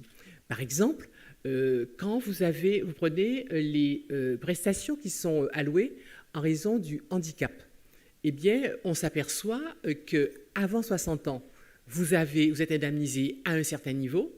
Après 60 ans, vous êtes indemnisé beaucoup moins. Or, si vous voulez, le handicap n'a pas significativement changé parce qu'on a passé 60 ans. Et là, ça fait partie des distinctions dont nous disons qu'elles sont fondées sur des critères d'âge, et ce sont des critères qui ne sont pas légitimes, qui n'ont pas de sens par rapport à ce que la prestation est censée couvrir. S'agissant donc des démarches que doivent faire les personnes âgées, eh bien, il y a des évolutions de notre société qui les pénalisent plus particulièrement. Par exemple, le fait que de plus en plus, il y a dématérialisation des services publics, où il y a impossibilité de rencontrer un humain derrière un guichet pour pouvoir s'expliquer avec lui. On doit se débrouiller avec son ordinateur, avec son smartphone, etc. Alors déjà, les uns et les autres, nous avons un certain nombre de difficultés avec ça. Surtout, évidemment, vous avez des personnes qui sont illettrées, qui ont évidemment des difficultés à manœuvrer ça, mais les personnes âgées sont souvent moins à l'aise avec les outils numériques et sont moins à l'aise de devoir se débrouiller, dialoguer avec des gens qu'elles ne voient pas. Enfin, et cela, c'est une évolution générale, c'est une évolution qui pèse sur beaucoup de gens qui sont les moins à l'aise, les plus précaires, mais qui pèse aussi particulièrement sur les personnes âgées. Et nous disons qu'il faut faire attention à cette société qui est un peu une société déshumanisée que nous sommes en train de faire. S'agissant des personnes qui sont à domicile, par exemple, eh bien, elles ont beaucoup de mal aujourd'hui à faire un certain nombre de démarches. Il y a aussi des difficultés à avoir des prêts donc à accéder à des services. Et là encore, nous sommes amenés à intervenir parce qu'on peut facilement vous refuser un prêt en disant, voilà, vous avez 60 ans, 65 ans, bon, et par conséquent, on estime qu'il est trop tard, vous auriez dû vous y prendre avant pour pouvoir préparer ce qu'il vous faut. Mais là encore, si on réfléchit, ce n'est pas parce que vous avez 60 ans que vous allez mourir dans les 5 ans ou dans les 10 ans. Donc là encore, c'est une barrière d'âge qui n'a aucune justification et on est obligé d'expliquer aux banques que, ce faisant, eh bien, elles pratiquent de la discrimination en raison de l'âge et que cela nous semble être tout à fait inadapté. Il faut dire aussi que, en fait, très souvent, les personnes âgées à qui ça arrive ne se plaignent pas parce qu'elles n'arrivent même pas à reconnaître qu'elles sont l'objet d'une discrimination. Et on a tous intégré ça en se disant, bon, ben voilà, à mon âge, au fond, c'est un peu normal qu'on ne me fasse plus de prêt. Or, si on réfléchit, on peut mourir à 50 ans, on peut mourir à 90. Par conséquent, le critère d'âge en soi n'est pas un critère qui soit un critère légitime. Donc, s'agissant maintenant des EHPAD. Alors, on a beaucoup parlé des EHPAD à l'occasion du livre qui a fait scandale un peu concernant Orpea. Mais nous avions fait un rapport avant, mais bien évidemment, nous n'avons pas la même puissance médiatique. Donc, ce que nous avions souligné, c'était un peu moins su. Mais la Défenseure, une fois que le livre de Christophe Castanet est sorti, évidemment, a été invité très souvent pour pouvoir redire que nous avions constaté d'une manière un peu scientifique ce que lui dénonçait. Et il est vrai qu'à la fois, on est très content que les EHPAD existent. On est très content parce que beaucoup de familles n'arrivent pas à faire face quand elles ont un parent qui est vulnérable et qui est en difficulté parce qu'il est trop âgé. Mais en même temps, dans les EHPAD, on voit qu'aujourd'hui, il y a des manières de traiter les personnes âgées qui ne sont pas acceptables. Ainsi, quand il y a eu les crises de Covid, vous savez que très souvent, pour essayer de protéger, au fond, les personnes âgées, on leur interdisait de sortir, on leur interdisait de recevoir des visites, y compris quand elles étaient gravement malades, y compris quand elles étaient en fin de vie. Et tout cela, ce sont des manières de traiter où ça a été parfois, ça partait de bons sentiments, c'était pour protéger les gens contre la maladie ou la mort, mais du coup, il y a beaucoup de gens qui sont morts tout seuls, sans avoir pu revoir un membre de leur famille. Et là, on se rend compte qu'il y a eu un excès, finalement, de protection et qu'on est allé au-delà de ce qu'il aurait fallu faire. Donc, on n'a pas respecté, au fond, les droits fondamentaux d'une personne âgée et d'une personne âgée, y compris en fin de vie. On n'a pas respecté ces droits fondamentaux que d'avoir des visites, que d'être accompagné par des gens de sa famille. Et ça, c'est évidemment quelque chose qui est, me semble-t-il, inacceptable. Dans la vie quotidienne des EHPAD, vous avez aussi une organisation de la vie qui est davantage motivée par des raisons d'organisation, d'économie, de ce qui est pratique pour le personnel, que pour la personne âgée elle-même. Et c'est ainsi qu'on vous fait déjeuner à 11h30, alors que toute votre vie, vous avez mangé plutôt à 13h30. On vous fait dîner à 18h, ce qui ne vous était jamais arrivé auparavant. Très souvent, vous avez des personnes âgées qui sont dans le lit, à peu près ne sont pas levés parce qu'il n'y a pas assez de personnel. Et je pense que vous avez même des personnes âgées à qui on met des couches par principe, même si elles ne sont pas incontinentes. Et dans tous ces cas-là, on se rend compte qu'on traite au fond les gens après un certain âge d'une manière qui n'est pas digne, qui ne respecte pas leur dignité, de la même manière que leur donner la douche sans fermer la porte, ainsi de suite. Et on se dit que dans nos EHPAD, on est content qu'ils existent, il faut qu'ils existent, et il faut saluer le travail difficile que font les personnels dans ces établissements, mais il faut rappeler toujours que même si on est âgé, même si on a un peu de mal à se déplacer, eh bien, on est une personne humaine dont on doit respecter les droits et la dignité. Et il faut, quel que soit l'endroit, que ce soit chez la personne, que ce soit dans un EHPAD, il faut toujours penser à cette nécessité de respecter la dignité des gens, son droit d'organiser sa journée comme elle veut et son droit de sortir si elle, à un moment donné elle a envie de sortir. Et là-dessus, il ne faut pas retourner les choses. Donc aujourd'hui, ce que nous disons, c'est que pour les EHPAD, il faut un ratio minimal d'encadrement. On retombe toujours sur ces problèmes de personnel. C'est que pourquoi on traite les gens comme ça? C'est que souvent, il n'y a pas suffisamment de personnel. Et là, il faut donc un ratio minimal d'encadrement. Il faut penser à s'opposer à ce qu'on se limite la liberté d'aller et de venir des résidents. Quand on est dans un EHPAD, on n'est pas en prison. Donc, il faut bien penser à cela. Il faut qu'il y ait la politique nationale de contrôle soit davantage respectée. Et enfin, il faut restaurer une confiance entre les résidents et les proches surtout et la famille. Donc, par ailleurs, nous pensons aussi qu'il faut réfléchir à former le personnel à une forme de bienveillance. Parce que c'est ça qui nous permettra de lutter contre la maltraitance. Et surtout, nous voudrions que la loi grand âge, qui pour l'instant a été manifestement enterrée, on puisse la reprendre et y travailler. C'est quand même extraordinaire. Nous avons aujourd'hui, on a discuté à l'Assemblée d'une proposition de loi sur le vieillissement et dans lequel il a fallu intégrer en quelque sorte expressément le fait qu'on allait voter cette loi sur le grand âge. C'est quand même curieux de se dire qu'il faut que le Parlement acte et le fait qu'il a besoin et qu'il faut le saisir d'une loi dont on parle depuis de longues années. Donc voilà, simplement pour vous dire que nous, en tant que défenseurs des droits, nous pouvons souvent aider à régler un problème qui se pose à une personne âgée. Nous pouvons, sinon, si on n'a pas pu le régler sur le moment, on peut faire en sorte que le comportement qui a été respecté, qui a été observé, soit déclaré discriminatoire ou inacceptable. Et là-dessus, nous pouvons intervenir donc, à l'appui de ce que peut dire une famille, par exemple. On peut intervenir devant un tribunal pour pouvoir appuyer les propos d'une victime. Donc, dans tout cela, si vous voulez, et par ailleurs, évidemment, dans les études qu'on fait, on peut arriver à sensibiliser à tel ou tel sujet. Donc voilà, je ne serai pas plus longue parce que je pense que le temps est écoulé. Mais en tout cas, sachez qu'on est là, qu'on est avec les personnes qui ont besoin de faire respecter leurs droits, y compris quand elles sont très âgées. Merci Madame la Ministre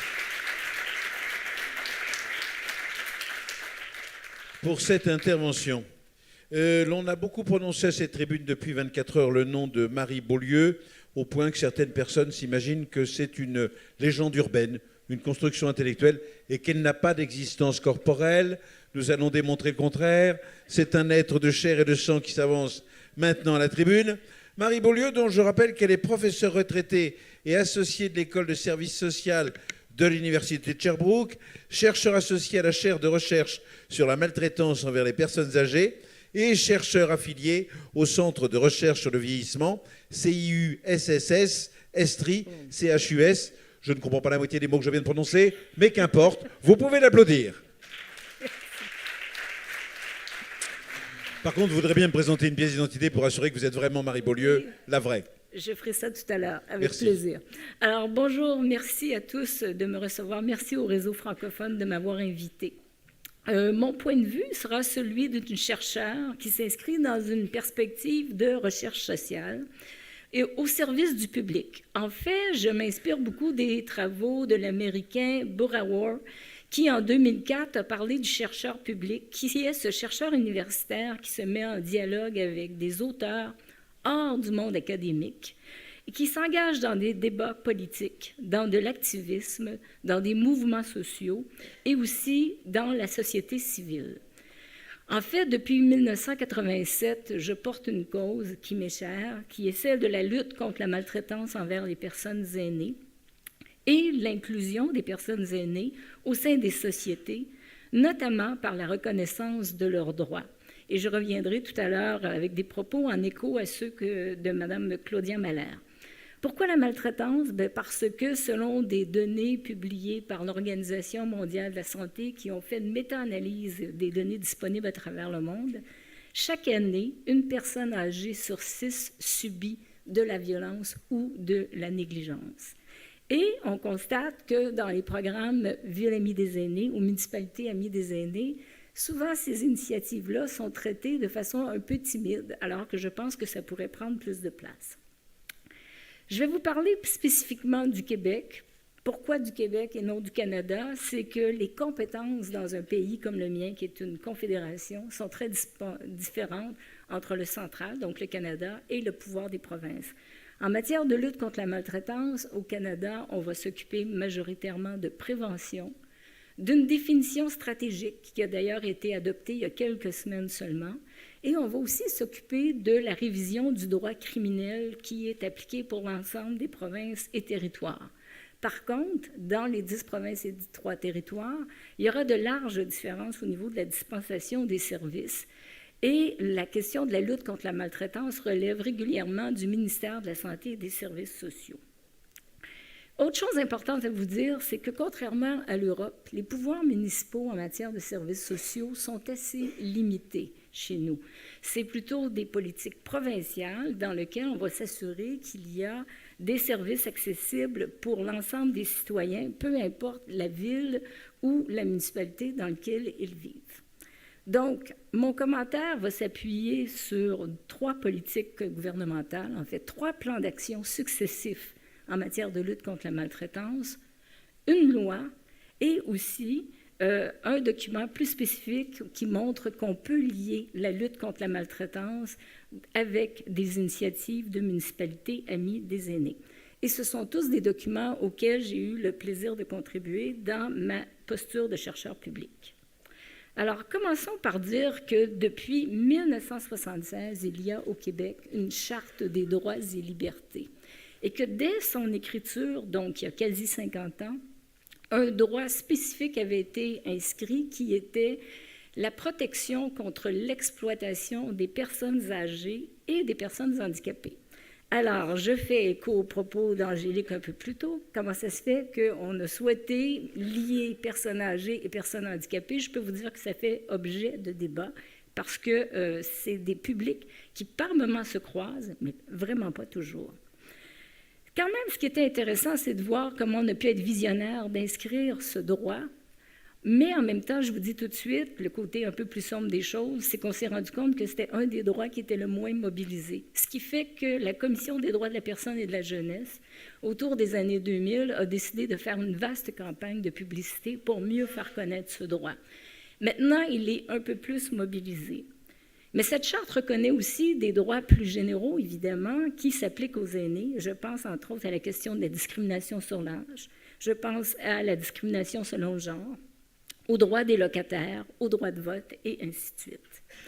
Il est important de dire que la lutte contre la maltraitance existe depuis plusieurs années au Québec, mais qu'elle n'était pas très structurée. La première fois qu'on a entendu parler de violence envers les aînés, c'était à la fin des années 80, dans le cadre de colloques régionaux sur la violence. Et malheureusement, quand on regarde le rapport, à la fin du rapport, il n'y avait aucune recommandation qui concernait les aînés, mais il y avait des recommandations pour tous les autres publics. Donc, c'est comme si on l'avait nommé, mais qu'on ne l'avait pas vraiment pris en charge. Alors, moment important, contexte politique inédit. En 2007, pour la première fois au Québec, on a une ministre responsable des aînés à temps plein. Avant ça, le dossier des aînés était une particule qui était passée d'un ministre à un autre. J'ai vu toutes sortes de combinaisons, affaires municipales et aînés. J'ai déjà vu chasse, pêche et aînés. Donc, ça vous donne une idée comment le dossier aîné pouvait être passé d'un endroit à l'autre. Cette ministre, en plus, avait un doctorat en communication, connaissait la recherche et avait aussi travaillé dans des perspectives de développement des collectivités, ce qu'elle appelait « community building ». Donc, elle a lancé une vaste consultation publique sur les conditions de vie des aînés quand elle est arrivée au pouvoir, donc en 2006, un rapport qui a été publié en 2007. Et dans cette consultation publique, il y a quelques chercheurs qui ont répondu à l'appel, mais pas tant, parce qu'on se rend compte que c'était peut-être moins dans la culture des chercheurs. Par contre, et là, on parle ici de la question de l'inclusion des personnes aînées, les aînés, comme individus ou comme associations, ont été très importants pour faire des représentations. De ça, 10 sujets principaux sont ressortis, dont la question de la lutte contre la maltraitance. Ça nous a donc mené, en 2010, à avoir un premier plan d'action gouvernementale pour contrer la maltraitance envers les aînés. sous la responsabilité de la ministre responsable des aînés, mais dans une concertation interministérielle, parce que déjà, on savait que si on voulait lutter contre la maltraitance, ça ne pouvait pas être un seul ministère qui en soit responsable. Je dois vous dire que les grandes associations d'aînés ont été très présentes dans ce dossier. Quand la ministre a lancé le plan, ils avaient eu le contenu du plan quelques jours à l'avance et ils pouvaient d'emblée se prononcer sur leur volonté d'adhésion ou non aux certaines mesures qui étaient annoncées dans le plan. Pour écrire ce plan, il y a eu un comité d'experts et une des expertes, une des 4 expertes qui étaient là, était une dame âgée qui représentait aussi les associations d'aînés et les OBNL de services aux personnes qui étaient maltraitées. Dans ce plan, la définition inclut d'emblée la violation des droits comme un type de maltraitance. Et ça, on ne voit pas souvent cela à travers le monde. Pourquoi? Mais justement parce qu'on avait la charte dont je vous ai parlé il y a quelques minutes qui nous permettait d'avoir un appui et de reconnaître que la violation des droits était une forme de maltraitance. Une des caractéristiques de nos plans d'action, c'est qu'ils sont dûment évalués et qu'à chaque fois qu'on en sort un second, normalement ils sont quinquennaux, on va aller chercher le point de vue de différents acteurs, y compris les personnes aînées, sur les mesures qui ont été mises en place, mais aussi sur leurs attentes pour le plan suivant. Donc, le deuxième plan d'action était 2017-2022. Et ici, à la demande des aînés, la définition de la maltraitance a évolué pour inclure l'agisme. Parce que pour des aînés, être la cible d'agisme, c'est vécu comme une forme de maltraitance. Donc, encore ici, on voit le pouvoir des aînés dans cette possibilité d'influencer des actions. De plus, dans ce plan, on introduisait l'importance de la bientraitance. Pourquoi? Parce qu'on s'est rendu compte que lutter contre un problème, c'était très bien, mais de faire la promotion de quelque chose de positif avait aussi beaucoup de force. Et on n'a pas voulu édulcorer le propos et de dire on va parler que de bientraitance. On a dit on va continuer à nommer le problème et à aller de l'avant pour lutter contre la maltraitance. Dans les mêmes années, on a eu aussi un projet de loi qui a été très important parce qu'on a structuré la protection de certaines personnes aînées face à la maltraitance. Et encore là, un rôle d'inclusion très important des associations d'aînés. La première version du projet de loi avant son adoption parlait d'un signalement renforcé, mais pas nécessairement obligatoire. Et ce sont les associations d'aînés qui ont demandé que le signalement soit rendu obligatoire dans certaines conditions. En particulier, quand les personnes âgées étaient en milieu d'hébergement, l'équivalent de vos EHPAD, ou encore qu'ils étaient sous régime de protection, que ce soit tutelle ou curatelle. Cette loi-là a été révisée à nouveau en 2022 et dans lequel on a aussi choisi d'introduire des pénalités à défaut de signaler. Donc, quand quelqu'un est témoin de maltraitance et qu'il ne signale pas, il peut y avoir des conséquences juridiques. Le troisième plan d'action est quand même tout frais, juin 2022.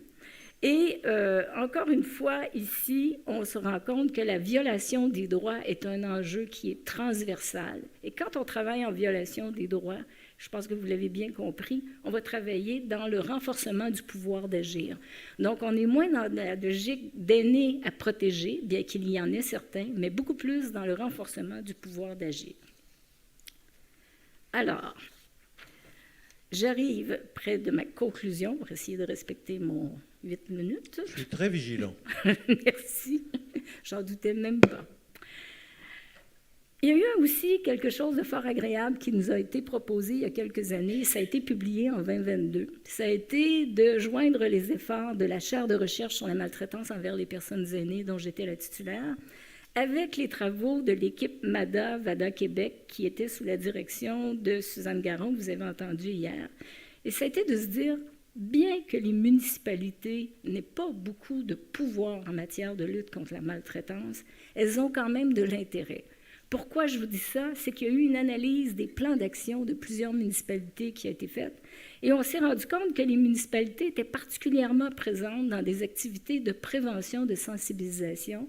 Et je prends comme exemple la journée du 15 juin, qui est la journée internationale de la lutte contre la maltraitance envers les aînés, où très souvent, il y avait une activité à la mairie, donc on se rendait compte qu'il y avait une volonté d'en parler. Donc, par contre, les municipalités disaient qu'ils ne connaissaient pas très bien la problématique, qu'ils ne voyaient pas non plus à quels endroits ils pouvaient contribuer. Oui, prévention un peu, mais en matière de repérage, en matière d'intervention plus directe, en matière de suivi et de concertation avec les acteurs, ils étaient un peu moins outillés. Ce qui fait qu'on a produit un guide d'une 20aine de pages qui se veut très pratique, mais à l'usage des municipalités. Et ce guide-là, vous avez la photo, vous pouvez le télécharger et vous voyez surtout que ça s'appelle « Contribuer à la lutte contre la maltraitance ». Pourquoi contribuer? Parce qu'on sait que les municipalités n'ont pas la responsabilité. Par contre, ils peuvent être des partenaires hyper importants. J'arrive donc à ma conclusion. Les droits évoluent énormément. Je vous l'ai dit, la question de l'article 48 de la Charte québécoise, c'est beau, c'était là depuis le début, mais ce n'était pas connu. Maintenant, c'est de mieux en mieux connu, de mieux en mieux appliqué. Et encore dans les dernières années, la Commission des droits de la personne et de la jeunesse a été amenée à préciser en quoi on pouvait protéger l'ensemble des aînés ou est-ce qu'on souhaitait protéger uniquement certains aînés qui pourraient être considérés comme étant plus en situation de vulnérabilité. C'est un grand objet de débat. Si vous voulez, on y reviendra dans les questions. Dans toutes ces mesures, vous avez vu que le respect des aînés a été hyper important et que les approches inclusives sont quelque chose qui nous tient à cœur. Si on veut changer, adapter des politiques publiques et des services, on a besoin des aînés comme partenaires. Les aînés sont inclus dans des différents espaces de parole et laissez-moi vous dire que si on ne les invite pas, ils ont un lobby très fort, donc ils vont prendre la parole. Donc, on a tout intérêt à les connaître, à les reconnaître. Entre autres, un réseau qui s'appelle FADOC, qui vient pour Fédération de l'âge d'or du Québec, qui a tout un comité sur les droits des aînés, ou encore l'Association québécoise de défense des droits des retraités et des pré-retraités qui font des lobbies très forts. Je fais donc beaucoup de constats positifs, mais j'ai quand même aussi un esprit critique. On a beaucoup de chemin de fait, mais la valeur de nos actions, je pense, c'est toujours le fait qu'on évalue nos plans d'action quand ils arrivent à terme, au bout des 5 ans, qu'on va chercher différents points de vue et qu'on change les mesures pour le plan d'action suivant. L'autre valeur de nos actions, c'est que pour chacune des mesures dans un plan d'action, il y a toujours un ministère ou un organisme public qui est responsable et imputable et qui doit faire rapport des travaux qui ont été faits. J'aimerais conclure sur la force que vous avez comme réseau francophone et aussi comme membre d'un réseau international. On l'a vu depuis 2 jours, on est des représentants de 16 pays. J'aimerais faire écho à des propos donc, de Claudia Mahler en disant de grâce, travaillez avec vos gouvernements pour les influencer afin qu'ils travaillent dans une perspective de vraiment renforcer une convention internationale des droits des personnes âgées. J'ai eu le plaisir, moi, de travailler à ces travaux, de mettre l'épaule à la roue dans ces travaux, non pas comme professeur d'université, parce qu'à l'ONU, il n'y a pas de place pour les chercheurs ou les universitaires. Par contre, il y a des places pour la société civile. Donc, j'y suis à travers le Réseau international de prévention de la maltraitance envers les personnes aînées. Et je dois vous dire que chacun des pays mérite qu'il y ait beaucoup de lobby. Et si vous vous demandez quelle est la position de la France par rapport à cette convention internationale, laissez-moi vous dire qu'elle est très timide, pour ne pas dire réfractaire. Et si vous me posez la question pour le Canada, pendant longtemps, on a eu une position très timide au Canada. Maintenant, il y a un peu plus d'ouverture, mais ce n'est pas gagné. Et on est plusieurs à faire des blagues parce que les travaux du groupe à composition non limitée sur les droits des aînés durent depuis plus d'une 12aine d'années. Et on est plusieurs à se demander si on aura le plaisir de voir une convention internationale. Avant, on disait avant notre retraite, mais puisque j'ai pris ma retraite cette année, je vais dire j'espère le voir avant ma mort. Donc, continuons le lobby. Merci.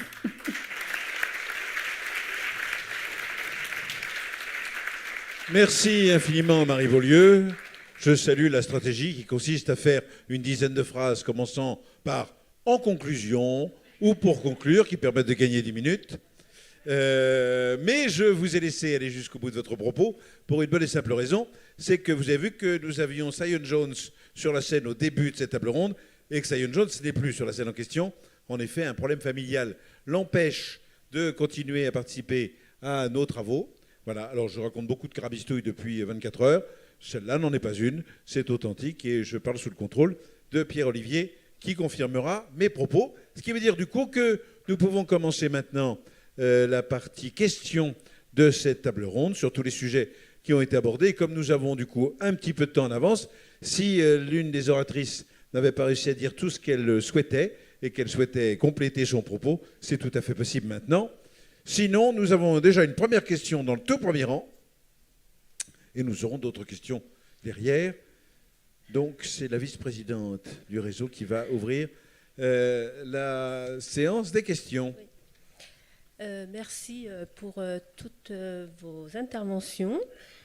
Merci Angélique pour ton intervention qui a été, qui nous a beaucoup enchantés et qui nous, voilà, qui nous parle beaucoup. On a parlé beaucoup de maltraitance, on a parlé aussi au moment de la crise sanitaire, comment on a pu gérer tout ce qui était réglementation, même dire les obligations qui venaient de l'État, du gouvernement. Et c'est vrai que ce qui est revenu souvent, c'est l'infantilisation qu'on avait auprès des personnes. Et ça, on essayait de chaque fois d'essayer de trouver des solutions qui venaient un peu de partout, parce que même nous à Grenoble, on avait des coups de téléphone, comment vous faites dans vos établissements pour pouvoir accompagner les familles et les personnes âgées. Et on se disait, mais chaque territoire doit gérer sur l'instant T, parce que souvent les établissements, par exemple, sont pas foutus de la même manière. Voilà, c'était difficile de donner quelque chose qui se passait dans un territoire, qu'il fallait le refaire ailleurs.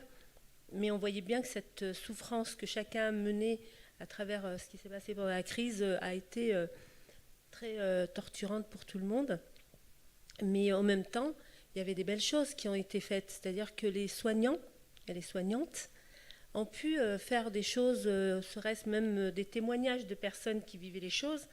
Et ça nous a permis, nous, par exemple, à Grenoble, de pouvoir le partager avec les résidents et les résidentes et être accompagnés par des professionnels, notamment des psychologues, pour pouvoir échanger autour de ça. Et ça a été d'une importance de mettre des mots après les choses, après que les choses soient passées. Et ça, c'est grâce aux soignants qui ont pu le faire, parce qu'elles étaient dans le jus des choses. Par rapport à l'accès aux droits des personnes, on voit bien qu'il y a des choses qui sont décidées, notamment, par exemple, sur la dématérialisation. Tout est dématérialisé maintenant. Les personnes se retrouvent comme ça à gérer leur quotidien, leur côté administratif. Et finalement, on a l'impression que tout le monde est à égalité, que tout le monde peut prendre en chemin ce qu'on leur propose, et sans pouvoir se dire qu'il y a quand même des populations qui ne savent ni lire ni écrire. Et comment peut-on leur demander d'utiliser le numérique pour pouvoir répondre à ça. Et je trouve que c'est aussi de la maltraitance, quelque part. Voilà, en tout cas, c'est des choses qu'on doit en parler. C'est ce qu'on fait aujourd'hui, d'ailleurs. Et en tout cas, je voulais vous remercier de tous les sujets que vous avez abordés, parce que ça nous fait du bien aussi de dire que peu importe où on est, on a ces préoccupations. Et de pouvoir les échanger, ça nous permet de pouvoir continuer à développer ça. Voilà. En tout cas, merci pour tout ce que vous avez pu nous transmettre. Merci, Keira Capdepont. Pierre-Olivier, vous avez pris le micro. C'est parce que vous avez d'autres questions. Ah oui, c'est ça. Non, je voulais juste le donner ici. Ah oui, vous n'étiez donc pas obligé de parler dedans. D'accord. Bonjour mesdames, merci beaucoup. Je m'appelle Alice Casagrande, je suis conseillère de la ministre Aurore Berger, que vous allez entendre dans un moment. Qui sera là tout à l'heure à 14h15, j'en profite pour faire un peu de teaser. 14h15 sur cette scène. Et je suis conseillère en charge de la lutte contre les maltraitances. J'ai une question pour vous, Marie Beaulieu. Et une question peut-être pour le réseau aussi, Villes Amies des Aînés. J'ai noté l'intérêt à la fois net, mais peut-être parfois un peu timide des municipalités sur cette question des maltraitances et la richesse des travaux quand ils s'engagent, ce que ça peut donner. Mais j'ai noté aussi que vous disiez, Marie, que les maires n'étaient pas responsables. Alors en France, les maires ont une responsabilité tout à fait significative en matière de sécurité des personnes. Ce que nous avons noté quand nous avons travaillé avec les maires, parce que c'est une évidence, il faut travailler avec les municipalités, c'est qu'elles avaient une représentation des maltraitances envers les personnes âgées ou des violences qui étaient principalement agressions sur la voie publique. Et qu'au fond, l'énorme sujet des violences intrafamiliales, c'est comme s'il arrivait aux femmes jusqu'à 50 ans, mais après, ça n'arrive plus, ce qu'on sait qui est faux. Et finalement, tout cette conscientisation très, très bénéfique que nous voyons pour les mineurs et pour les femmes sur cette question des violences intrafamiliales, la mobilisation des forces de l'ordre, c'est comme s'il y a un plafond là. Et on a été très, très intéressés d'échanger avec les maires pour leur dire peut-être qu'en fait, il y a des évolutions aussi de représentation. Quand vous voulez vous intéresser à la sécurité des aînés, il faut peut-être aussi s'intéresser à ce qui se passe à domicile. On parle beaucoup des établissements. On a eu tous les rappels et on salue évidemment les travaux du défenseur des droits tellement importants et précieux. Et merci beaucoup sur la Convention internationale. On note tout ce qui est fait pour stimuler les gouvernements. Mais sur cette notion des municipalités, j'aimerais votre regard, Marie Beaulieu. Est-ce que les violences intrafamiliales, dans votre expérience, sont bien notées comme un espace de préoccupation, de travail, ou est-ce que, comme peut-être nous l'avons constaté, c'est pas encore complètement entré dans l'imaginaire collectif? Merci beaucoup. Ou est-ce qu'il n'y a pas de maltraitance intrafamiliale au Québec? Oui, j'aimerais bien vous dire qu'il n'y en a pas, mais que ce serait quel mensonge. Alors, merci beaucoup Alice Casagrande pour cette question. Je dois dire que quand on est arrivé avec un premier plan d'action gouvernemental en 2010, on s'est bien rendu compte qu'on avait beaucoup de retard par rapport à les autres publics. Donc, il y avait déjà des plans d'action gouvernementaux concernant l'enfance, il y avait déjà des plans d'action, des politiques publiques concernant la violence conjugale, et les grands oubliés, c'était les aînés. Comme je vous ai dit, on l'a moins fait sur le plan municipal, on le fait sur le plan provincial, mais il fallait au départ expliquer ce qu'était la maltraitance. Donc, ce que vous expliquiez, vous, en termes de dialogue avec les maires ici, mais on a vécu la même chose. La première grande campagne de publicité qui était à la télévision, à la radio, etc., c'était clairement d'expliquer ce qu'était la maltraitance pour que les gens arrêtent de voir uniquement les agressions physiques et qu'ils soient capables de voir l'ensemble des violences, l'ensemble des négligences, qu'elles soient de nature physique, psychologique, matérielle, financière, sexuelle, grand tabou. Alors, et évidemment, la question de la violation des droits. Et quand on a fait le guide pour les municipalités amies des aînés, on a recommencé par la première partie du guide, c'est la définition et son explication. Il faut recommencer par là. Puis effectivement, il faut casser aussi beaucoup d'idées préconçues comme quoi c'est impossible que les aînés soient maltraités parce que ce sont les doyens de notre société, on les respecte, on les aime beaucoup, donc ils sont d'emblée protégés par les familles. Il y a beaucoup de nuances à apporter, mais on a voulu aussi ne pas amener la situation uniquement dans la sphère familiale, mais bien nommer le fait qu'il y a maltraitance envers les aînés partout où il peut y avoir des aînés. Donc, dans des commerces, par Internet, madame, je trouvais que votre propos était tout à fait pertinent. Dans nos dernières définitions de la maltraitance, on inclut la cyberintimidation ou les cyberfraudes, ce qui n'était pas là au départ. Donc, on se doit d'avoir une définition évolutive, puis on se doit d'avoir un dialogue comme société pour comprendre l'ampleur du phénomène. Yes, of course. You must. Thank you so much also for the question, and I would also tackle the data, for example. When we check the surveys, for example, sexual violence, older women are not included. I think most of the people here in the room, sorry to say it, over 45 are not included in this kind of services, and we know that sexual violence is applicable for, unfortunately, in all ages, and it always has something to do with power relation. So if the power relation might also change in older age, so it's also sometimes in the family setting. that not sexual violence, but violence in domestic grounds might also change like this. And I would also really reiterate what I always say is please check your data if there are age brackets, if there are age limits, because if we don't have the data, older persons and violence is invisible. So this is what you always point out, you know, the invisibility as well, and nobody wants to speak about it. It's a big taboo. And thank you also for mentioning that the mayors are responsible for this, but I would also say it also needs to get training for police, for example, because regularly people don't know who should they alert if they see violence against older persons. It's totally different if you see violence against children.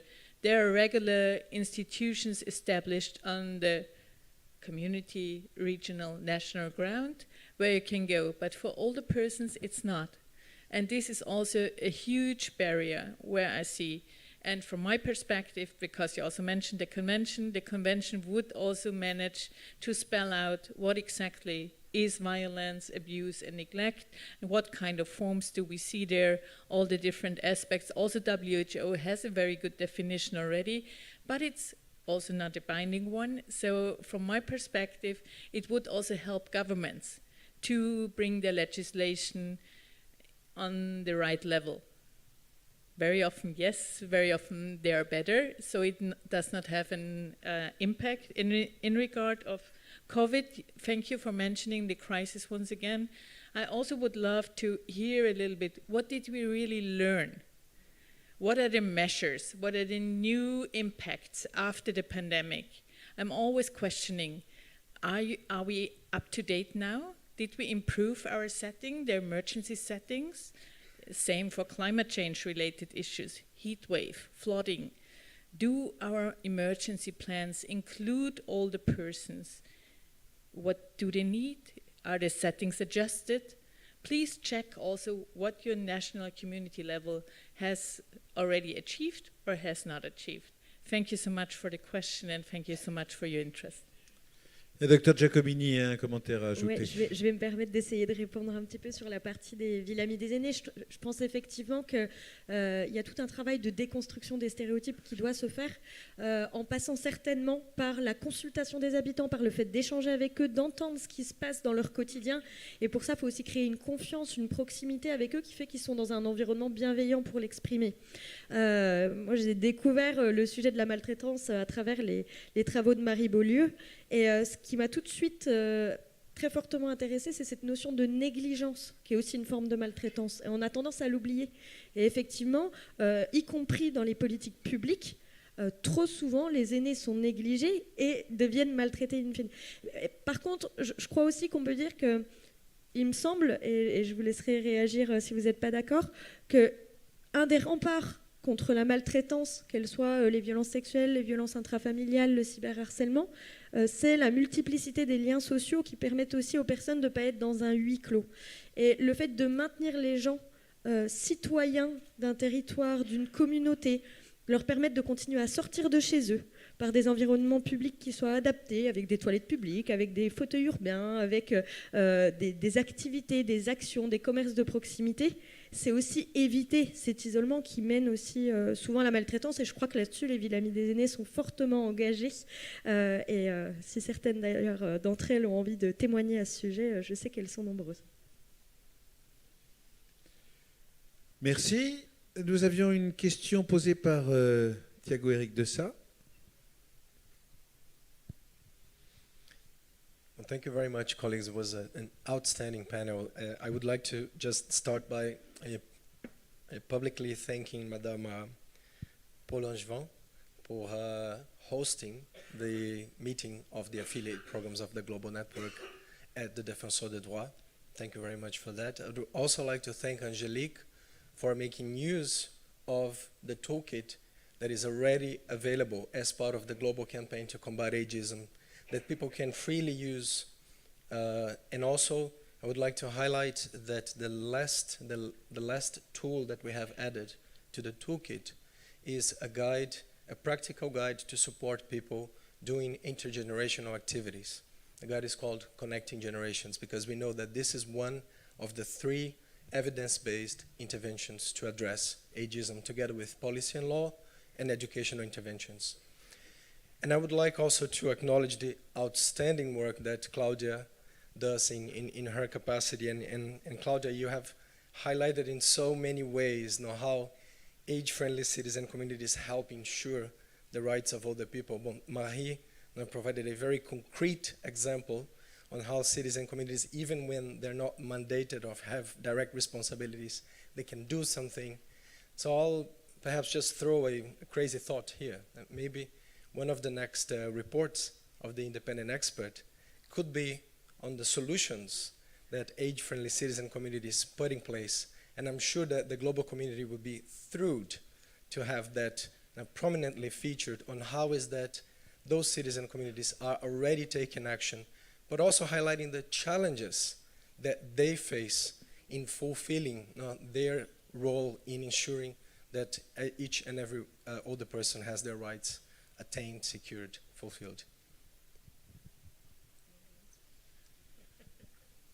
Claudia? I should answer from scratch now.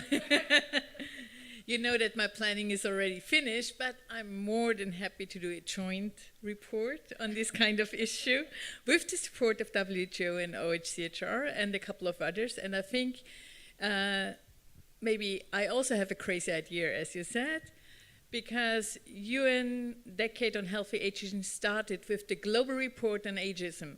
Why not have a global report on age-friendly cities and the community, especially with a rights-based approach?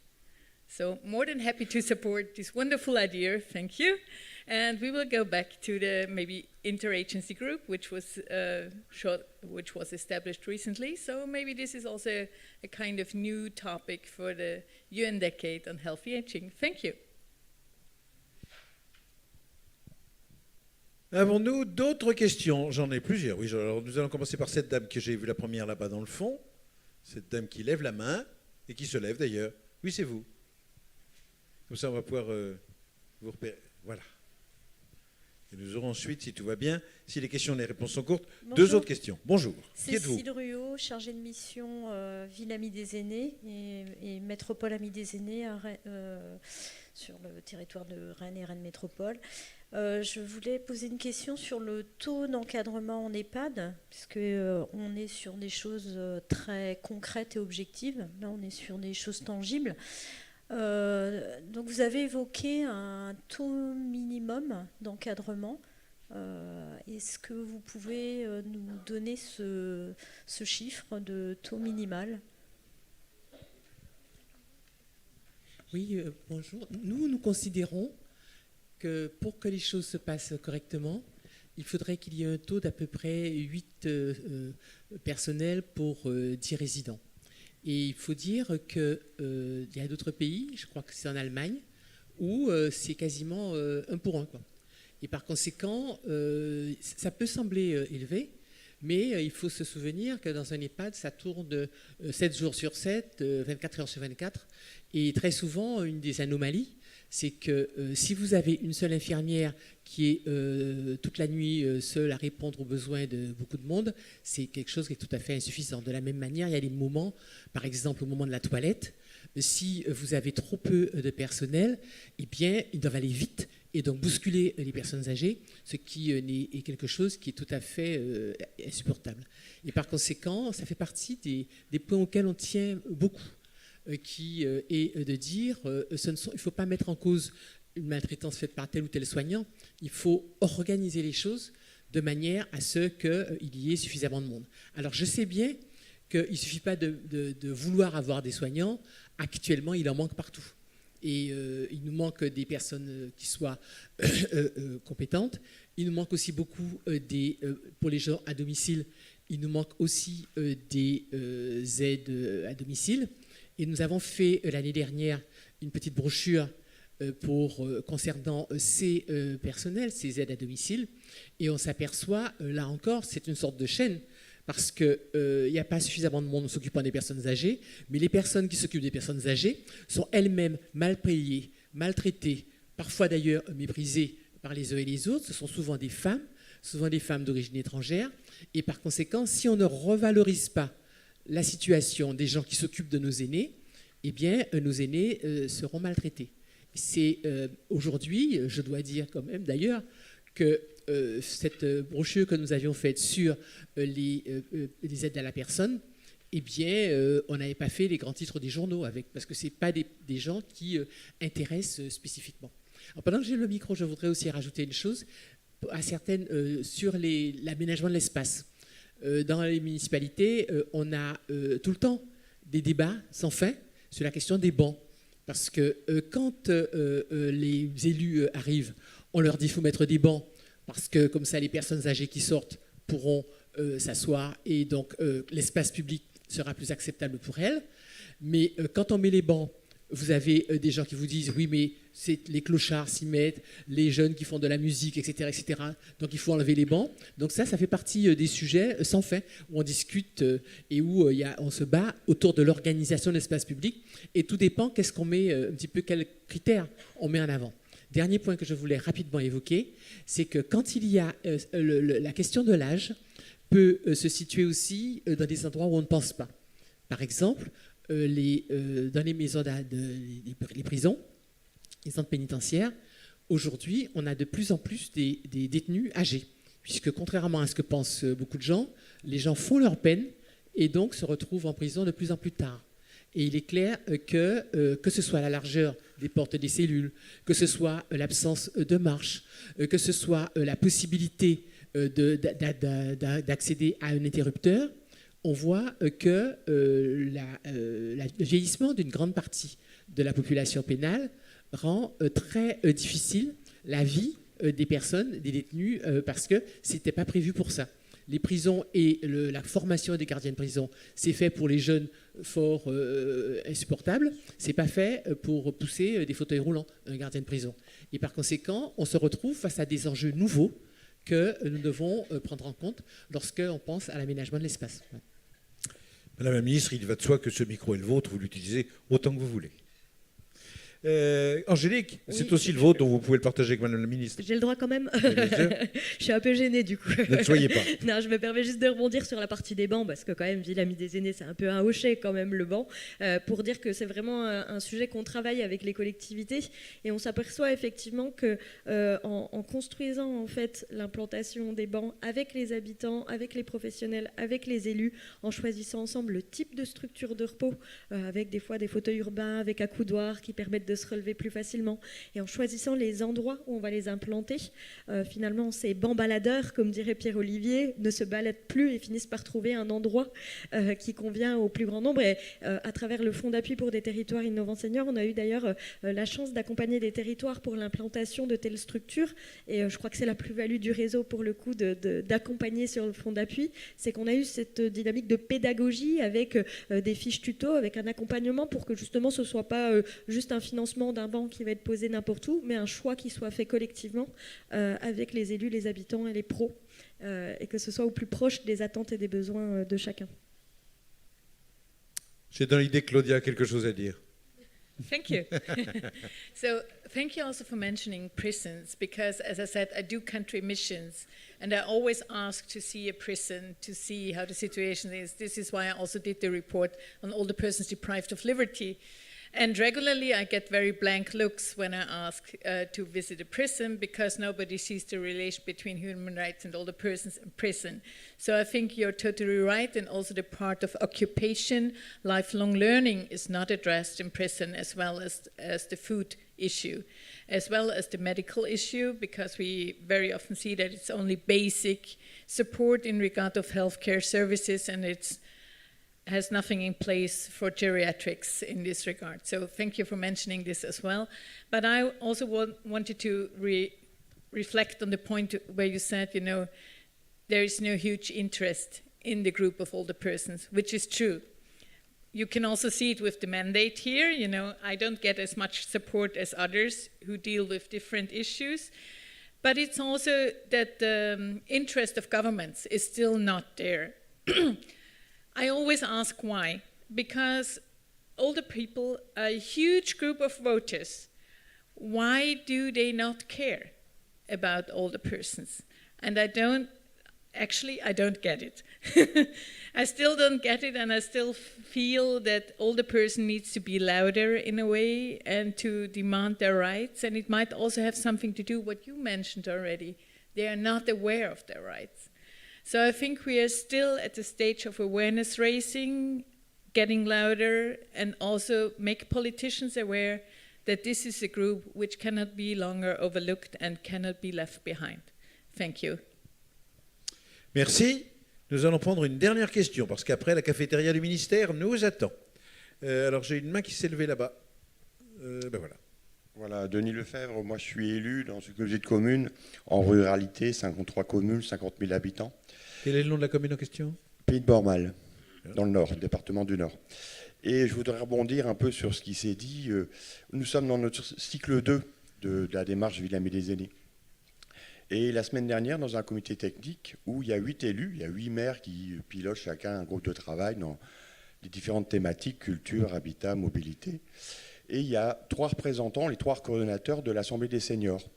Et alors qu'on était sur des notions générales dans les thématiques Amis des aînés qu'on voit citées et qu'on connaît très bien, pour la première fois, il y arrivait des questions sur la vulnérabilité, sur le grand âge, sur les soins palliatifs, sur mais que fait-on, que fait la société et voilà. Et moi-même, je suis gériatre, donc je suis habitué à ces questions-là. Voyez, mais là, les voir rebondir par les seniors, par les élus, c'était un grand moment pour moi. Voilà, donc je voulais témoigner et je suis très optimiste sur la côté des forces ascendantes sur la prise de conscience de ces thématiques-là. Merci. Merci, docteur, monsieur le conseiller municipal, adjoint au maire. Juste, je suis désolée, je ne peux pas m'empêcher. Non, mais je vous en prie. Mais parce qu'en fait, je trouve que c'est intéressant aussi de le redire à ce moment-là. Ce qu'on entend, c'est que ce programme Amis des aînés, il permet de créer les conditions de la confiance et du sentiment de légitimité des aînés à s'exprimer et à revendiquer leurs droits et à en être informés. Et c'est ça aussi qui permettra cette force de militantisme qu'on attend tellement de la part des aînés pour qu'ils puissent eux-mêmes venir réclamer ce qu'on leur doit tous ensemble.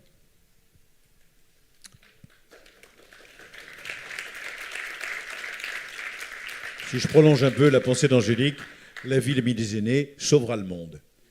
Est-ce que nous avons... Alors j'avais une personne qui a levé la main et qui a... C'est vous. Vous acceptez de poser la question que vous aviez l'intention de poser? Eh bien, on vous apporte un micro, par ici. Voilà. Réfléchissez à votre question. Levez-vous. Essayez de vous rappeler de votre identité. Voilà.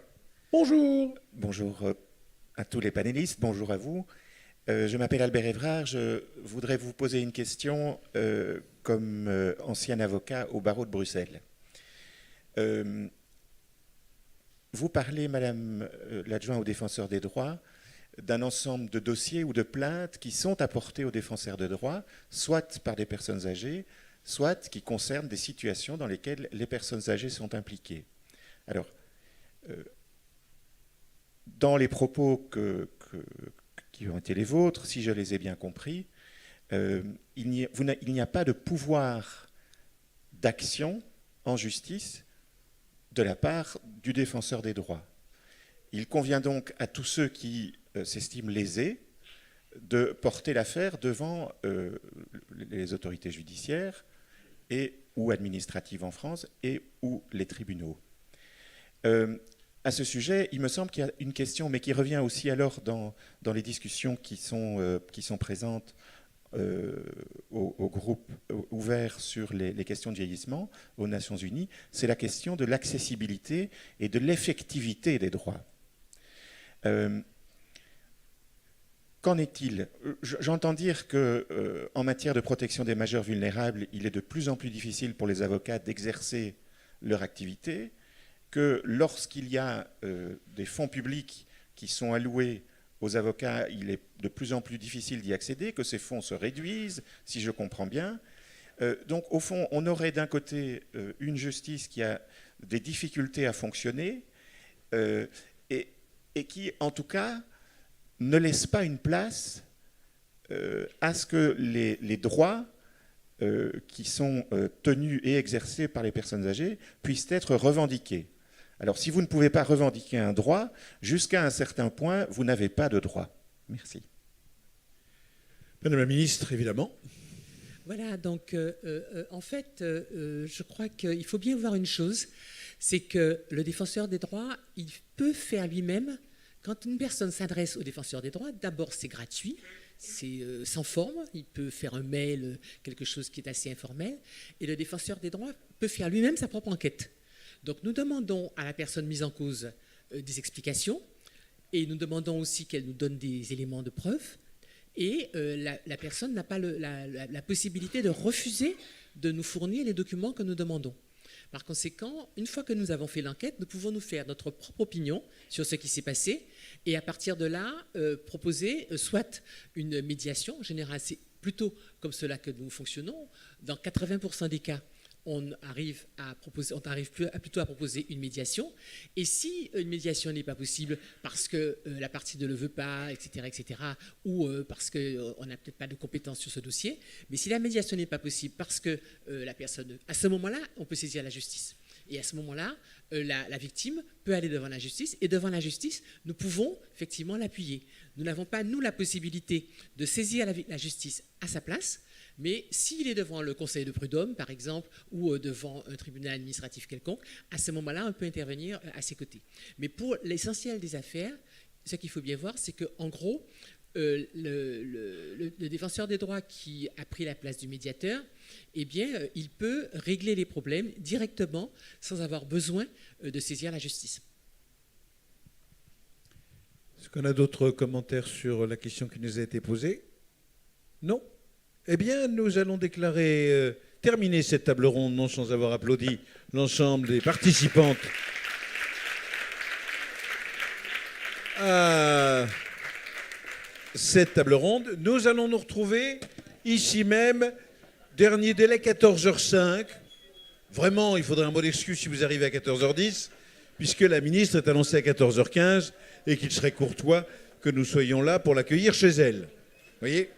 Donc, en attendant, vous avez accès à la cafétéria. Je rappelle que pour ce faire, vous traversez le hall, on vous remettra des tickets qui vous permettront d'accéder à la cantine du ministère.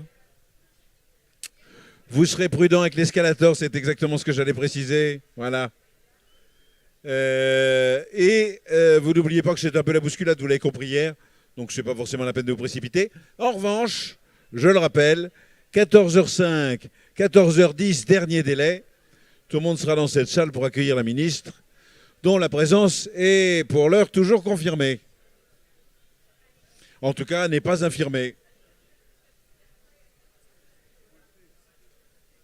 Je rappelle que les casques de traduction doivent rester dans la salle.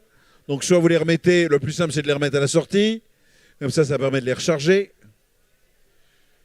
Je rappelle également que si mon souvenir est exact, il y a toujours dans le hall un stand de l'OMS, notamment sur les questions qui ont été abordées ici.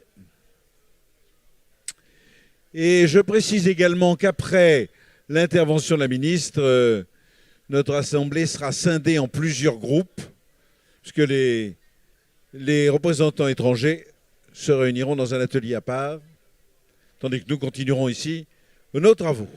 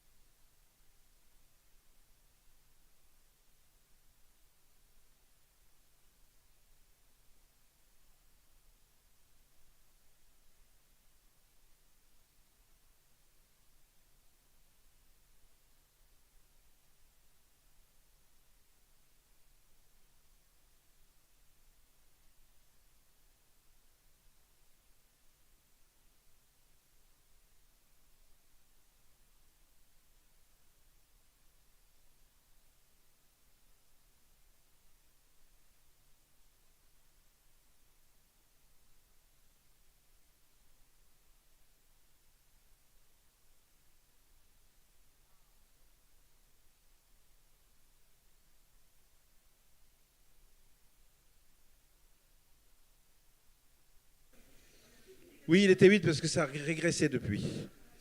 Je me suis fié à ma montre à gousset qui ne donne pas la même heure que cette horloge électronique qui est suspendue au-dessus de nos têtes. Car je dois vous dévoiler le secret de l'organisation de ce colloque, c'est qu'il y a une pendule électronique collée devant la régie qui fait que je sais en permanence quelle heure il est et qui est en retard et qui est en avance. Ce qui me permet de sonner la cloche. Je le dis pour les prochains intervenants à cette tribune qui ne sont pas forcément au courant des us et coutumes de ce colloque, on sonne la cloche.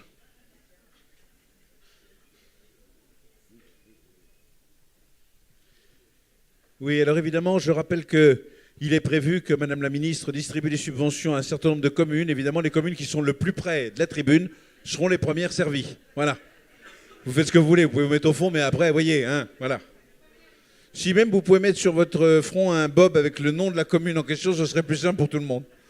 Voilà. Ou des produits dérivés, vous voyez, on a tous des goodies dans les communes. Des sacs en plastique ou en papier, enfin des choses qui permettent comme ça de distinguer les communes qui sont les nôtres. Donc n'hésitez pas à vous approcher au plus près de la tribune. Je me dépêche de préciser parce que j'ai là... Voilà, faites voir. Ouais, c'est bien. Est-ce que vous pouvez tenir comme ça pendant une demi-heure? Ah là, pour l'instant, on voit surtout j'agis, hein. Mais on ne voit pas du tout Saint-Nazaire, vous voyez. Non, il faudrait un pull de Noël sur lequel il y aurait marqué en gros Saint-Nazaire. Ce serait beaucoup plus efficace. Chers amis, il est 14h09.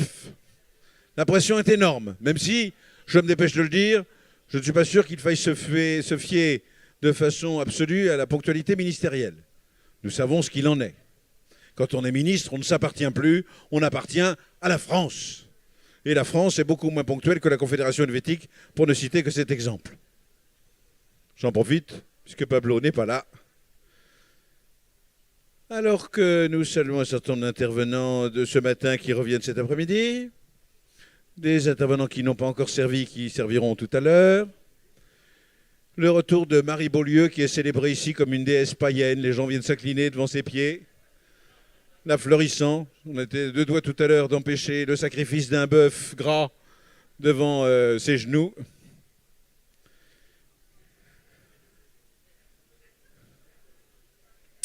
Chacun son tour. Hier, c'était Suzanne Garon qui était célébrée comme une déesse. Aujourd'hui, c'est la Sainte Marie Beaulieu, Vierge et martyr. Alors, je répète pour les personnes qui l'ont joint maintenant que plus vous êtes près de la tribune ministérielle, mieux c'est vu. Car nous ne manquerons pas de communiquer le plan de la salle à Madame la Ministre, qui notera quelles sont les communes qui sont placées le plus loin de la tribune et qui notera également les communes ou les collectivités qui seront placées le plus près possible de la tribune. In some few minutes, we are going to welcome the minister. Ah, j'arrête donc de dire du mal de la Confédération helvétique puisque Pablo vient d'arriver, donc je me tais, je ne dis plus rien.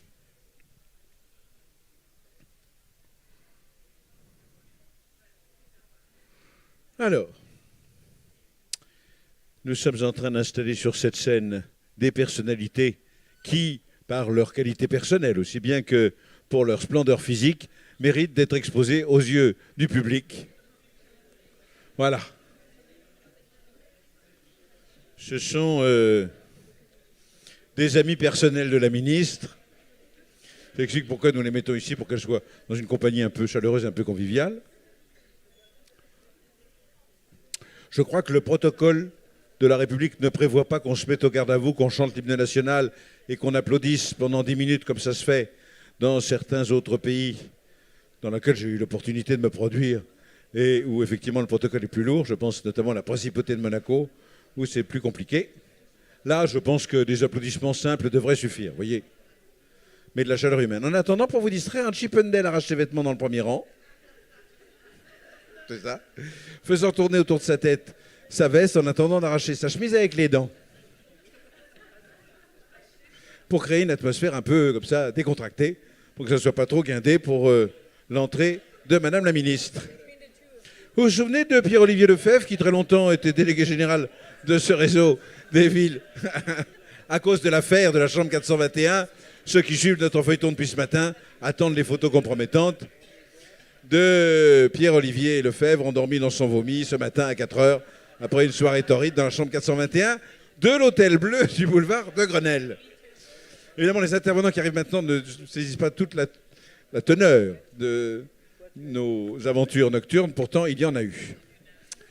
J'attends toujours que la mallette pleine de billets de 500 que Pierre-Olivier me promet depuis le début de la journée arrive jusqu'à moi pour que je cesse de diffuser ces photos. Mais pour l'heure, nous nous préparons dans quelques instants, puisqu'il est 14h13 et que normalement, dans 2 minutes, Madame la ministre fera son entrée. Chacun aura pris son casque de traduction. Ah, yes, Claudia. I'm not sure that the minister will make a speech in English. I'm not sure, so you'd better have your ear for the translation.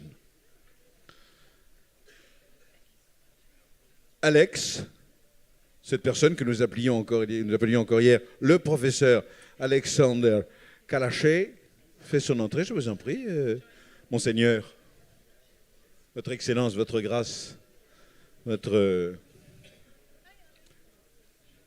éminence, votre magnanimité. Il n'est pas trop tard pour aller chercher des casques, faites-le maintenant parce qu'après ce sera beaucoup plus compliqué. Alors qu'elle revient ici, sublime, nimbée de lumière, Suzanne Garon. Oui, prenons l'habitude d'applaudir, ça pour ça nous détend. Ça ne coûte rien et ça lui fait plaisir, qu'est-ce que vous voulez que je vous dise? Il y a des joies dont on a tort de se priver parce que dès demain, elle retournera à l'anonymat qui est le sien. Elle ira chez Jean Coutu faire ses courses. Voilà. Et on lui dira, qu'est-ce qu'il vous faut aujourd'hui, Mme Garon? Voilà. Alors que là, aujourd'hui, c'est une idole, Suzanne Garon. Voilà.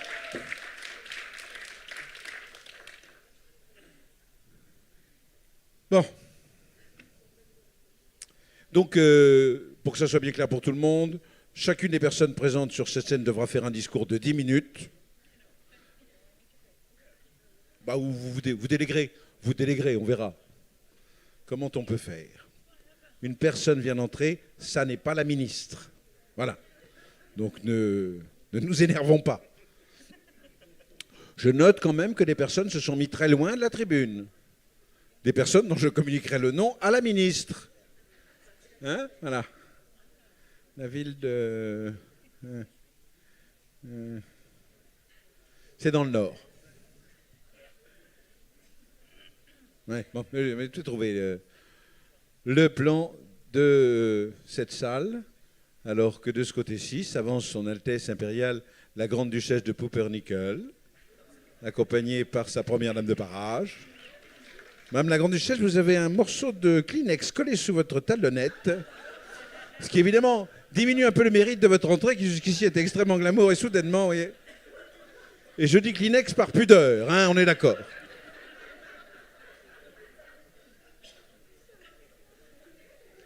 Oh ben non, mais c'est la demi-saison, tout le monde est enrhumé, c'est bien normal qu'on ait toujours sur soi un petit mouchoir en papier au cas où. Hein, c'est parfaitement compréhensible.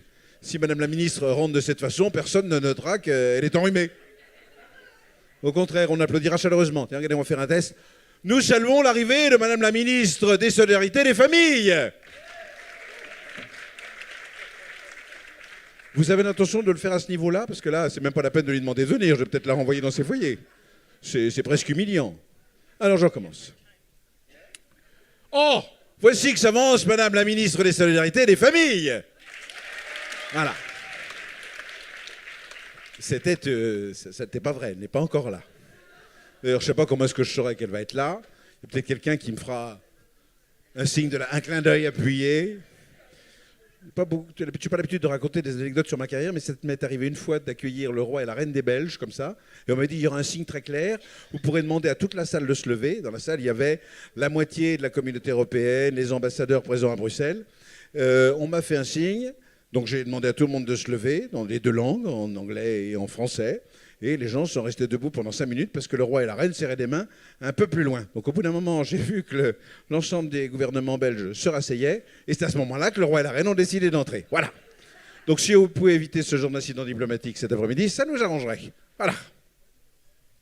En attendant, C'est l'occasion ou jamais de ressortir ma liste de remerciements d'hier matin qui avait duré 15 minutes. Je me propose de vous réinterpréter.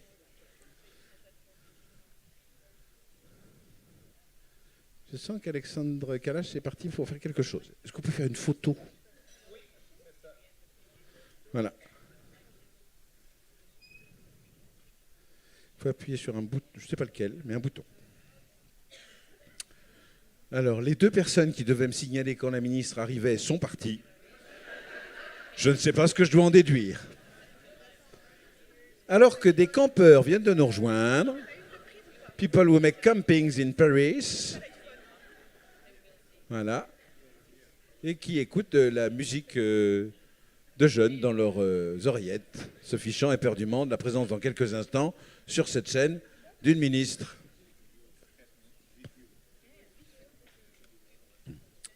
Alors voilà, allez.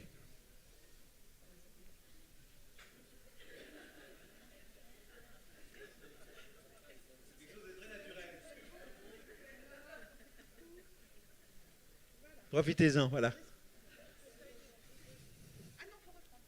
Ah pardon, on recommence.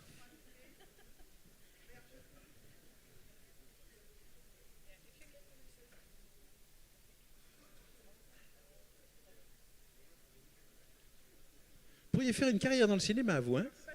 Bah si, non, faites voir. Peut-être pas forcément de ce côté, peut-être de l'autre côté. Il n'est pas trop tard pour y réfléchir. Nous saluons l'arrivée de Madame la ministre des Solidarités et des Familles. Heureusement que Saint-Nazaire est là pour faire du bruit, parce que sinon... Voilà. Alors, en temps normal, bon, évidemment, j'agiterai ma clochette en disant le temps de parole est épuisé, mais pour l'instant, des personnes arrivent qui ne sont pas la ministre, ou alors, elle a bigrement changé. Vous n'êtes pas la ministre des Solidarités. Non, ça me rassure. Bon, ben non, mais Enfin, pas encore, je veux dire. Ça peut arriver. J'ai déjà promis une carrière ministérielle à monsieur le pas encore maire de Charleville-Mézières hier. Vous pourriez, avant la fin de la journée, devenir ministre des Solidarités et des Familles. Tout est possible. Bon, les caméras du monde entier sont braquées sur cette tribune pour faire des breaking news sur les chaînes d'information en continu, pour faire des lives sur Facebook. Voilà. Je rappelle qu'après les interventions qui auront lieu autour de Madame la ministre des Solidarités et des Familles, nous aurons divers autres travaux. Je pense qu'un atelier est prévu d'un côté et une réunion de la partie internationale du réseau, d'autre part, doivent se tenir à l'issue de cette prise de parole. Quand je dis à l'issue, c'est-à-dire qu'on ne sait absolument pas à quelle heure commenceront et l'atelier et la réunion en question. Ce sera fonction des temps de parole qui seront épuisés à cette tribune. Et vous imaginez bien que je ne pourrai pas jouer de la clochette pendant le discours de Madame la ministre. On est chez elle, on ne fait pas ce genre de choses. On sait se tenir. Voilà. Si nous devions attendre encore un peu, peut-être qu'on pourrait organiser des jeux de société pour patienter, jouer au Monopoly, au Trivial Poursuite ou à la chandelle. D'ailleurs, Guillaume va poser un mouchoir dans un coin de la salle. Nous allons tous nous lever, et à un top, il faudra se rasseoir. À part prudence, vous enlevez la clochette. Ah non, pardon. Qui est-ce qui a laissé sa vieille canette ici? Qui a fait ça? Qui était par ici? À part un représentant portugais auprès de l'OMS?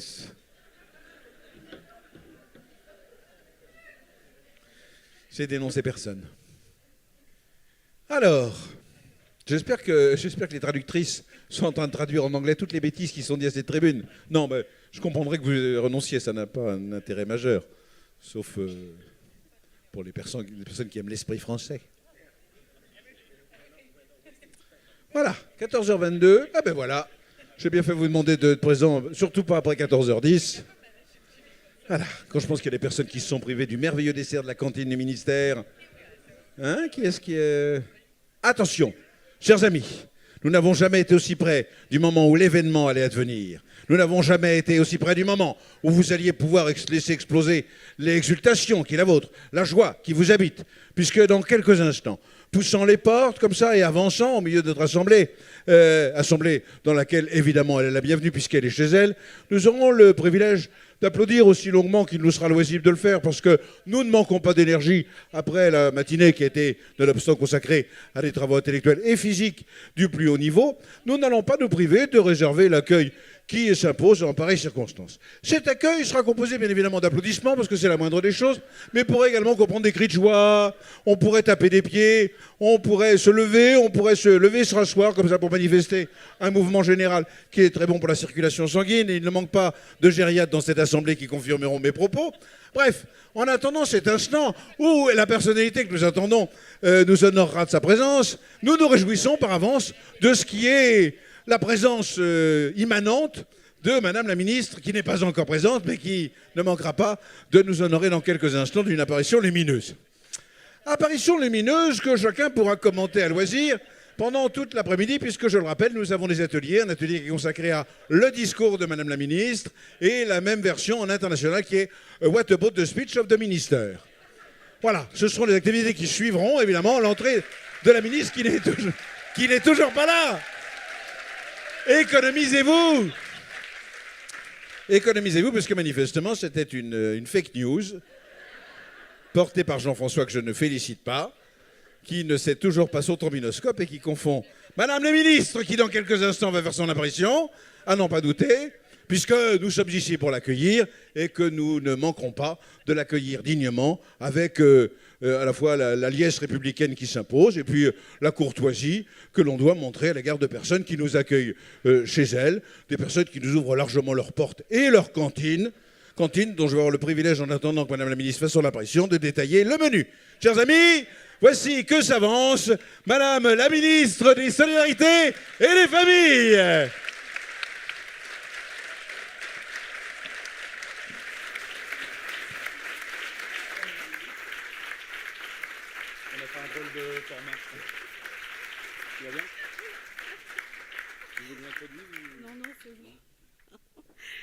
Je ne m'attendais pas à une telle entrée, pour tout vous dire. Mais c'est qu'on a beaucoup de plaisir à vous voir. Mais j'entends cet enthousiasme. Écoutez, regardez, les gens sont enthousiastes.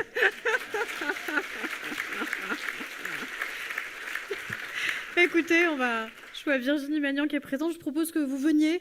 À chaque fois qu'on aura une réunion de la CNSA, on va essayer de faire ça. Ça mettra un peu d'ambiance. Bon, en tout cas, très heureuse de vous retrouver et de vous saluer toutes et tous. Madame la vice-présidente de la Commission européenne, monsieur le président du Réseau Francophone des Villes Amies des Aînés, monsieur le responsable du secteur environnement Amis des Aînés de l'Organisation Mondiale de la Santé, et mesdames et messieurs. Très heureuse donc de vous accueillir aujourd'hui au ministère des Solidarités et des Familles dans cette salle Pierre Laroque, pour votre colloque international du Réseau Francophone des Villes Amies des Aînés. J'y vois un joli clin d'œil, car l'œuvre fondatrice de Pierre Laroque en France est loin de se limiter à la seule création de la sécurité sociale. Il est également l'auteur, on le sait sans doute moins, d'un rapport historique publié en 1962, qui pose déjà la question fondamentale de la place des personnes âgées dans notre société.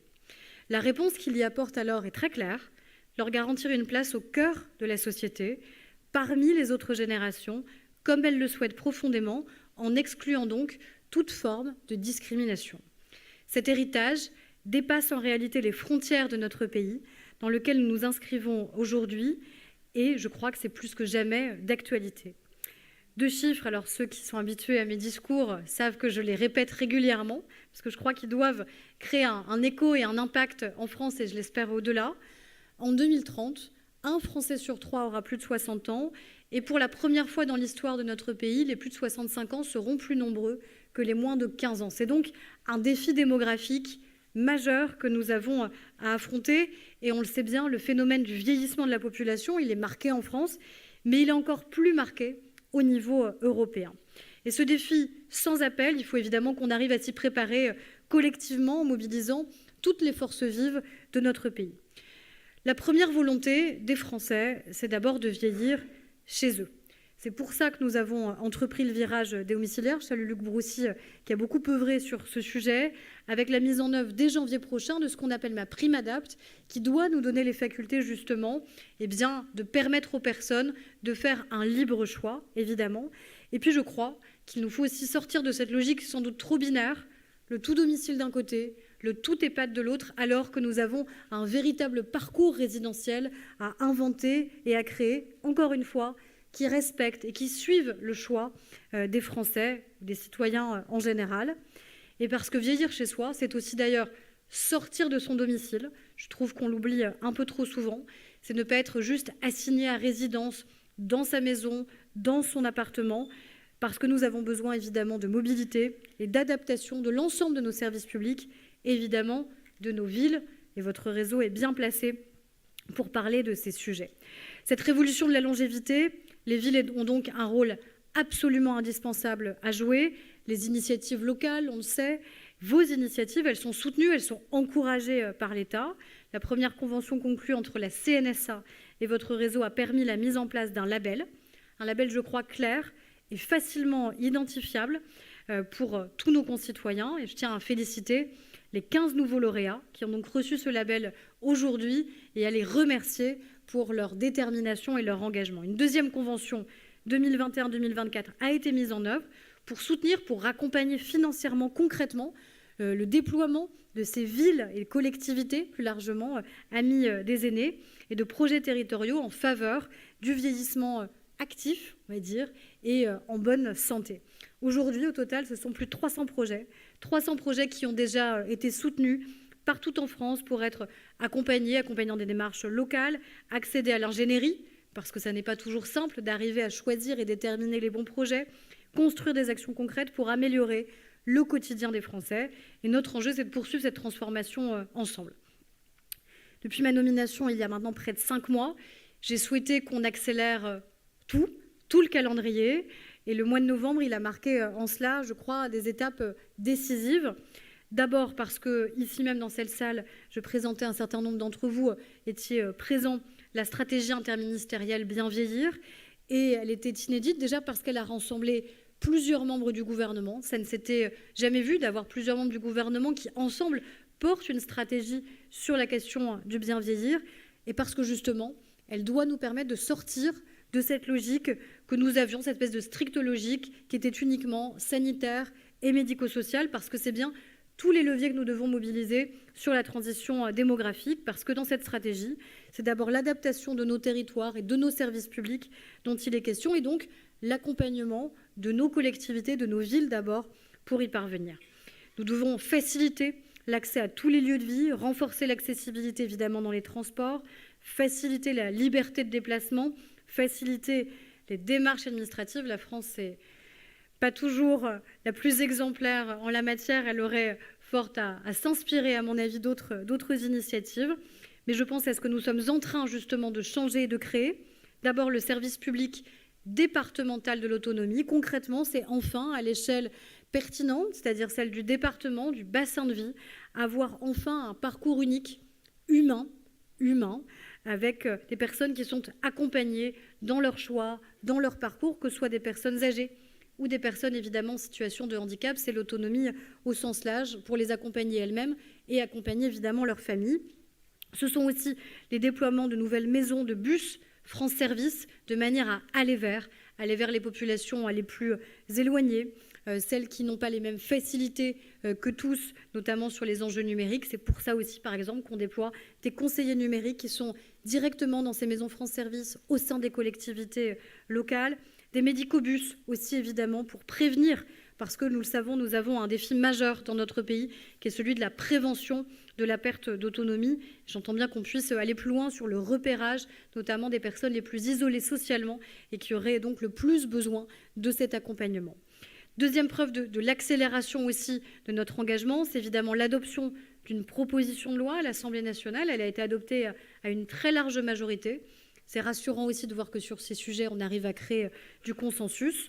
C'était le 23 novembre dernier, et puis on l'examinera ensuite au Sénat dès janvier prochain, avec des réponses qui sont importantes pour notre société, pour faire société ensemble. Je pense au droit de visite pour les personnes qui sont dans des établissements médico-sociaux, parce que le droit de visite des familles et des proches, il est absolument déterminant sur sa propre santé, évidemment. Je pense à nos professionnels, en particulier nos aides à domicile, profession trop paupérisée et la plus féminisée de France. Parfois, malheureusement, les deux se rejoignent pour avoir enfin la création d'une carte professionnelle tant attendue en termes de reconnaissance des professionnels et puis un soutien à l'aide à la mobilité, puisqu'on a encore aujourd'hui des personnes qui payent pour avoir le droit de travailler, ce qui est évidemment absolument inacceptable. Et puis surtout, un engagement très clair que j'ai pris, que la Première ministre a confirmé, qui est d'avoir enfin, une loi de programmation sur ces enjeux justement de transition démographique, de basculement démographique et de grand âge. Je serais heureuse d'avoir d'ailleurs vos recommandations sur le nom de ce que devrait être demain ce projet de loi. Je ne suis pas sûre que grand âge reflète bien tout ce qu'on doit pouvoir y faire, mais un vrai enjeu de planification, de programmation sur les moyens qui seront nécessaires pour que toutes les pistes soient explorées, sur la gouvernance, parce que c'est comme cela aussi qu'on arrivera à prendre conscience de l'opportunité qui est tout simplement de cette espérance de vie qui progresse et qui augmente, alors même qu'aujourd'hui, pour trop de familles, c'est d'abord une charge, un poids, une angoisse qui est devant elles. Avant de conclure, je voulais évidemment remercier tous les acteurs nombreux. Je vois les services de l'État, collectivités locales, associations, entreprises, citoyens, pour leur action quotidienne qui témoigne bien, je crois, de l'implication de toute notre société dans ce qui est porté par l'Organisation des Nations Unies, cette décennie du vieillissement en bonne santé. C'est également un thème essentiel pour l'OMS, comme en témoigne d'ailleurs le guide, qui donnera, je crois, des clés de réussite aux acteurs tant nationaux qu'internationaux pour les encourager à créer des réseaux efficaces, comme le réseau francophone des Villes Amies des Aînés. Je vous souhaite en tout cas une très belle poursuite de vos échanges. Je crois qu'on a une feuille de route qui est maintenant posée, qui est claire, une méthode, un calendrier, et on aura besoin de toutes les énergies pour y arriver, parce qu'on aura besoin d'embarquer toute la société dans cette transition démographique et qu'encore une fois, une chance et une opportunité pour notre société. Merci à tous.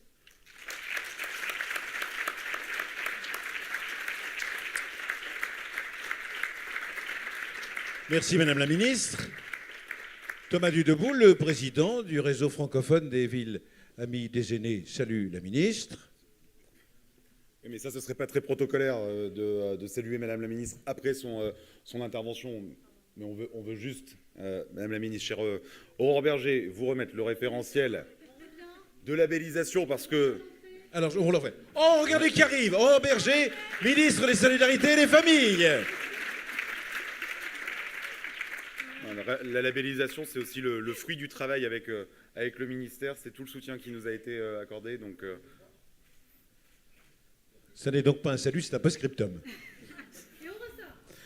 Voici que nous quitte maintenant Aurore Berger, ministre des Solidarités et des Familles. Nous la remercions.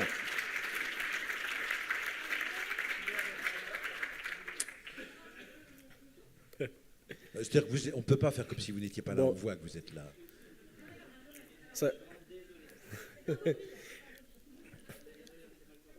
Bon, Madame la Ministre, je serai vite. C'est en m'excusant pour mon français aussi, mais je voulais juste dire que c'est un temps fort pour le Réseau Mondial des Villes et communautés Amies des Aînés d'être ici, d'être accueillis dans votre ministère et pour la rencontre du Réseau Francophone. Et j'ai saisi cette occasion pour vous remettre le nouveau guide relatif aux programmes nationaux des villes et communautés Amies des Aînés de l'OMS. C'est un guide auquel le Réseau francophone a contribué sur le fond comme la forme et en partenariat avec tous les programmes affiliés au Réseau Mondial. Et donc l'idée, c'est précisément de diffuser cette expérience là-bas pour tout le monde. Bien sûr que c'est précisément grâce à l'expérience réussie, comme celle de la France, comme vous avez dit, que le plan d'action de la décennie des Nations Unies pour le vieillissement en bonne santé appelle que chaque État membre, en fait, que chaque pays a créé des environnements amis des années à travers des programmes locaux et nationaux des villes et communautés amies des années. Donc, avec l'énergie du réseau et bien sûr en France, mais aussi avec la nouvelle stratégie, Bien vieillir, la France est encore plus préparer à cette grande transition démographique. Donc, alors que nous célébrons le succès du programme en France, nous comptons sur votre soutien aussi et inspiration pour continuer à faire avancer ce programme à l'échelle francophone et mondiale. Donc, merci beaucoup.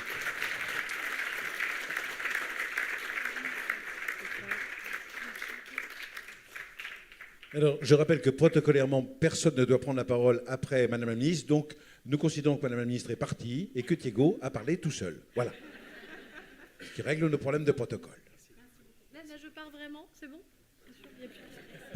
Mais nous allons vous applaudir puisque vous n'êtes pas là. Mais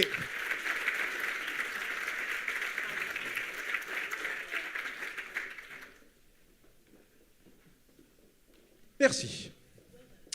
Nous allons reprendre le cours de nos activités. Donc, les personnes qui sont attendues pour l'atelier des villes qui sont des nouveaux adhérents au réseau et qui sont engagés dans la démarche, sont priés de rejoindre Guillaume, qui est ici, là-bas, et qui vous attend.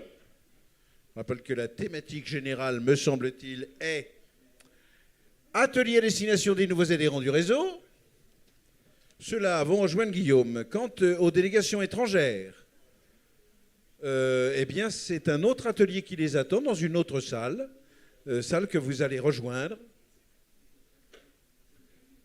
Et donc, c'est le moment de faire nos adieux à toutes ces délégations étrangères qui étaient présentes à nos côtés depuis le début de ce colloque et qui maintenant se retirent. Nous pouvons les applaudir. Toutes les délégations adhérentes du réseau de l'OMS, je pense, si mes informations sont exactes. Quant à nous, nous allons accueillir ici des nouveaux intervenants. Alors, intervenants principalement d'ailleurs, j'appelle ici Virginie Magnan, Amici Maucourt, Luc Broussy, Françoise Tenenbaum, Marie Offray et Mathilde Cavalier qui vont être applaudis collectivement. Mais chaleureusement.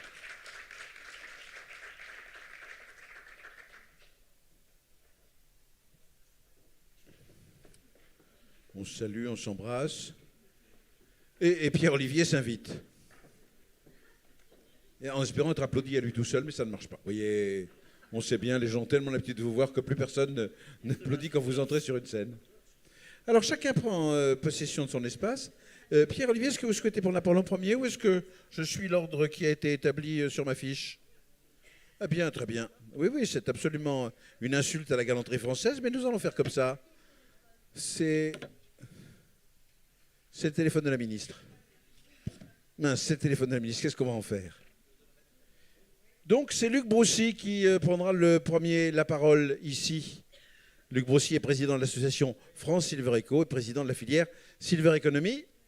S'il accepte de venir jusqu'ici ou qu'il reste à sa place, c'est égal, c'est comme vous voulez. Où est-ce que vous avez prévu de vous exprimer, Luc? Ah si, si. Vous n'avez rien prévu de dire? Alors, vous avez 8 minutes. Est-ce que vous avez des diapositives à déposer? Non. Donc on vous applaudit. Luc Broussy.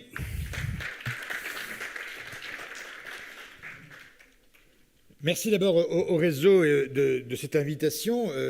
Nous avons l'habitude, avec Pierre-Olivier Lefebvre, de travailler dans le cadre de la filière Silver Economy, puisque, entendu au sens large, la filière Silver Economy, c'est tous les acteurs économiques, sociaux, qui, d'une manière ou d'une autre, considèrent que leur action va être percutée par le vieillissement démographique. Donc c'est une définition très large, ce qui nous permet d'avoir dans cette filière à la fois des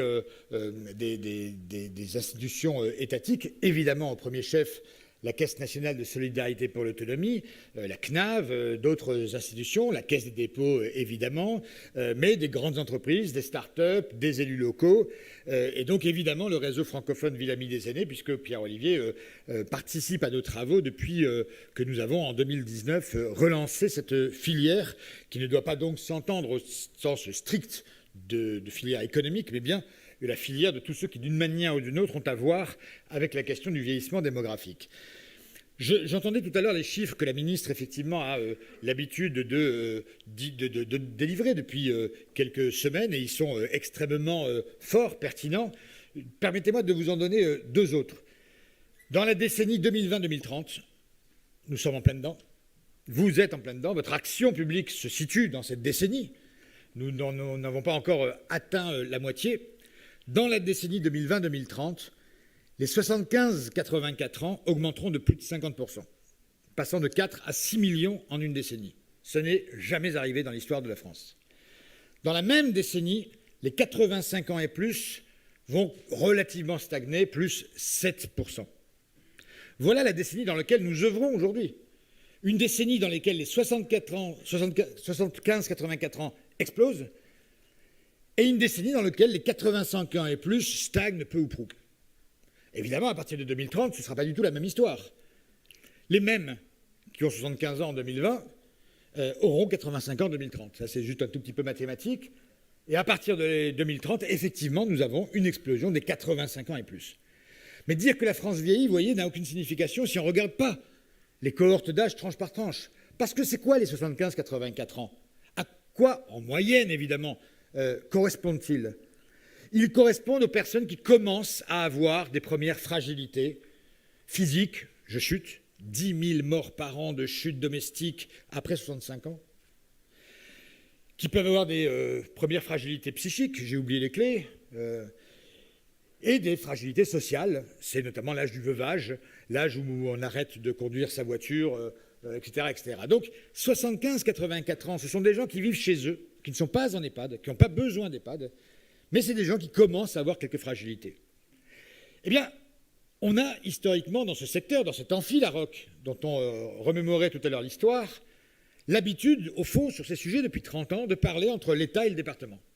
Parce que, historiquement, la puissance publique est intervenue d'abord auprès des plus fragiles. Donc, c'est l'État, les DAS d'abord, les ARS ensuite, et puis c'est les départements qui sont en charge de l'action sociale. Finalement, les communes, les EPCI, les métropoles étaient un peu à côté. C'était votre responsabilité que d'organiser le dîner des anciens, ou le déjeuner plutôt des anciens. C'était votre responsabilité que d'avoir un CCAS où vous aviez une action sociale en faveur des plus âgés et des plus fragiles en général. Mais au fond, les élus municipaux, les élus locaux n'étaient pas au cœur de la politique publique de vieillissement. Et on voit bien à quel point tout ça est en train de changer. Ça change pour deux raisons. La première, je viens de l'évoquer, elle est démographique. Les 75-84 ans, c'est vous qui vous en occupez. Parce que c'est vous qui êtes en charge de l'adaptation des logements, de l'adaptation des villes, de l'adaptation du lien social, ou plutôt du maintien du lien social, de la lutte contre l'isolement. Mais vous intervenez aussi parce qu'à un moment donné, vos citoyens, vos concitoyens, vos électeurs vous le demandent.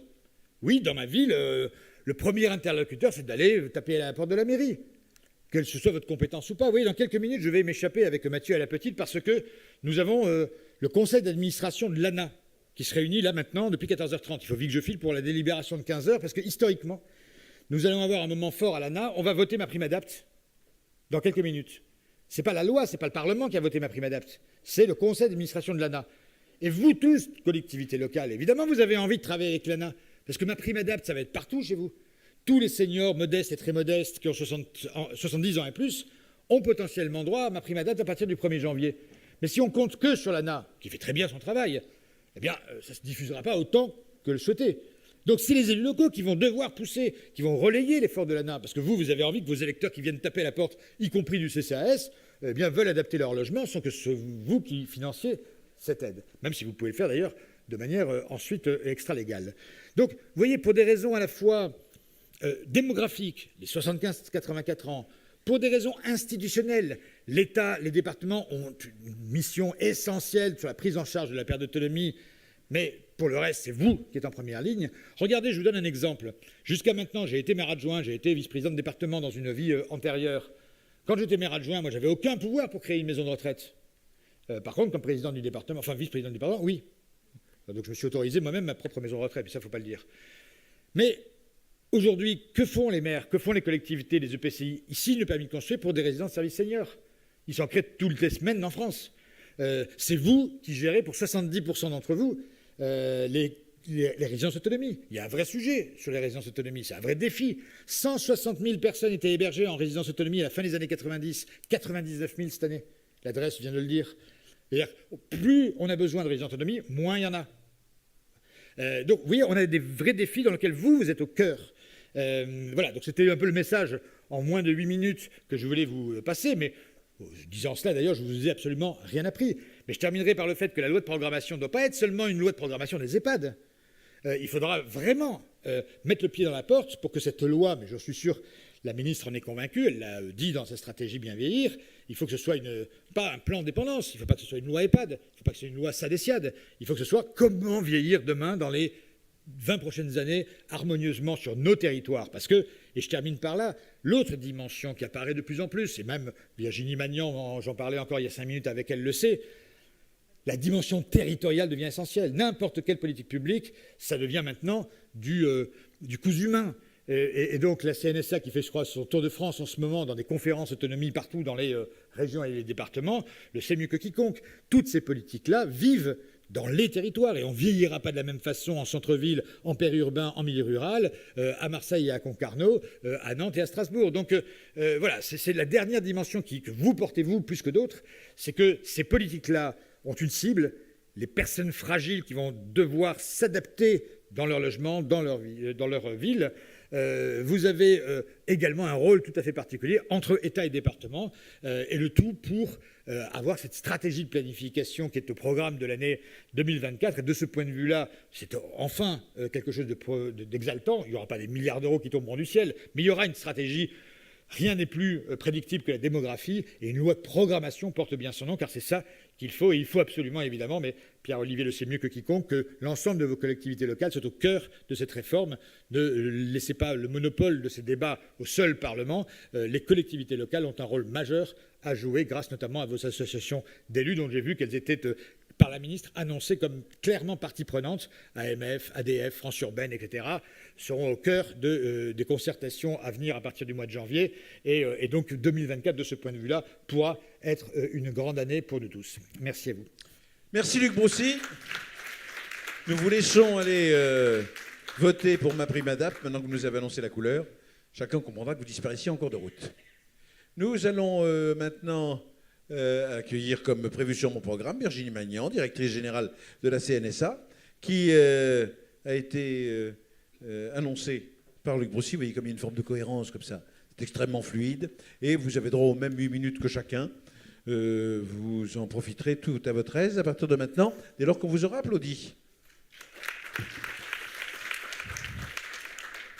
Merci beaucoup, et je me réjouis que Luc ait effectivement mis de la cohérence dans cette table ronde qui n'en est pas une, qui n'a pas de fil rouge et qui nous permet les uns après les autres de dire ce qu'on a envie de dire, puisqu'on a 8 minutes de libre parole autour de la thématique qui m'avait été confiée, l'implication de la Caisse nationale de solidarité autonomie pour soutenir les acteurs locaux dans l'adaptation des environnements au vieillissement de la population. Alors, si je pense beaucoup de participants connaissaient Luc Broussy, peut-être certains d'entre vous connaissent moins la Caisse nationale de solidarité pour l'autonomie et surtout connaissent non pas complètement à l'esprit, malgré nos efforts réitérés, le fait que la France est dotée depuis le 1er janvier 2021 d'une nouvelle Caisse nationale de sécurité sociale. On est dans l'Amphilaroc, ça a été rappelé par Aurore Berger, du nom du fondateur de ce système de protection sociale à laquelle les Français sont attachés. Il n'y avait pas eu de création de Caisse nationale de sécurité sociale depuis les fondamentaux posés par le Conseil national de la résistance. Excusez du peu, le paysage de la protection sociale n'avait pas évolué depuis la mise en place des différentes caisses gérant les risques, maladie, maternité, famille, retraite, etc. Et en 2021... Juste un léger problème de micro que je règle tout de suite. Très bien. Une 5e branche de protection sociale dédiée à l'autonomie des personnes âgées et des personnes handicapées que la CNSA gère. Pourquoi je m'arrête quelques instants sur cette nouveauté institutionnelle? C'est parce que Luc l'a souligné, Le paysage des politiques de l'autonomie, il fait une place majeure à l'alliance entre l'État et les conseils départementaux, puisque l'autonomie fait partie des compétences clés des conseils départementaux depuis le tout début des lois de décentralisation. Et à côté de ces acteurs, en soutien de ces acteurs, qui sont aussi d'ailleurs membres de la gouvernance de la CNSA, il y a une place très grande pour la sécurité sociale et la protection sociale qui intervient notamment dans le financement.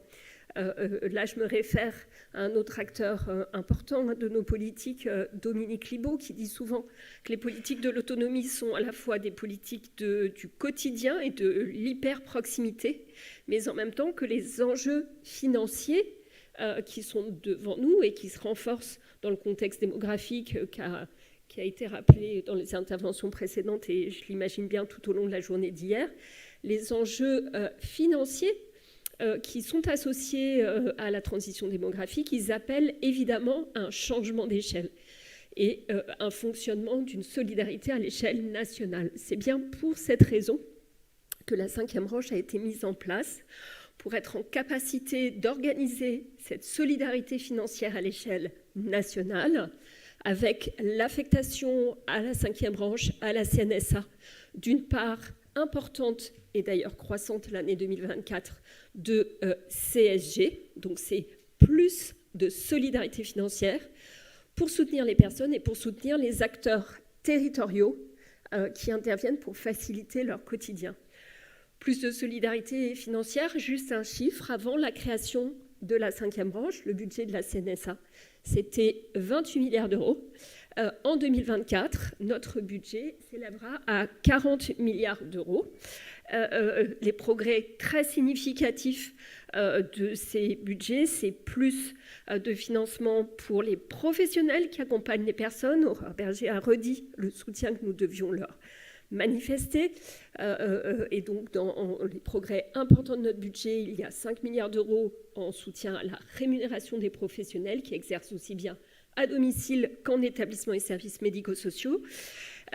Il y a aussi davantage d'offres, et notamment d'offres aussi bien en établissement qu'en service, pour accompagner ces besoins croissants.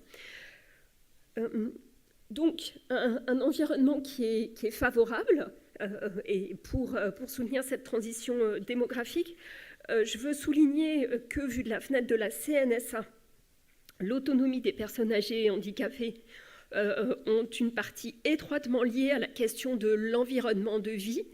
C'est évidemment très clair dans le champ du handicap parce qu'on parle toujours, vous le savez, de personnes en situation de handicap, en rappelant que le retentissement de l'impact du handicap sur la vie de la personne est d'autant plus grand que son environnement n'est pas adapté, n'est pas accessible. Et à bien des égards, la situation de la personne âgée, elle est identique.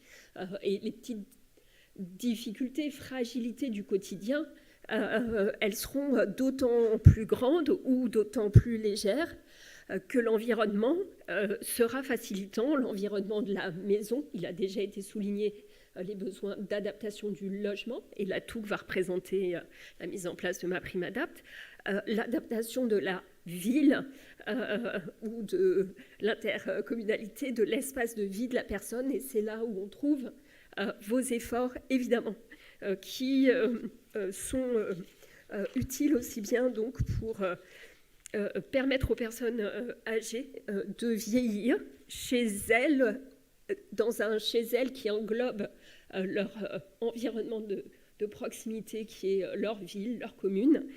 C'est bien de vos efforts que dépend la capacité des personnes donc à vivre chez elles le plus longtemps possible, ce qu'on appelle à la CNSA le virage domiciliaire des politiques publiques, et que nos budgets plus importants visent à soutenir. Je veux insister sur deux choses dans les 2 minutes qui me permettent d'arriver au terme des 8 minutes qui me sont imparties. C'est que dans ce travail commun, la CNSA en tout cas apporte une attention particulière donc à 2 dimensions. La territorialisation des politiques publiques, Luc Broussy l'a déjà esquissé, et l'attention à la pleine citoyenneté des personnes.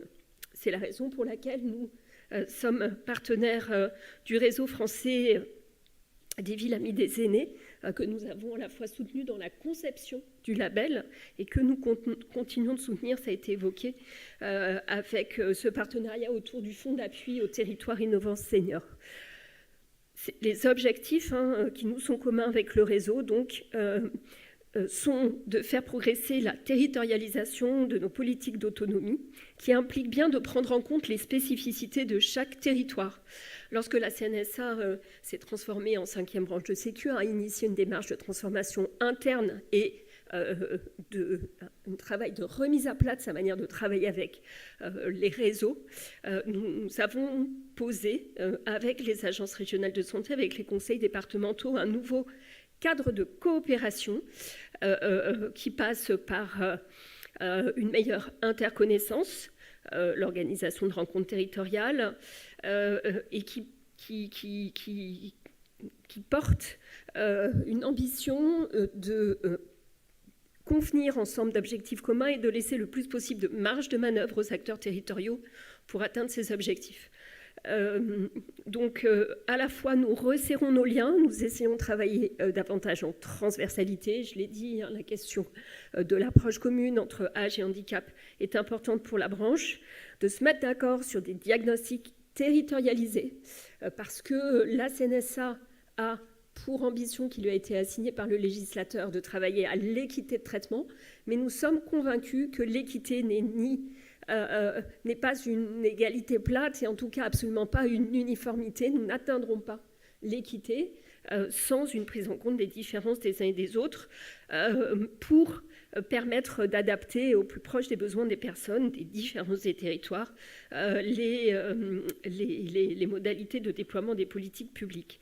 Et dans ce travail de territorialisation, nous choisissons aussi d'avoir une attention plus grande, peut-être que par le passé, au niveau du bloc communal.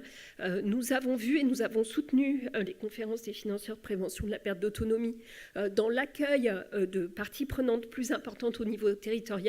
Nous constatons qu'année après année, nous voyons plus de maires, de présidents de PCI siéger au sein des conférences des financeurs de la prévention de la perte d'autonomie, au sein des conférences de financeurs de l'habitat inclusif. C'est aussi un élément important de notre feuille de route que soutenir ces habitats intermédiaires. C'est, je crois, la marque de l'organisation de cette territorialisation plus grande. Et puis, deuxième point, à côté de la territorialisation de l'action, le soutien à la pleine citoyenneté des personnes.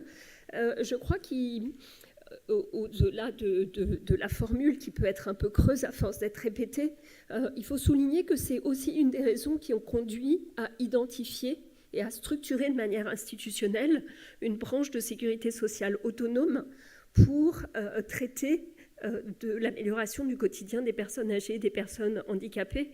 Une branche de sécurité sociale autonome, c'est-à-dire une branche notamment distincte de la branche maladie, non pas que l'accompagnement des personnes âgées et des personnes handicapées ne requiert pas des soins importants, un accès aux soins qui puisse être consolidé en tout point du territoire. Et d'ailleurs, nous nous inscrivons dans une démarche de l'OMS avec un S comme santé. Il s'agit de vieillir en bonne santé. Donc la question du soin et de la santé est déterminante, mais, et c'est aussi quelque chose de très fort dans la politique du handicap, les personnes ne sont pas que des sujets de soins, ce sont aussi des citoyens, des sujets de droit.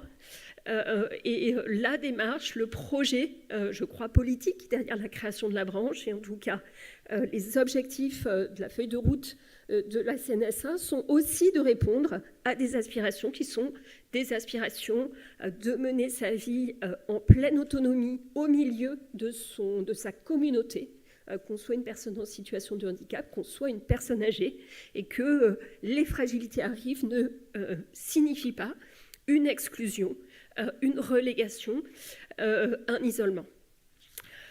Voilà pour les quelques mots que je voulais partager avec vous. Je le redis, nous sommes très heureux et honorés de soutenir l'action du réseau français des Villes Amies des Aînés et à travers ce réseau, votre action du quotidien. Nous étions il y a peu de temps présents au Salon des maires et des collectivités où j'ai eu personnellement le plaisir de rencontrer plusieurs élus engagés dans leur démarche et qui m'ont rendu compte de ce que la labellisation avait mis en mouvement dans leur territoire, communaux ou intercommunaux, avait mobilisé et dynamisé la participation citoyenne. Donc on est sur des enjeux de démocratie locale extrêmement forts, dont nous avons bien besoin collectivement, par les temps qui courent, où on dit les citoyens éloignés des politiques publiques. Non, l'une démarche comme celle proposée par la labellisation, c'est des démarches pour remettre la citoyenneté, la participation des personnes au cœur des politiques territoriales pour le plus grand bénéfice de tous. Donc on est heureux d'avoir accompagné ce début de l'histoire et on sera heureux de soutenir ces développements. C'est nous qui vous remercions.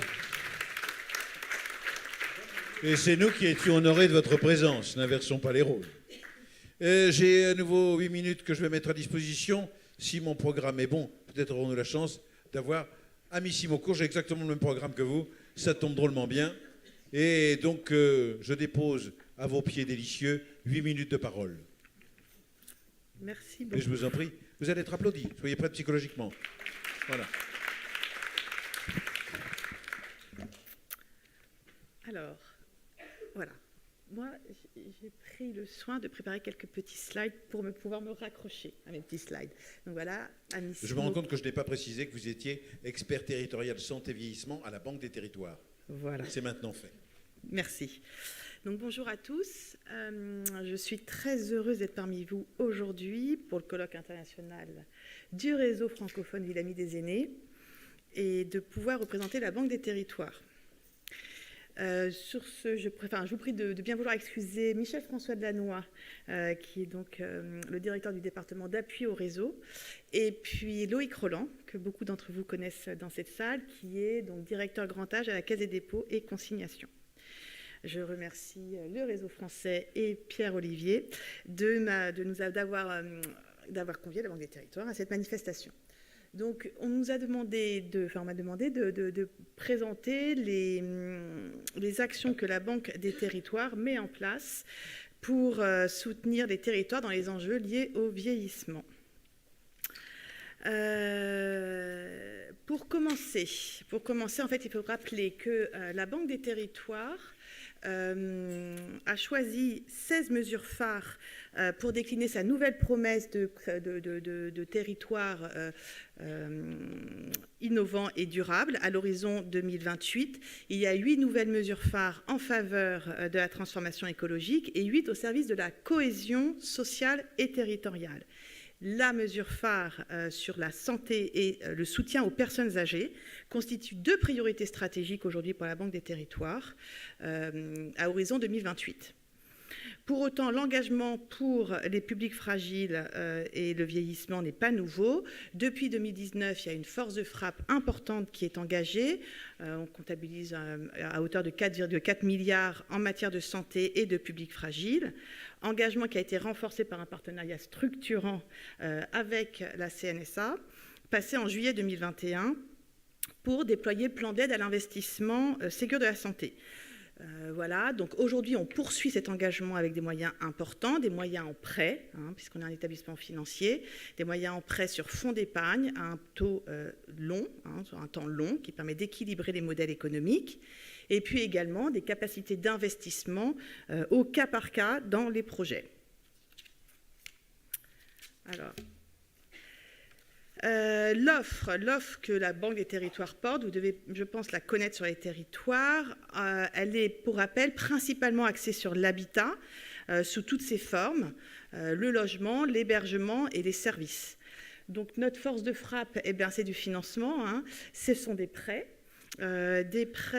du fonds d'épargne qui permettent un financement sur la durée, de la durée particulièrement longue, 40 ans, ça peut même aller parfois jusqu'à 60 ans, ce qui fait que ça permet d'équilibrer les modèles économiques. Voilà. Vous avez ensuite les investissements. Donc, des investissements de la direction des investissements qui portent des projets d'intérêt général sur les territoires à travers des offres immobilières et des offres également servicielles. À ce titre, le champ est ouvert pour investir davantage dans le domaine de l'ESS, de la formation et du numérique. On prend des parts dans des start-up innovantes sur les territoires. On peut penser notamment à TokTokDoc ou autres, où on accompagne des téléconsultations dans les territoires. Et ensuite, dernier point important, c'est l'appui en ingénierie, qui permet d'outiller, en fait, de venir outiller les collectivités par un appui en ingénierie amont. Tous ces éléments, pré-investissement, ingénierie territoriale, toutes ces briques sont également appuyées par l'intervention de CDC Habitat, notre premier opérateur, qui intervient en tant qu'opérateur immobilier sur les EHPAD, les hébergements des personnes âgées autonomes, résidence autonomie, RSS, l'hébergement des personnes en situation de handicap, également l'habitat inclusif, les projets de coworking, colocation senior, et également en appui en diagnostic et accompagnement des établissements associatifs qui sont très nombreux dans le secteur. Voilà, donc en fait, cette slide reprend un peu ce qui a été dit juste avant, c'est juste pour montrer que la démonstration, en fait, elle est globale, c'est-à-dire que la Caisse des dépôts, on est sur un continuum d'offres conseillées, financées, opérées pour les territoires, dans le parcours d'accompagnement du grand âge. On va du bien vivre, on se positionne sur le vivre à domicile, le vivre en établissement, le vivre avec dignité. Et ce conseiller financé opéré, c'est un triptyque qui permet d'accompagner les porteurs de projets et les personnes âgées de l'amont des projets à leur financement et à leur mise en œuvre. Tout cela pour répondre à trois besoins clés trois besoins clés. Accompagner les projets qui répondent aux enjeux du vieillissement dans les territoires, financer les solutions d'hébergement et d'habitat des personnes âgées, et puis adapter les logements et les services qui permettent le maintien à domicile. Donc là, je vous ai présenté la gamme d'offres, et maintenant, le deuxième temps de cette intervention, c'est que j'aimerais insister sur le fait que la Banque des territoires n'intervient jamais seule sur les territoires. On est en appui des politiques publiques, qu'elles soient nationales ou locales, notamment avec les départements, et on intervient également en complémentarité des dispositifs existants. Et ces dispositifs, vous les connaissez sur les territoires, c'est le programme Action Cœur de Ville, le programme Petite Ville de demain, une intervention dans les quartiers politiques de la ville. On pense également au programme Territoire d'industrie, au territoire d'innovation et puis aux maisons France Service qui ont été citées par la ministre tout à l'heure. Donc une intervention qui est en appui des politiques publiques et puis qui se base sur des partenariats tout à fait structurants, partenariats qui permettent d'avoir une approche un peu écosystémique du sujet du vieillissement. Dans ces partenariats, je pense notamment à celui qui a été contractualisé avec la CNSA. J'en ai parlé en tout début d'intervention. Donc ce partenariat se base sur la signature d'une convention en juillet 2021 avec l'injection d'une enveloppe de 3,5 milliards pour accompagner le déploiement du plan d'aide d'investissement du Ségur de la santé. On a d'autres partenariats complètement structurants, celui avec le Réseau Francophone Villes Amies des Aînés, donc avec le RFVAA. On a signé donc 2 conventions, une première convention en juillet en 2020 ou 2020 pour accompagner le réseau dans la démarche de labellisation des territoires avec une enveloppe de 100 000 €. Et puis une deuxième enveloppe, un deuxième conventionnement en juillet 2022 pour appuyer le volet 3 du fonds d'appui aux territoires innovants seniors. Donc là, notre intervention se base sur des projets d'hébergement et pour accompagner en ingénierie à la transformation de ces projets sur le territoire. C'est un partenariat qui est très encourageant puisqu'aujourd'hui on a 29 projets accompagnés. Et on a tout attribué. Donc voilà, ça nous a permis déjà de se rencontrer, puisque je viens d'arriver en fait sur ce poste, et puis de sélectionner les derniers projets à accompagner. Donc d'autres partenariats également structurants, le partenariat avec pour le déploiement de la plateforme API, qui est un outil précieux dont certains d'entre vous ont peut-être déjà eu l'occasion de le saisir. Donc le déploiement de la plateforme API en relation et en partenariat avec la Fondation des Petits Frères des Pauvres et le réseau APA. La filière Silver Economy avec Luc Broussy et les gérontopoles, donc Françoise en parlera tout à l'heure, et puis le déploiement de l'offre de la Poste sur les territoires.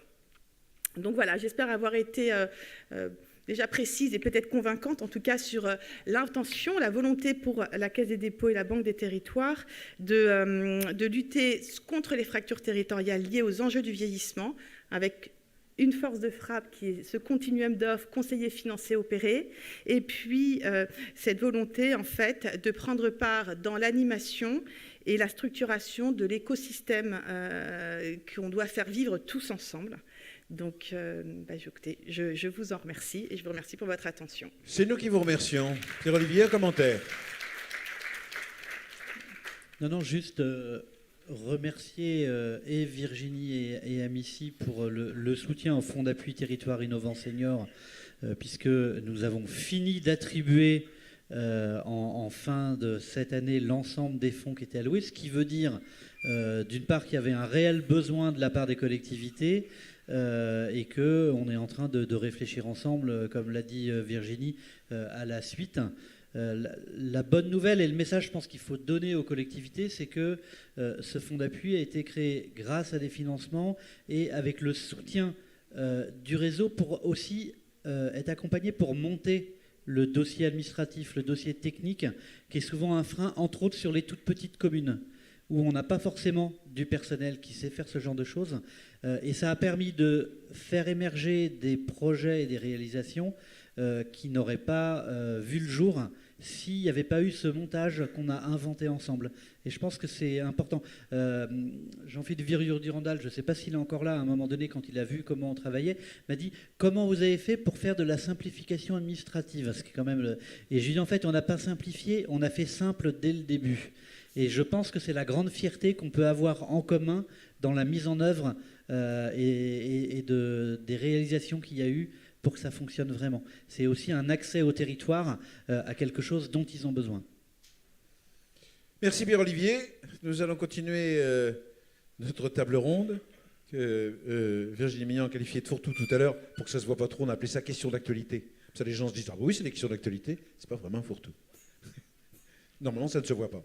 Nous allons accueillir maintenant Françoise Tellenbaum, présidente de l'Union des gérontopoles de France, très applaudie par le public qui attend cette prise de parole avec une vive impatience. Et je serais tenté de vous accorder 20 minutes, mais je n'en ai que 8 à ma disposition. Considérez que ces 8 minutes sont à vous. Très bien, très bien, très bien. Très bien, mais monsieur Je n'aime pas du tout quand ça se termine par Nigremont, je suis très jalouse. Je suis très jalouse de vos dentelles, parce que moi, je ne fais pas le poids, hein, franchement. Pierre-Olivier, tu ne m'avais rien dit.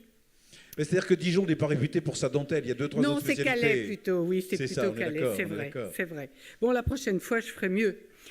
En tout cas, je suis très heureuse d'être sur cette table ronde. Merci Pierre-Olivier, toute ton équipe, et pour moi, toutes les personnes, toutes les instances sur cette table ronde sont des partenaires, donc je suis vraiment, vraiment très heureuse de vous présenter l'Union des gérontopoles de France, créée en mars de cette année, d'ailleurs, avec 9 gérontopoles fondateurs que vous voyez sur la carte qui vous est projetée, bien sûr, puisque vous avez tous ces gérontopoles qui sont autour de la table, avec évidemment le PGI, Bourgogne-Franche-Comté, mais aussi les Gérondifs, Île-de-France, Auvergne-Rhône-Alpes, Sud, Toulouse, où nous avons le bonheur, mais vous représenterez, Madame l'IHU, d'avoir dans le gérontopole de Toulouse avec l'IHU au sein de notre réseau, et nous en sommes très, très heureux. Évidemment, la Nouvelle-Aquitaine, évidemment, la Bretagne, évidemment, centre... alors, je n'ai même plus le nom, mais on les a tous, Aura. Et puis, le petit 10e, qui est le gérontopole Hauts-de-France, qui s'est créé en juillet et qui est en train d'intégrer l'Union des gérontopoles. Et puis est en train de se structurer le Centre Val-de-Loire, la Corse, le Grand Est et les Outre-mer. On nous a annoncé la Réunion. Donc voilà, c'est une démarche très très intéressante. Les gérontopoles, ce sont des acteurs réseau qui fédèrent tous les acteurs publics et privés du vieillissement. Toulouse, je viens de le dire, a une identité, une antériorité et un positionnement spécifique dans notre réseau. Bien sûr, le gérontopole du CHU de Toulouse fait partie de l'IHU Health Age, Gérosciences et Prévention, que Mathilde Cavalier va d'ailleurs vous présenter. Voilà, quelques chiffres sur le réseau que constitue l'Union des gérontopoles. 10 régions, donc déjà dotées d'un gérontopole, ce qui concerne plus de 15 millions de citoyens de 60 ans et plus sur les 17,7 millions de citoyens. Nous en représentons 15. C'est pas mal. Dans 8 régions, notre Union des gérontopoles, sans compter l'excellence de Toulouse dans son identité spécifique, s'appuie déjà sur 800 membres adhérents, personnes morales, publiques et privées, tous présents, 93 salariés experts de la conduite de projet et du vieillissement des personnes de la société, 172 chercheurs en sciences médicales, sciences humaines et sociales et sciences de l'ingénieur, membres de nos conseils scientifiques. Donc vous avez ça sur la slide qui vient de vous être projetée. L'Union se voit un moyen d'action au service de la qualité de vie de nos seniors et de la transition démographique. Par l'ancrage territorial, la crédibilité scientifique, nous y tenons particulièrement. C'est la qualité de notre travail qui fait notre force. Et puis, le dynamisme du réseau. 4 domaines d'action, la recherche, l'économie, la formation, la communication, et donc 10 gérontopoles dont je viens de vous parler. Les premières actions nationales, et je voudrais remercier les instances avec qui nous avons pu passer des conventions. Ces premières actions nationales fondées sur la preuve, la prévention et en formation, c'est avec les ministères sociaux, la CNAV et la CNSA, dont vient de nous parler Virginie Magnan, bien sûr. Nous en sommes très heureux. Pour conduire ensemble la mission partagée dans les premiers gérontopoles, eh bien, il y a plus de 15 ans, l'Union a la force de la science interdisciplinaire, de cet ancrage territorial, de partenariats concrets, l'expertise technique des équipes, la solidarité du réseau dans le respect de chaque gérontopole. Chaque gérontopole est autonome, chaque gérontopole s'inscrit dans les conventions nationales que nous signons selon sa spécificité et les équipes qu'il a pour mettre sur tel ou tel projet. Et puis, dans nos gérontopoles, il y a aussi, et c'est très important, les usagers, les personnes âgées elles-mêmes qui participent à nos évaluations scientifiques. C'est très important. Nous avons les pieds sur le terrain avec une expertise scientifique, mais toujours les pieds sur le terrain.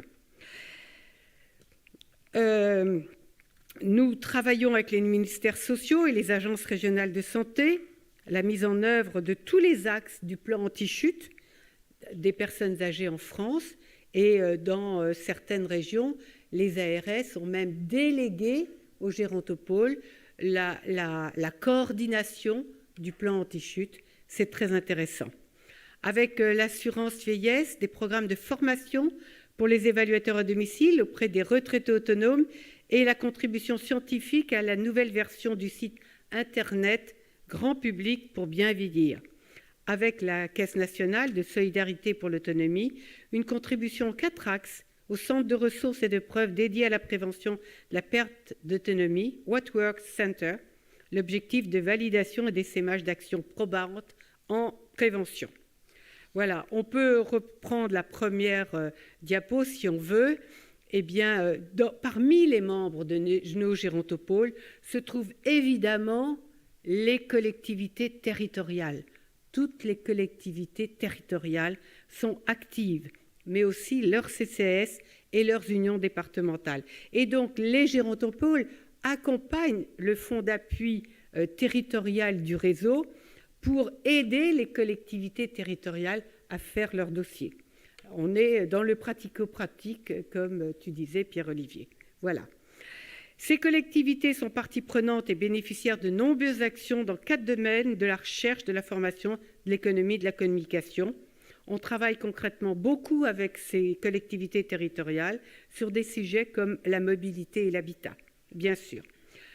Par ailleurs, les gérontopoles sont membres du réseau aussi, ça va dans les deux sens. Voilà, et nous sommes dans le collège des organisations de l'économie sociale et solidaire régionale. Eh bien, voilà, je crois que je ne sais pas si j'ai... Vous arrivez au bout de votre temps de parole. Voilà. Bon, eh bien alors, si j'ai fini, voilà, j'ai tout dit. Et vous verrez tout sur le site LinkedIn de l'Union et des gérontopoles, bien sûr. Et demain, il faut vous brancher sur Hospimédia, puisqu'il y a vers 11h, je crois, un webinaire de l'Union des gérontopoles avec différents gérontopoles, dont le Gérondif d'ailleurs. Donc ça sera très intéressant. Je vous donne rendez-vous sur ce webinaire. Merci. Demain 11h, rendez-vous webinaire. Merci infiniment. Merci Françoise. Alors je livre un petit secret. C'est que dans le cadre de la labellisation, il y a une question qui est posée aux collectivités qui veulent être labellisées et on leur demande s'ils sont membres, non pas s'il y a un gérontopole, mais s'ils sont membres du gérontopole. Et donc s'ils y adhèrent, et si c'est oui, ils ont des points supplémentaires, voilà, parce que justement, comme tu l'as dit, on veut encourager, je dirais, le travail de proximité en réseau et que les acteurs se connaissent et travaillent ensemble. Donc on a voulu mettre dans le label l'implication. Alors évidemment, ceux qui n'ont pas de gérontopole, on ne leur retire pas de points, mais ceux qui en ont, mais qui veulent faire le choix d'adhérer, ils ont des points, et les autres, sinon, ils n'en ont pas, pour montrer que ça fait partie du chemin à suivre. Vous m'assurez qu'il n'y a pas de corruption, d'ailleurs, tout ça, Pierre-Olivier. Ok, très bien. Très bien. Donc ça va. On ne sera pas étonné que dans cette séance consacrée aux questions d'actualité, nous accueillons ici la directrice des rédactions Notre Temps. C'est Marie Offray qui prend la parole dans quelques instants. Est-ce que vous avez besoin de la télécommande pour les diapositives de vacances? Je crois que Floria s'en occupe. Elle me fait signe que c'est Si on fait confiance à Floria, on est entre de bonnes mains. À fond. Bonjour à tous et à toutes. Merci au réseau Villes Amies des Aînés de cette invitation à présenter la deuxième édition du baromètre Notre Temps, menée en partenariat avec la CNAV et intitulée « La retraite idéale, vous l'imaginez où ?» Pour lequel vous avez 8 minutes. Vaste question. J'ai 8 minutes. Normalement, ça devrait tenir. La première édition du baromètre avait été réalisée à la fin du premier confinement, en mai 2020. Alors, nous avions établi à l'époque que les Français, globalement, souhaitaient rester en France et dans leur région d'origine, dans une maison à proximité de leurs proches. Alors, entre les deux éditions, il s'est passé beaucoup de choses et pas seulement une avalanche de bonnes nouvelles. Je rappelle, le Covid, la crise de l'énergie, l'inflation, des épisodes climatiques extrêmes, la guerre aux portes de l'Europe et plus précisément en France, la réforme des retraites adoptée cette année. Voilà, alors on verra que cette actualité a influencé les réponses données à notre nouveau sondage. Ce n'est pas très étonnant. Voilà, ou quand on interroge les Français sur leur sur leur lieu de vie pour la retraite, forcément, tout cela joue et pas forcément uniquement en marge. Ce qu'on peut dire en préambule, c'est que le désir de vieillir chez soi, dans la région où on a vécu, est une tendance qui se confirme. Les régions littorales sortent d'ailleurs assez renforcées de la crise sanitaire. Et l'idée d'une maison, un jardin près de ses proches est un consensus également très persistant. Enfin, nous verrons aussi que le moment où l'on se penche vers le sujet de son lieu de vie à la retraite est de plus en plus tardif. Ce qu'on peut déjà se dire, avant de regarder plus en détail la slide 1, est qu'une grande majorité de Français affirment vouloir rester en France, donc pour leur retraite, plutôt que de partir à l'étranger. Vous savez, ça va en général un petit peu à l'encontre de choses qu'on entend sur une génération dorée qui n'aurait envie que de couler des jours voilà, heureux en Thaïlande, au Maroc, en Espagne, au Portugal, en ne payant pas d'impôts. Tout ça, statistiquement, c'est quand même pas du tout juste.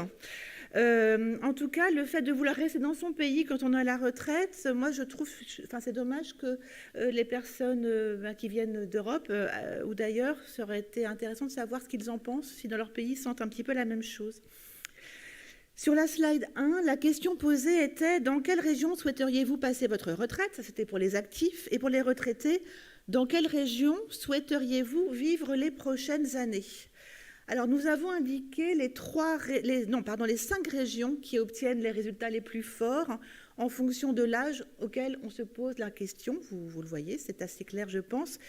Alors, ce qu'on voit, et là, comme ça, je préserve la sensibilité des gens d'ici qui viennent vraiment de partout en France, je crois, c'est qu'il n'y a pas de région de rêve qui ferait l'unanimité. La région rêvée pour passer sa retraite est, pour plus d'un Français sur 2, tout simplement là où il vit, ou au moins en proximité. La majorité des personnes ne veulent pas se déraciner au moment d'entamer cette troisième vie. Voilà, et chacun plébiscite son territoire. Les régions Île-de-France et Auvergne-Rhône-Alpes figurent ainsi au top 5 des régions les plus citées, mais c'est aussi probablement parce qu'elles font partie des plus peuplées de France. Les côtes bretonnes, l'Atlantique et la Méditerranée attirent toujours, et on peut même dire que les régions littorales sortent renforcées de la crise sanitaire. Les régions Provence-Alpes-Côte d'Azur sont en progression de 1 point et la Bretagne est en progression de 3 points. Et elles prennent respectivement les premières et deuxièmes places du podium, juste devant la région Auvergne-Rhône-Alpes. Voilà, j'espère que chacun y trouve son compte ici. À noter que l'Île-de-France arrive en tête des préférences des 75 ans et plus. Alors, l'offre médicale, je pense, explique en partie ce choix. La proximité des services aussi, voilà, tout ça, ça peut expliquer cela finalement qu'à plus de 75 ans, quand on vit autour de Paris, on ne rêve pas forcément d'ailleurs, on se dit qu'on n'est quand même pas si mal loti, notamment en matière d'offres médicales. Nous avons une pensée émue pour les habitants des régions Centre, Val-de-Loire et Bourgogne-Franche-Comté, qui n'apparaissent dans aucune des... Et la Corse. Et la Corse, qui n'apparaît dans aucune des statistiques. Et c'est justement pour cela que j'ai fait cette petite incise au départ, c'est-à-dire que comme elles sont moins peuplées, elles ont aussi moins de chances d'apparaître dans le panel, puisque une personne sur 2... Voilà, souhaite y rester, mais comme il y a moins de personnes, elles apparaissent moins. On est d'accord, voilà. Je comprends mieux. J'avais prévu l'intervention du Corse de service. Oui, alors c'est plus il y a de l'angevin, enfin bref.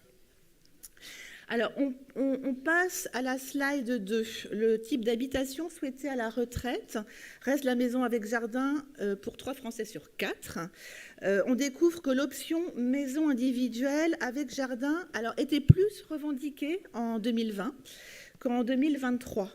Le choix de l'appartement progresse aussi cette année, et même nettement chez les plus âgés. Alors, il est possible quand même, enfin moi j'interprète ça comme ça, peut-être que vous aurez d'autres explications, mais que le fait que ça coûte cher de chauffer une maison et que la hausse des prix de l'énergie incite plutôt les personnes à vivre dans des endroits un petit peu cosy, qui ne sont pas trop difficiles à chauffer. Voilà. Et puis bon, les appartements sont aussi en général plus fonctionnels, ce qui est un plus lorsqu'on a des difficultés de mobilité. Alors, les résidences intergénérationnelles, on en parle beaucoup, mais elles intéressent encore assez peu, mais toujours plus que les EHPAD qui ne sont, alors là pour le coup, considérés par aucun interviewé, hormis 1% des 65 ans et plus. Je pense d'ailleurs qu'on va les sortir du sondage la prochaine fois, parce que pour moi, finalement, les EHPAD, c'est un petit peu hors sujet quand on parle d'habitat. Je vois que tu opines du bonnet, donc on va vraiment les sortir. Voilà. il faut savoir que tu donnes aussi ton avis parce que finalement, Pierre-Olivier, dans notre temps, fait partie des personnes qui analysent, enfin qui a analysé lors de la première mouture et de la deuxième. Hein, on te met vraiment à contribution pour savoir ce que tu penses de tout ça parce que tu es vraiment, toi aussi, tu as les pieds bien ancrés et la tête bien ancrée dans les territoires. Voilà. Slide 3, maintenant qu'on sait où, eh bien, avec qui souhaite-t-on passer sa retraite? Alors, vieillir à deux fait toujours rêver, notamment les plus jeunes. En revanche, cette idée de vieillir à deux diminue un peu avec l'âge. Alors, les plus âgés sont souvent, évidemment, confrontés au célibat après une séparation ou un veuvage. Alors, finalement, ils s'y résignent ou bien ils se satisfont de leur vie en solo. Quant au colloque avec des amis ou intergénérationnels, on en parle beaucoup dans les médias.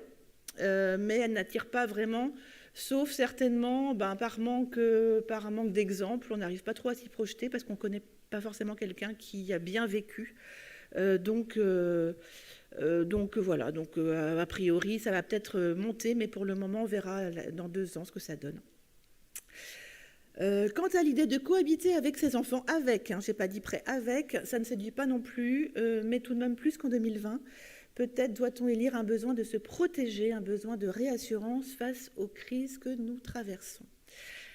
Avec la slide 4, le rêve se précise. L'idéal à la retraite, c'est de vieillir au bord de la mer, près de ses enfants. Donc vivre avec, ce n'est pas l'idéal, mais pas loin d'eux. Ça, c'est une option qui plaît. Cela témoigne certainement de la puissance des liens familiaux, mais aussi d'une forme d'indépendance. On ne veut pas dépendre de ses enfants. Voilà, donc je me dépêche parce que je vois le temps qui passe, à signaler quand même le rêve de voyager qui finalement, quel que soit son âge, continue. Voilà, le rêve de voyage, de découvrir le monde continue, de faire rêver. Alors, j'aborde la dernière partie. Plus que tout, c'est donc au bord de la mer que près de 47% des personnes interrogées rêvent de passer leur retraite. Et c'est un tout petit peu plus qu'en 2020. C'est étonnant, cette progression-là, cette aspiration à l'air marin qui est particulièrement forte chez les 50-64 ans. Alors, je l'expliquerai parce que pour moi, c'est une génération qui est souvent en fin de carrière. Et j'ai imaginé qu'on pouvait l'interpréter comme une envie de voir l'horizon, de prendre un petit peu le large, peut-être, dans des fins de carrière où on se sent un peu coincé, ou bien peut-être l'idée d'aller voir aussi si l'herbe est plus verte ailleurs, puisque la campagne séduit aussi le plus cette même catégorie. Et puis, parmi les idées qu'on entend aujourd'hui dans cette forme d'habitat alternative, on pourrait aussi avoir envie de partager une maison avec des amis. Alors, cela inspire 14% des 50-74 ans, puisque plus de 9%, mais plus que 9% des plus 75 ans. Alors, il faut dire que ça, c'est aussi assez naturel, puisque passé un certain âge, le cercle amical se rétrécit et que finalement, on se dit qu'on préfère peut-être rester seul. On commence à avoir l'habitude. Donc, je redis, vivre chez soi, non loin de ses enfants, c'est quand même ce qu'on souhaite le plus. Et si on entend le cri des mouettes et qu'on respire l'air marin, eh bien, c'est encore mieux. Enfin, slide 5, quand pense-t-on à l'endroit où on vivra à la retraite? À quel moment est-ce qu'on commence à y réfléchir? Alors, la réflexion s'opère en moyenne à 57 ans. Les plus jeunes disent qu'ils y penseront à 52 et les 50-64 ans disent 61 ans. Voilà, en fait, on repousse toujours, c'est un petit peu comme les managements de l'habitat. Si on entre plus précisément dans les chiffres, et c'est assez intéressant de le faire, on note quand même que 60% des Français indiquent qu'ils réfléchiront à leur lieu de vie pour la retraite après 60 ans. C'est quand même assez tard. Alors, conséquence possible de la réforme des retraites, la proportion de ceux qui indiquent même que cette réflexion se fera après 65 ans progresse par rapport à 2020 de plus de 7 points. C'est vraiment un changement assez majeur dans ce sondage. Le plus de 7 points, c'est quand même beaucoup. C'est vraiment comme l'aménagement de son domicile. On repousse toujours un petit peu la réflexion. La proportion des Français a déclaré qu'ils l'envisageraient à plus de 61 ans a gagné 10 points. C'est un signe quand même qui doit alerter, car même si nous allons tous partir à la retraite plus tard, ça ne veut pas dire que ça repousse d'autant les risques de santé, de glisser dans sa baignoire, voire de se prendre les pieds dans le tapis. J'ajouterai enfin que rester longtemps à domicile ne dépend pas seulement de l'installation de douches à l'italienne ou de sièges de douche, même si c'est très important. L'enjeu pour bien vieillir, j'ai mis tout le temps les guillemets parce que ce bien vieillir est très galvaudé, mais je n'ai pas trouvé mieux. C'est aussi de permettre finalement aux personnes de pouvoir être bien chez elles, mais aussi de pouvoir sortir de chez elles sans crainte, dans des villes agréables et accessibles, d'avoir accès facilement à des services publics et à des loisirs, d'avoir des revenus décents et d'entretenir des liens avec d'autres êtres humains de tous âges, autant de facteurs qui feront que notre retraite sera vraiment idéale. Je vous remercie. Voilà qui était lumineux, brillant, tout ce que vous voudrez. Et en tout cas, concis. Pour clore, pardon. Non, oui. La mouche du coche. Oui, allez-y, bouchez. Non, juste si vous voulez en savoir plus, vous avez un Notre Temps Retraite, le guide de l'habitat, où vous aurez tous les résultats de l'enquête, ainsi que le Notre Temps qui a été remis gracieusement par Notre Temps dans toutes vos sacoches. Vous avez toute l'étude qui est donnée. Et je conclurai en confirmant ce que je vous ai dit dans l'interview. Il est important de réfléchir avant de déménager, de se poser, de tester les choses. Et j'en veux pour preuve la ville de Royan qui a reçu le label hier, où le taux de divorce après 60 ans est absolument phénoménal, parce qu'on peut se projeter dans un idéal qui n'est pas forcément la réalité. Donc ça veut dire qu'il faut un mûrissement dans ces questions-là. Merci pour cet éclairage. Il revient à Mathilde Cavalier, secrétaire générale de l'IHU Health Age, de conclure, en tout cas de clore, à défaut de conclure. Vous avez, vous aussi, vos 8 minutes. Merci, donc jusqu'à 15h48. Ah oui, vous avez compris le principe. Donc. Attention, à 47, j'arrive avec la clochette. Bonjour à tous, merci beaucoup pour cette invitation. Donc, j'ai l'honneur et le plaisir de représenter l'IHU Health Age aujourd'hui. Le professeur Bruno Vellas, président fondateur, s'excuse de ne pouvoir être présent aujourd'hui puisqu'il est actuellement à l'Organisation mondiale de la santé. Donc j'ai l'honneur et le plaisir de vous parler un tout petit peu d'IHU, mais Madame la présidente de l'Union des gérontopoles en avait déjà un petit peu parlé, et surtout d'un de ses programmes qu'il porte et qui est porté aussi d'ailleurs par la plupart des gérontopoles, qui peut vous intéresser en tant que collectivité et notamment commune. Très rapidement, donc, IHU veut dire Institut hospitalo-universitaire. Les IHU sont des centres d'excellence en recherche, avant tout, que l'État a souhaité mettre en avant. Des centres de référence en recherche. Ça a démarré il y a 10 ans avec une première vague de labellisation d'instituts hospitalo-universitaires.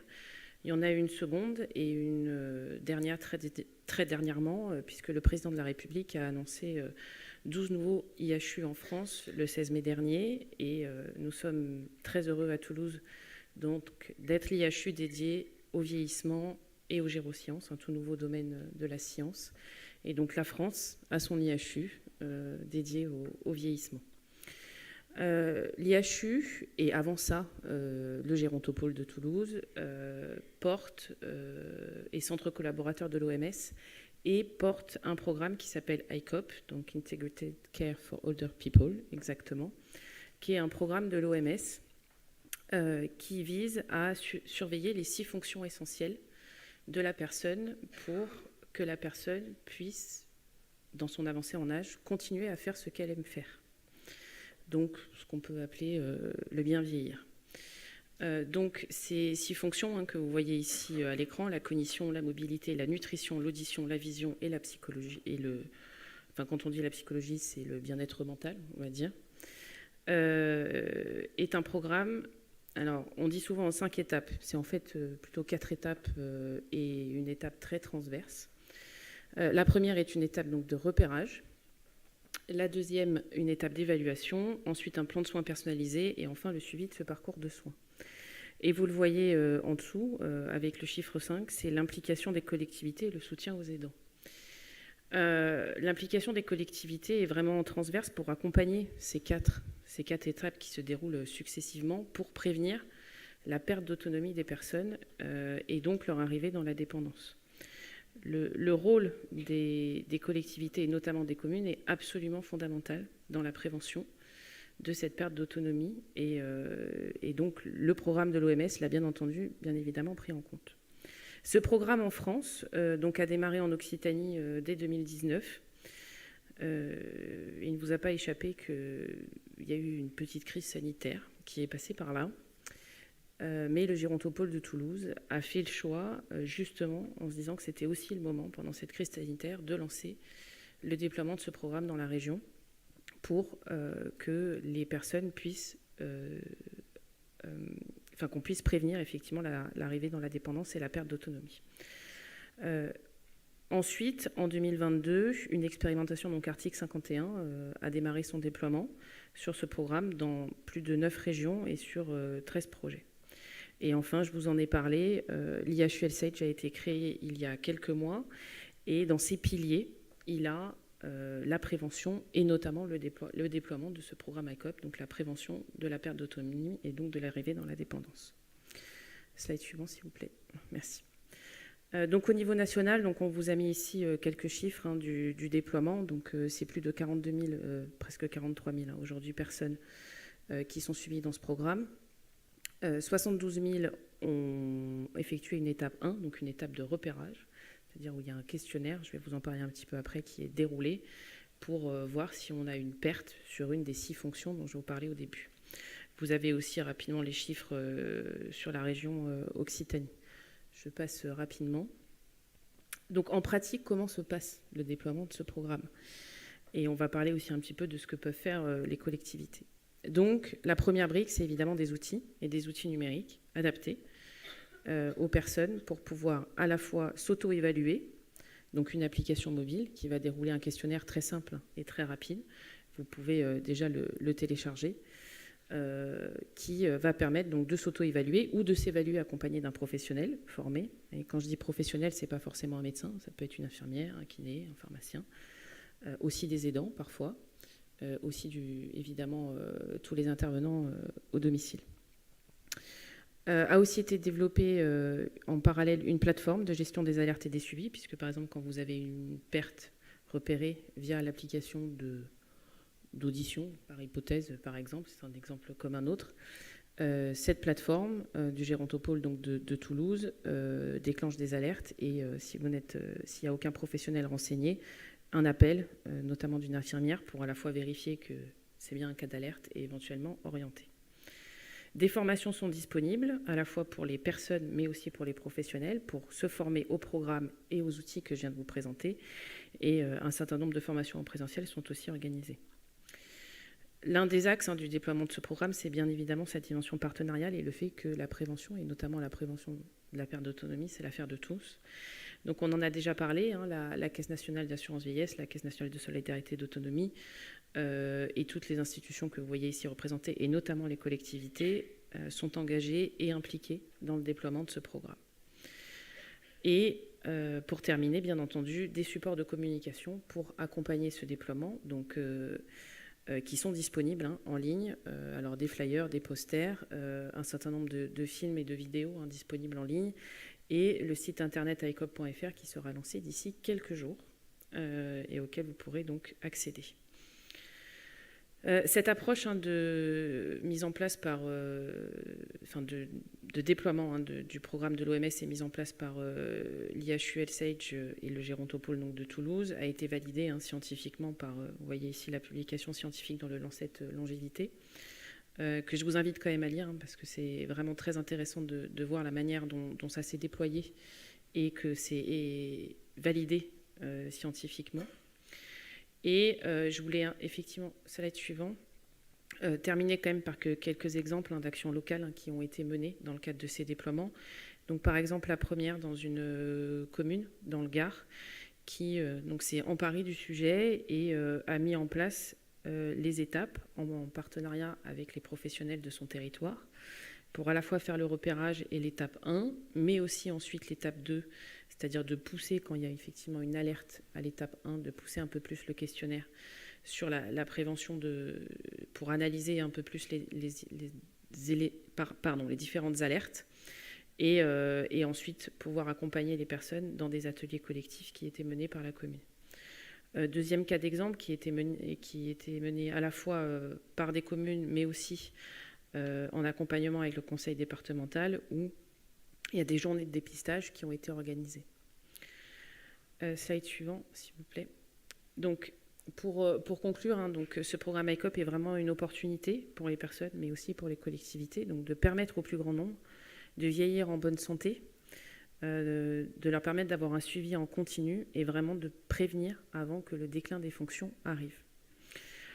Nous avons donc récemment à l'IHU pu faire une très belle publication qui, vous le voyez ici, un certain nombre de courbes. On appelle ça le carnet de santé du vieillissement. Vous connaissez tous, hein, le carnet de santé de l'enfant avec ces fameuses courbes où il faut être au bon endroit de la courbe. On a développé effectivement des courbes équivalentes sur les fonctions et la perte de fonction, où on peut placer son point dans ces courbes pour savoir si on est au bon endroit ou si à l'inverse on sort des courbes, et dans ce cas-là qu'il est important de suivre un parcours de soins pour pouvoir ralentir cette perte de fonction ou éventuellement l'inverser. Voilà, parfait. Mais alors c'est ça, j'allais dire, vous êtes l'incarnation de la ponctualité, de la précision, vous êtes mon idole du jour. Merci pour cet exposé particulièrement précis. Je constate qu'il n'y a pas de questions. Nous allons donc pouvoir enchaîner avec la table ronde suivante. Sinon, nous serions en retard. Voilà. Merci à vous d'être intervenus, mesdames. Puisque Luc Brossier est parti, il n'y a plus que des dames. Je les salue. Merci. Oui, on pouvait les applaudir, mais alors même plus chaleureusement que ça, j'ai envie de vous dire. Et nous allons maintenant nous livrer à une dernière table ronde dont le caractère juridique, pour ne pas dire judiciaire, n'échappera à personne.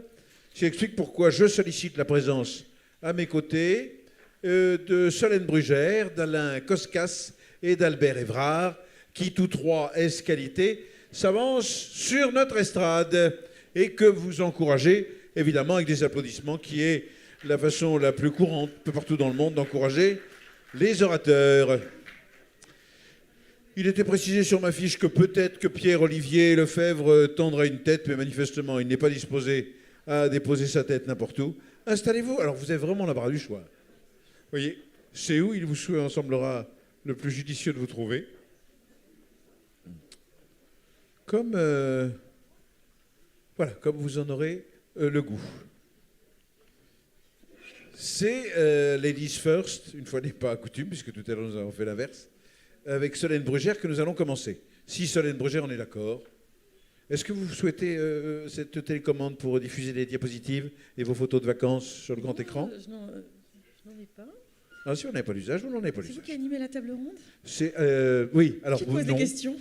Non, mais si vous y tenez, je le fais. Allez. Normalement, c'est Pierre-Olivier Lefebvre qui était censé faire cette chose-là et vous aviez chacun 12 minutes d'intervention.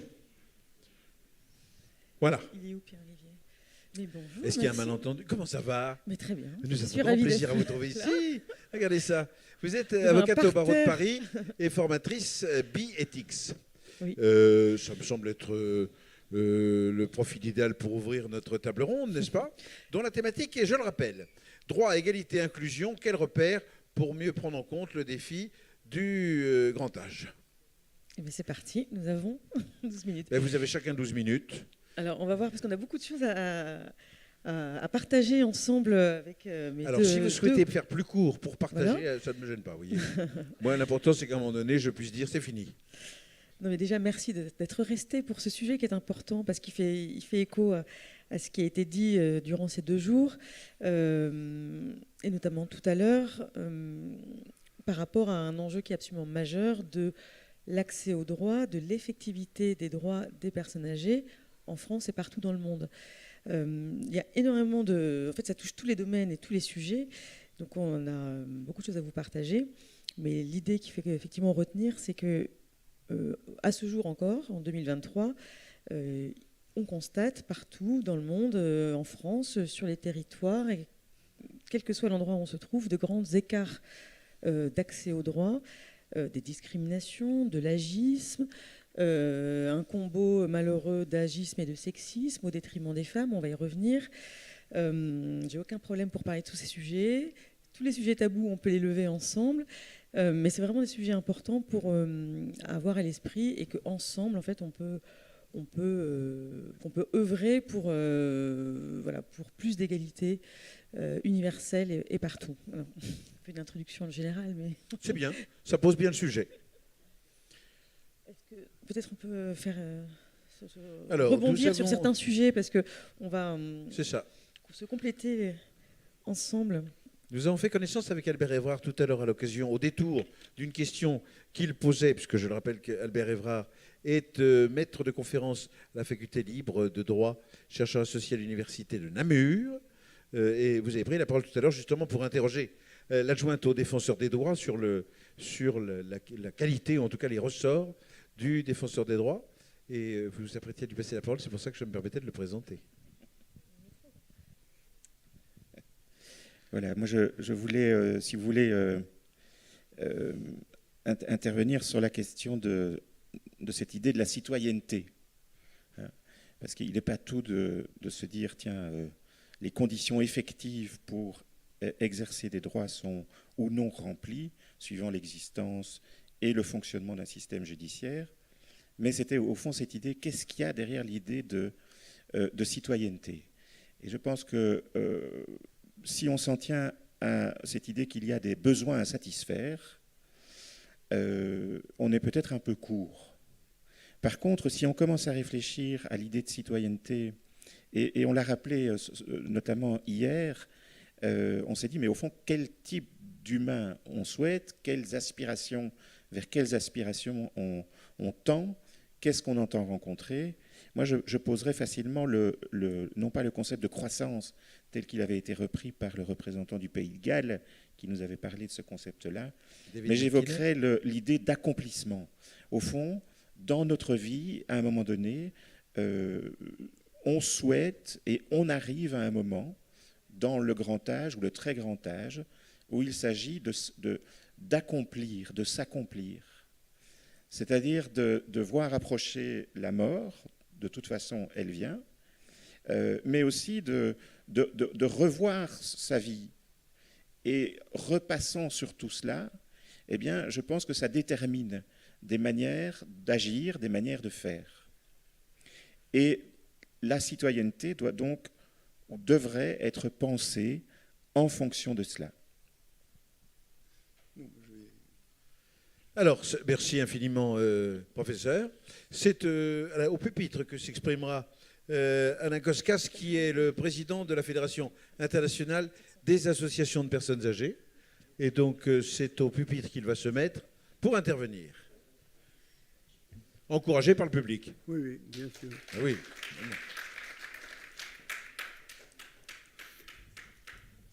Bien, je remercie le réseau de son invitation, particulièrement le jeune homme Pierre-Olivier, qui effectivement nous a donné l'ampleur de son talent.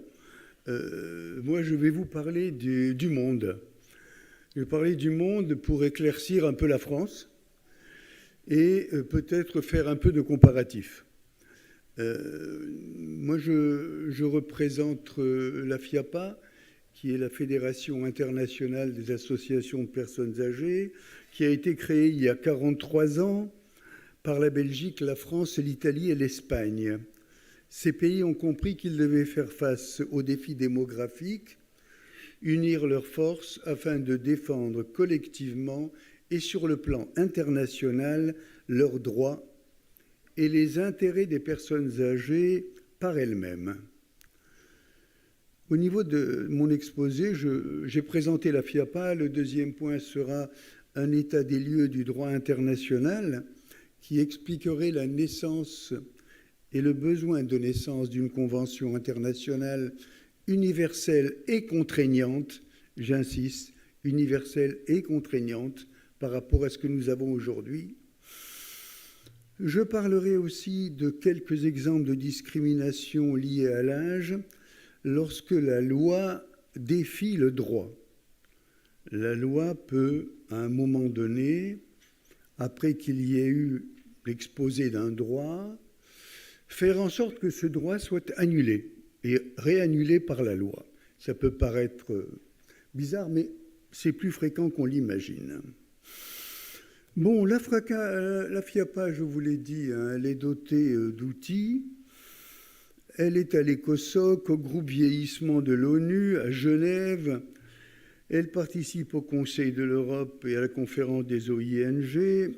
Elle travaille avec l'UNESCO et elle agit sur le monde entier à travers ses associations pour une meilleure protection des aînés et elle assure la coordination entre des différents membres, l'Europe, l'Asie, l'Afrique, l'Amérique du Sud et les Caraïbes. Elle a donc des représentants dans chacun des continents et de la même façon, elle regroupe des pays aussi divers, je dirais que beaucoup de pays d'Afrique subsaharienne, mais aussi la Chine, qui nous a annoncé d'ailleurs, lorsque nous avons signé avec elle un protocole, un chiffre qui nous laisse un peu songeur de 297 millions de personnes âgées de plus de 60 ans. Alors vous comprendrez bien que je ne vais pas vous annoncer que la FIAPA regroupe 400 millions, même si c'est le monde entier, mais il y a déjà 300 millions de Chinois qui sont là et qui effectivement nous montrent un certain nombre de contraintes concernant les défis et les nouveaux instruments juridiques en Chine. Alors la dispersion des instruments tels que les chartes, les conventions, les protocoles, vous savez, en France, déjà en 2012, avec le cabinet de la ministre Delaunay, nous avions déjà élaboré une charte. Elle était franco-française et elle était belle. Il y avait donc à l'écriture des ONG, la commission droit et liberté de la Fondation nationale de gérontologie. Je salue mon ami Jean-Michel Hoth qui est ici. La FIAPA, l'IAGG, Alma France, Hold Up, l'association A, qui est partenaire de la Fondation Charles-Léopold Mayer, les facultés universitaires, Notre-Dame de Namur, déjà, les perspectives ASBL et la Société française de gériatrie et de gérontologie. Aujourd'hui, où nous en sommes, en Amérique du Sud, qui est confrontée à la lenteur des négociations mondiales, l'Organisation des États américains a joué un rôle de premier plan. Elle est toujours aussi dynamique. Elle a lancé une convention interaméricaine de protection des droits humains des personnes âgées. Cette convention a été approuvée en 2015, après 6 ans de négociations. En 2022, la Colombie a rejoint 8 autres pays. Nous travaillons bien avec elle, à savoir l'Uruguay, le Costa Rica, la Bolivie, le Chili, l'Argentine, El Salvador, l'Équateur et le Pérou. De plus, le Mexique envisage aujourd'hui de ratifier le document et de mettre en place un comité de suivi de sa mise en œuvre. En Afrique, j'insiste là-dessus parce que nous avons beaucoup d'adhérents africains. Les pays membres de l'Union africaine ont adopté en 2016 le protocole de la Charte africaine des droits de l'homme et des peuples relatifs aux droits des personnes âgées. C'est un document remarquable. La question est-il appliqué ? Et notre travail est aussi au niveau de la fédération de nous rendre dans ces pays en évitant autant faire se peut au niveau de l'Afrique de ne pas tomber dans des moments d'élection. Ce n'est pas tout à fait ce qui est le mieux, mais en tout cas, de prendre de ce protocole énormément d'éléments fort intéressants. Tout cela, en France, bien sûr, nous relevons de la Charte sociale européenne. C'est une charte importante. Elle engage les États membres du Conseil de l'Europe après avoir ratifié sa version du 3 mai 1996. Malgré sa diffusion, elle reste malheureusement peu connue et peu appliquée. La procédure de réclamation collective nous a permis de porter plainte auprès du Comité européen des droits sociaux contre un État membre, en l'occurrence la France, en raison d'une situation ou d'une loi qui n'est pas conforme à la Charte. Ces différents articles de la Charte nous permettent effectivement de dire qu'il faudrait adapter, il ne s'agit pas de changer, mais d'adapter les lois et les règlements pour qu'ils soient conformes aux objectifs de la Charte. Ce que nous faisons. La région Asie-Pacifique, elle, abrite 60% de la population mondiale âgée de 60 ans et plus. Avec un vieillissement rapide de sa population, la part des personnes âgées devrait passer à 25% en 2050 contre 13,6% en 2020. Cette transition démographique rapide signifie que de nombreux pays auront peu de temps pour s'adapter aux conséquences du vieillissement. On ne trouve actuellement aucun texte pour l'Asie, alors que pourtant s'y trouvent des États comportant une très grande proportion de personnes âgées ou très âgées. Je veux citer le Japon et la Chine, qui, elle, est dans une situation très délicate, puisque la politique de l'enfant unique a fait qu'aujourd'hui, il n'y a plus d'aidants. De plus, cette façon de privilégier la mise au monde de petits garçons plutôt que de petites filles, en n'ayant pas hésité à sacrifier ces petites filles pour celles et ceux qui ont descendu le Yangtze-Kiang il y a encore 15 ans, ont trouvé dans les différentes étapes des fœtus de petites filles qui étaient aux endroits où nous arrêtions, parce que c'était les garçons qu'il fallait privilégier. Et aujourd'hui, la politique de l'enfant unique a disparu, bien sûr, mais il n'en demeure pas moins que les Chinois ne veulent plus faire d'enfants. Il serait pourtant temps, si on veut à un moment donné arriver vers des aidants qui soient plus nombreux, mais aujourd'hui, ils n'en ont plus envie. Alors, le rapport du Conseil économique et social des Nations Unies 2022 examine les progrès et les difficultés rencontrant dans la mise en œuvre du plan d'action international de Madrid sur le vieillissement en Asie et dans le Pacifique de 2002. Il est donc impératif, dans ces temps de crise multiples, sanitaires, sociales, climatiques, de définir collectivement des règles, des normes et des mécanismes pour les faire respecter. Les crises exposent souvent à des manquements éthiques, à des pratiques discriminatoires envers les personnes âgées, dit agisme, des violations des droits fondamentaux, ainsi que des abus et des maltraitances. Il est primordial de s'y préparer, que ce soit en Belgique ou dans le monde entier.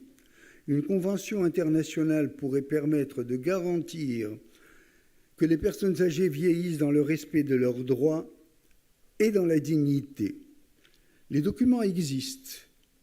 Outre le fait qu'ils ne peuvent être universels dans l'état actuel, l'absence de représentation et de participation des personnes âgées.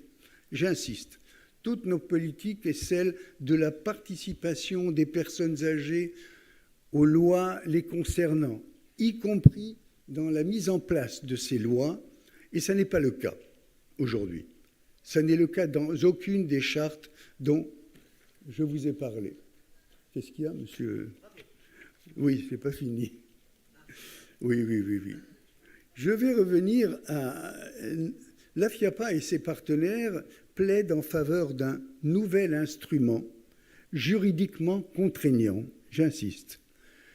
Parce qu'aujourd'hui, quelles que soient les délibérations et ce qui peut être voté, le fait que la charte ne soit pas contraignante et qu'aucune des chartes dont je vous ai parlé ne le soit pas, nous amène à avoir des réponses que les États peuvent ou pas mettre en œuvre, de changements qu'ils peuvent ou pas.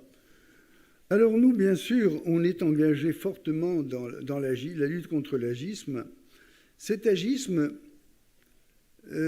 parce que nous le sommes tous agistes, il ne faut pas se leurrer. Au moins une personne sur deux. Nous avons des phrases, nous avons des mots qui montrent bien que nous ne sommes pas complètement délivrés de cela. Je ne donnais qu'un seul exemple. Nous avons au niveau du Haut Conseil de l'âge adapté un certain nombre d'éléments dans un gros travail de terminologie. Par exemple, et nous avons fait voter cela au niveau du Conseil de l'âge. Notamment, nous avons remplacé des mots. Par exemple, le mot dépendance par le mot vulnérable et d'autres mots. On en a eu 10 qui sont passés et qui ont été votés au niveau du Haut Conseil de l'âge. Mais une fois votés avec beaucoup de volonté de les faire appliquer, nous continuons tous et toutes à parler bien souvent de personnes dépendantes, y compris les personnes du Conseil de l'âge qui ont avec moi voté pour que ces changements aient lieu. Alors vous imaginez les efforts qu'il faudrait qu'on fasse pour lutter véritablement à la lutte contre l'agisme.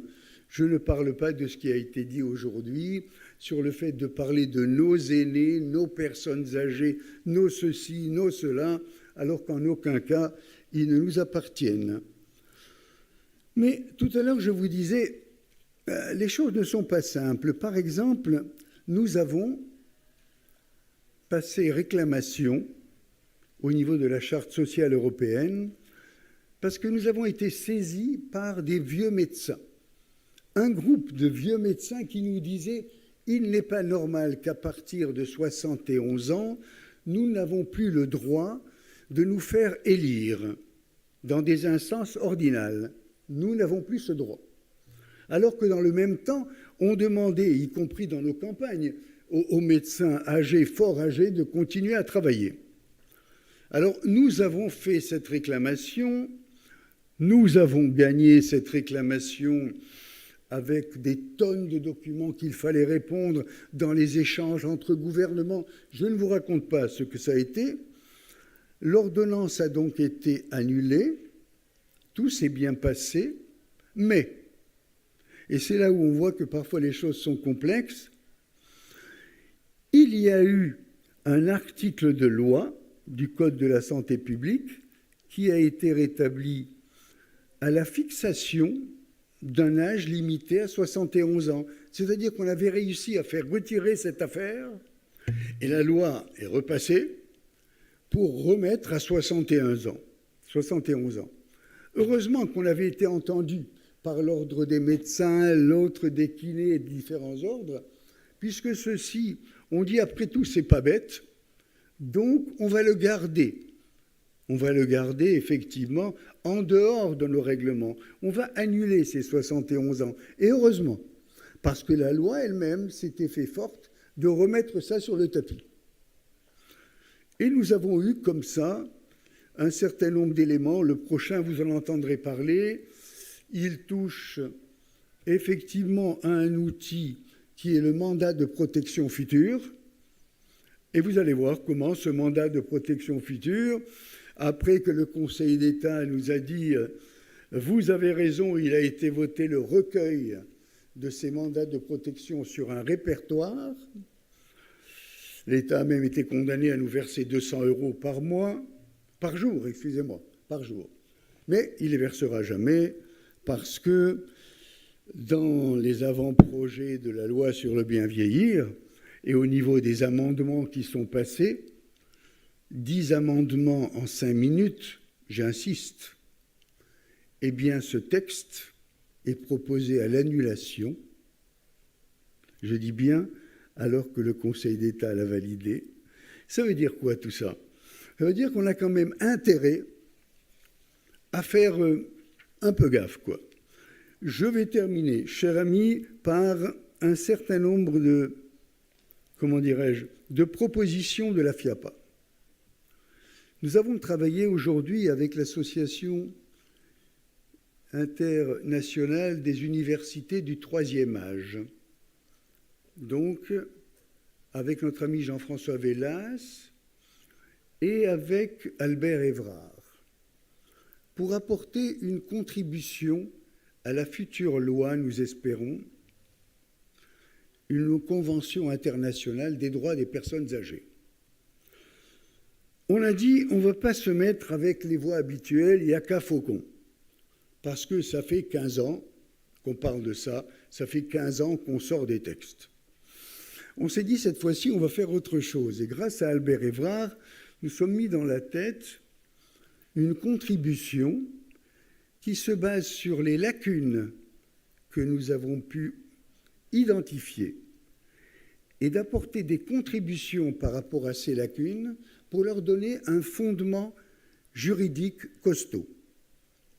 Nous n'avons pas prétention d'écrire la loi, nous avons la prétention de contribuer et surtout de contribuer à une loi contraignante. J'insiste, une loi contraignante avec une participation paritaire des personnes âgées elles-mêmes, eux qui vont faire en sorte d'eux. Alors la FIAPA, qu'est-ce qu'elle peut dire aujourd'hui parmi ces chantiers? Un chantier sur la post-aidance. Au décès de la personne aidée, il faut effectivement que les aidants puissent se dire qu'est-ce qu'on fait maintenant au niveau de la post-aidance. Faire un travail pour permettre effectivement qu'on puisse étudier à tous les âges. Et là, nous nous basons sur Cuba, où l'on peut étudier jusqu'à 80, 90, 100 ans. Je dis bien, je suis heureux que lui participe au débat de la FIAPA. C'est un allié. C'est un allié. Nous travaillons aujourd'hui aussi, après les pandémies, sur le travail du trauma et du post-trauma, qui nous paraît important, y compris au niveau des interventions des établissements et services médico-sociaux, là-dedans. Enfin, je vais passer la main parce que j'ai l'impression d'avoir un allié à ma droite et un ennemi redoutable à ma gauche, qui pourtant est censé être un ami de toujours. Je vous remercie. Oh. Protégez-moi de mes amis, je m'occupe de mes ennemis, dit le dicton. Merci, Président Koskas, nonobstant. Solène Brugère, est-ce qu'il y a des questions? Moi, j'avais une petite question à poser à Solène Brugère. Ah ben alors allez-y. Hein, si vous avez une question, posez-la. Je m'ennuie en bas, je me suis dit, je vais remonter. Mais j'ai bien vu. Vous avez le droit de vous inviter partout. Pour encadrer mon ami Alain. Votre ex-ami Alain.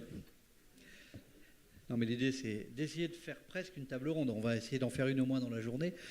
Donc, non, mais Solène, on a entendu parler tout à l'heure, et même hier déjà, de toutes ces questions autour de l'agisme, lutte contre l'agisme et tout.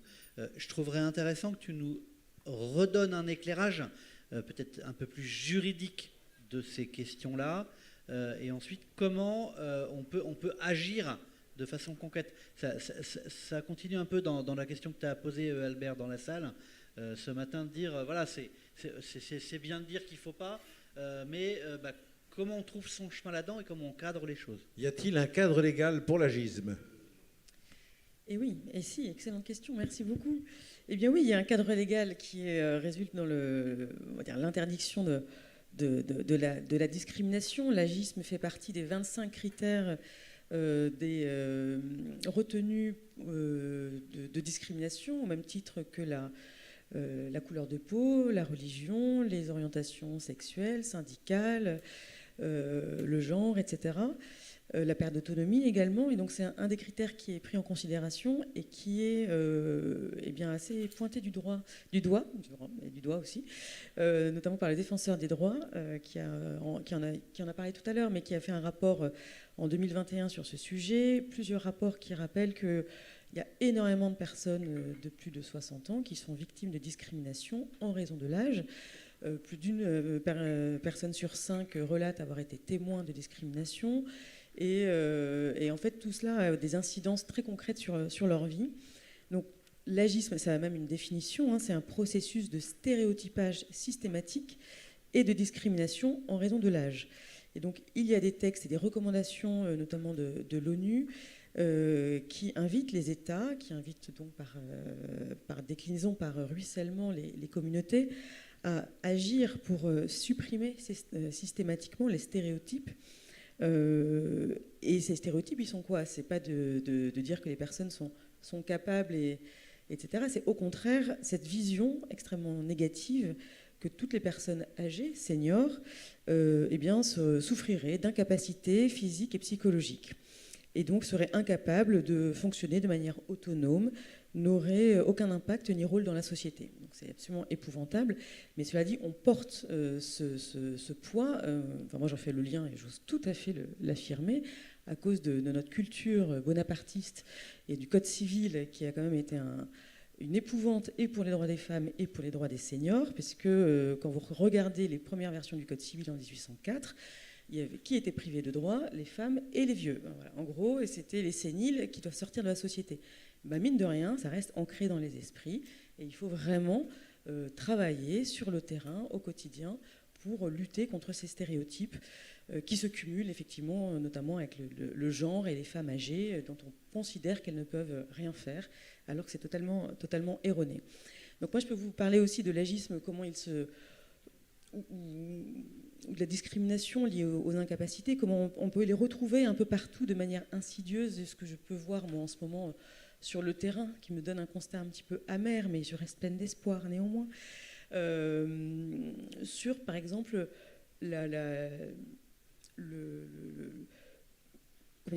l'abandon de personnes âgées dès lors qu'elles sont vieilles. En fait, on s'en fiche qu'il leur arrive soit des vols, alors là on l'a vu un petit peu dans l'actualité, ça y est, quand même il y a eu un focus sur une personne âgée agressée chez elle, ouf, parce que c'est pas la première fois malheureusement que ça arrive, mais j'ai un exemple d'un EHPAD, c'est un exemple terrible pour moi, dans le Loiret, j'ai le nom, où il y a une personne qui a dépouillé une personne en fin de vie, enfin, de 40 000 € de tous ses tableaux, etc.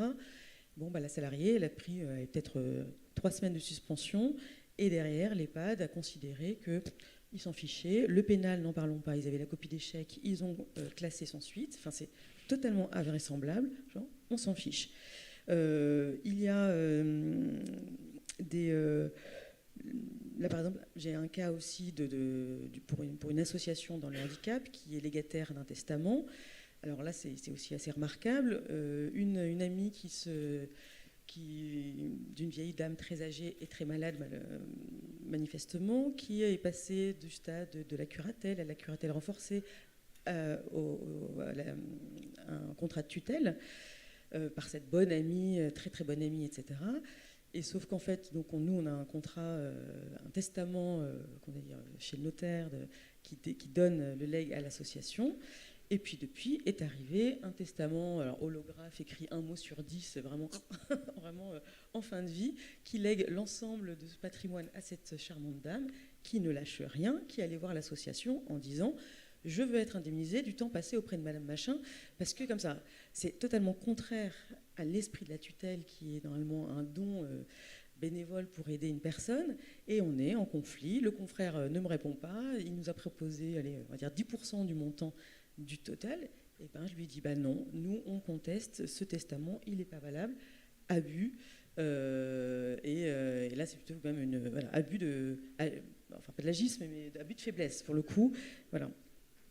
Dans d'autres formes d'abus de faiblesse ou de complexité qu'on peut avoir, il y a l'aspect contractuel, ça c'est important parce que j'entends beaucoup aussi toutes ces bonnes initiatives, notamment de start-up, etc., qui proposent des solutions extrêmement innovantes et extrêmement bénéfiques.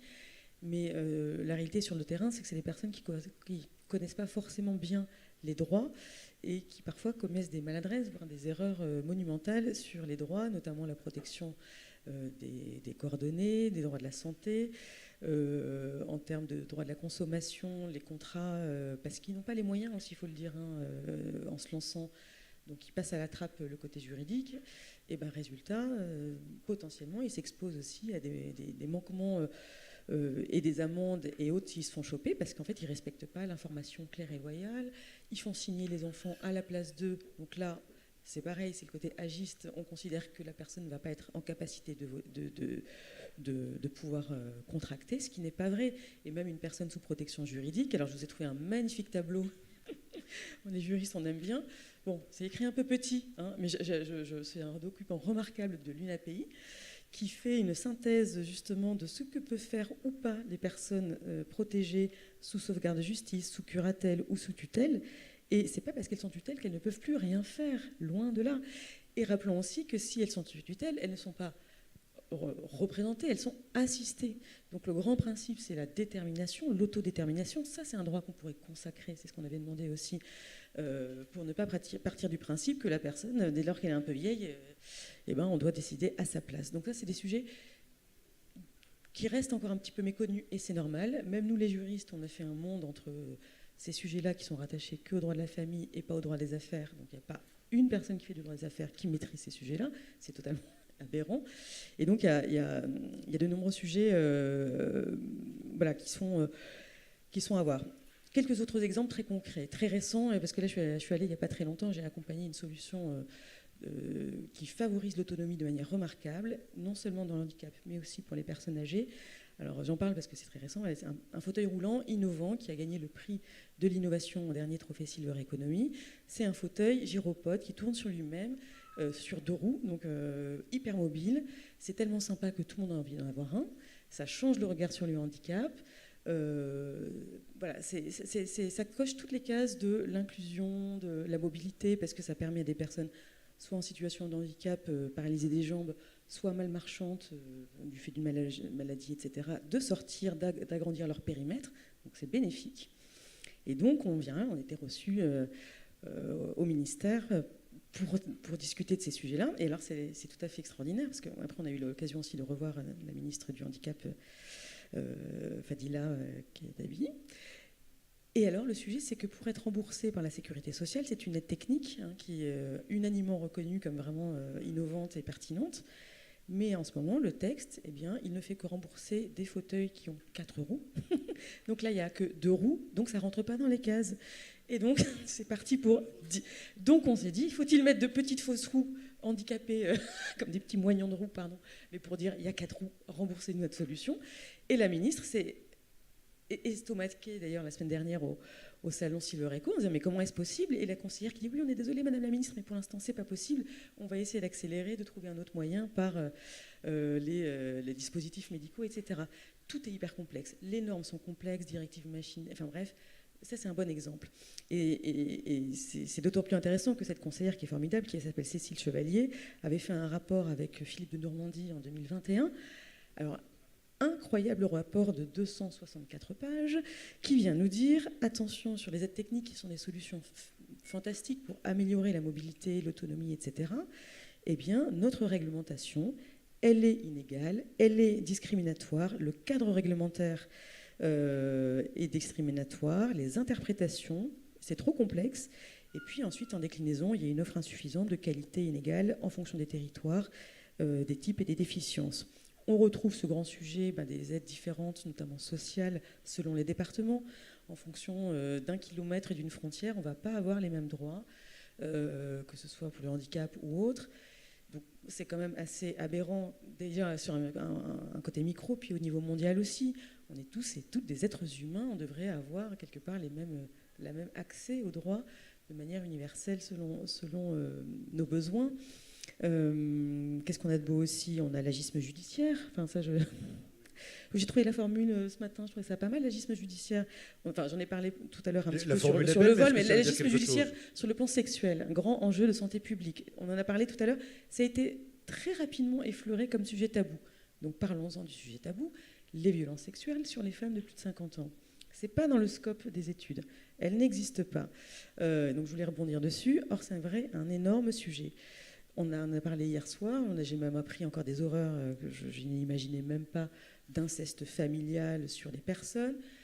Des générations qui sont avant MeToo, donc qui n'osent pas parler. Je vois Annie de Vivi qui m'a accordé la parole au super congrès Humanitude devant 650 personnes. On a sensibilisé en tout cas ce sujet avec un gériatre parce qu'il y a vraiment un énorme sujet de sensibilisation, de connaissance, d'accès aux droits, d'un côté de liberté, d'autoriser les personnes. Donc pour ça, il faut sensibiliser même les familles, les équipes à cet exercice assez fondamental qui est très bénéfique pour la santé. Mais de l'autre, il faut aussi avoir une tolérance zéro sur le moindre comportement déviant. Et quand ça arrive, effectivement, il faut aussi insister auprès des tribunaux et autres pour qu'ils prennent en considération, qu'ils prennent les plaintes, qu'ils ne relèguent pas ça de côté, parce que les personnes, et notamment les femmes, sont vieilles. Et bien, je suis désolée, c'est la dignité jusqu'au bout. C'est des personnes qui sont victimes parfois jusqu'à 100 ans. Vraiment, il y a un enjeu collectif. Et je me disais tout à l'heure dans les idées qu'on pouvait avoir, ou peut-être en complémentarité de vos magnifiques actions et du label, peut-être ajouter un critère qui est, quand vous êtes labellisé, que vous avez envie, qu'est-ce que vous faites sur ces sujets-là? Est-ce que vous êtes proactif? Est-ce que vous êtes volontariste? Est-ce que vous formez les gens? Et puis ça pourrait comme ça inciter à créer, former, et vous pourriez être moteur et exemplaire sur ces sujets, comme les communes qui prennent vraiment en main ces enjeux, parce que c'est un vrai enjeu de santé publique. Il faut savoir que vous avez évoqué les traumas, etc. Tout ce qui est violence sexuelle et les non-dits, etc., ça a un impact énorme sur notamment la perte d'autonomie et la dégradation de l'état de santé des personnes. Donc c'est vraiment lié à notre sujet fondamental d'accès à la santé tout au bout de la vie. Et ça fait vraiment partie des sujets majeurs. On pourrait continuer, on peut même aller jusqu'à la fin de vie, agisme de décision de fin de vie, ou en tout cas de discrimination, ou de peut-être nécessité d'harmonisation de législation en allant vers le haut, parce qu'effectivement, aujourd'hui, ça fait un peu penser, comme au débat de l'avortement, si on a les personnes qui ont envie, si on a les moyens, elles peuvent aller à l'étranger, si on n'a pas les moyens, on se débrouille avec un oreiller, voilà. Donc là aussi, une réflexion commune, et notamment grâce à vos réseaux, ça peut être assez fantastique pour fédérer ces bonnes pratiques, les porter et puis les proposer dans le cadre de l'âge et porter cette idée de grande convention internationale des personnes âgées qui n'existent effectivement pas. Il y a des bribes en fait qu'on retrouve aussi dans la Convention du handicap ou dans tous les textes internationaux, mais pas spécifiquement. Donc ça peut être très intéressant. Voilà. Merci maître.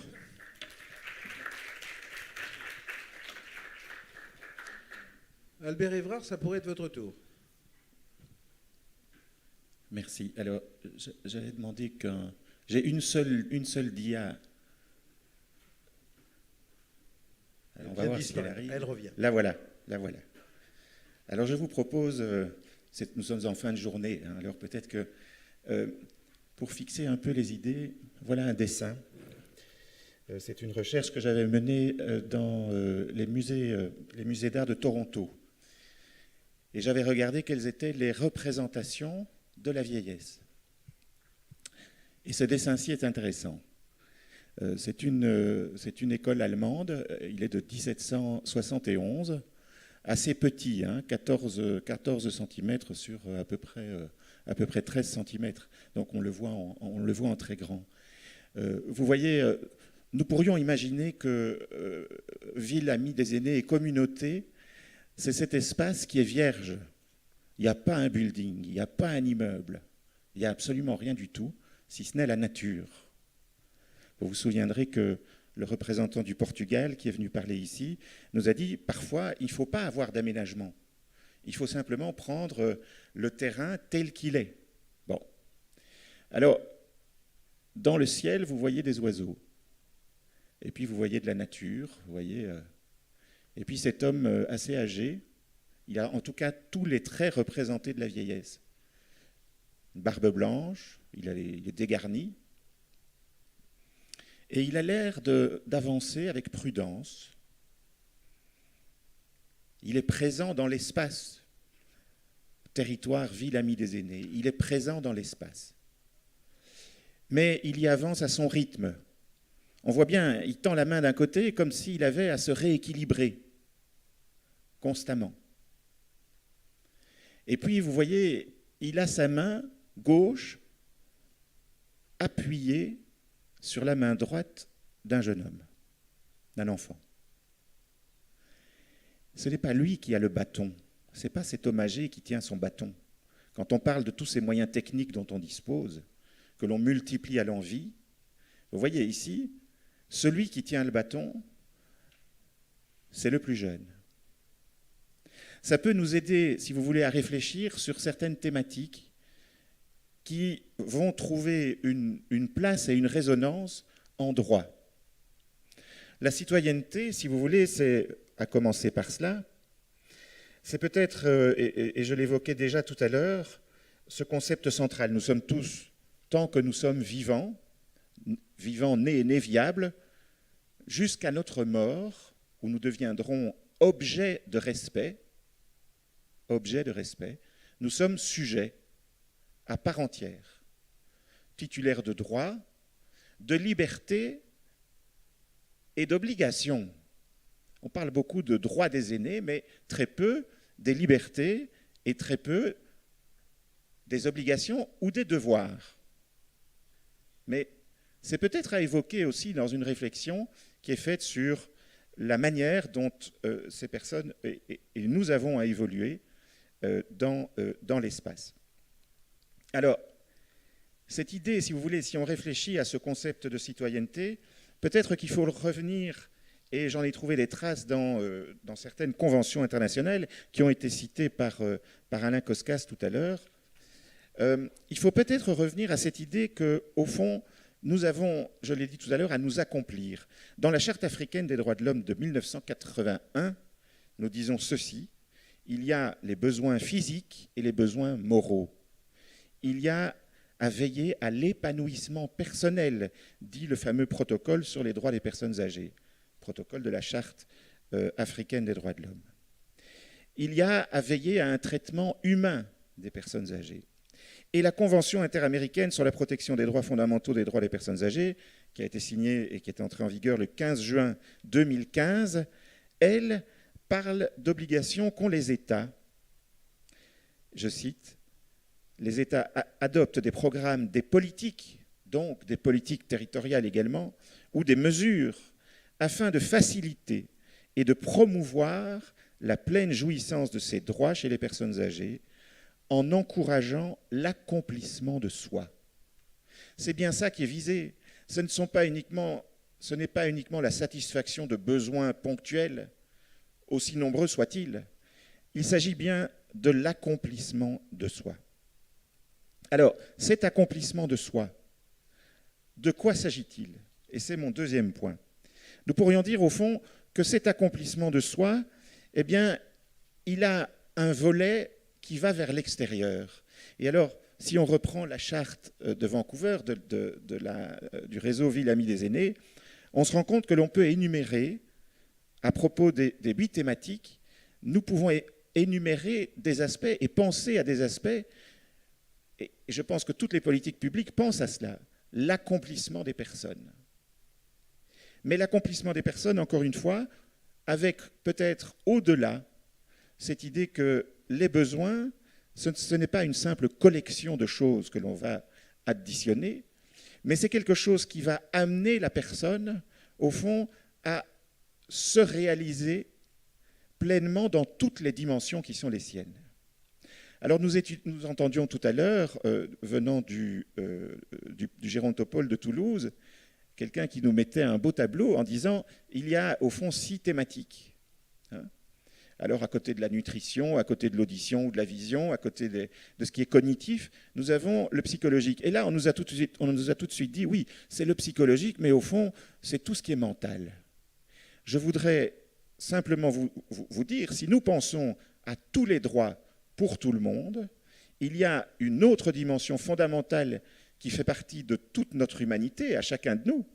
C'est une dimension qui touche à ses forces intérieures, à ses énergies intérieures, à ce que nous avons à disposition, et plus l'âge nous avançons, nous en avons l'expérience, nous avons la mémoire, et on a vu, notamment pendant la pandémie, combien ces ressources étaient importantes. Vous avez à la fois des personnes très jeunes qui ont littéralement perdu pied, alors que d'autres avaient ces ressources intérieures et vivaient peut-être, des gens âgés ou très âgés, dans des situations parfois plus difficiles. Et pourtant, ce sont ces ressources intérieures qui ont permis de dépasser, qui ont permis de traverser certaines choses, même si les droits, les libertés étaient en flottement assez large.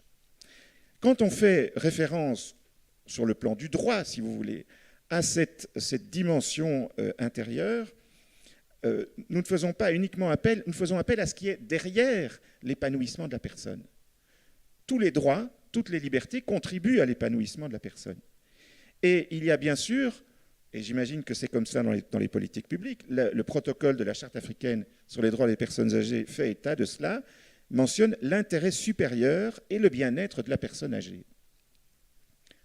Mais il y a aussi, au-delà de cela, quelque chose qui touche davantage à un droit, à une liberté qui est inscrite non seulement dans les textes internationaux, mais qui est également inscrite dans les textes français.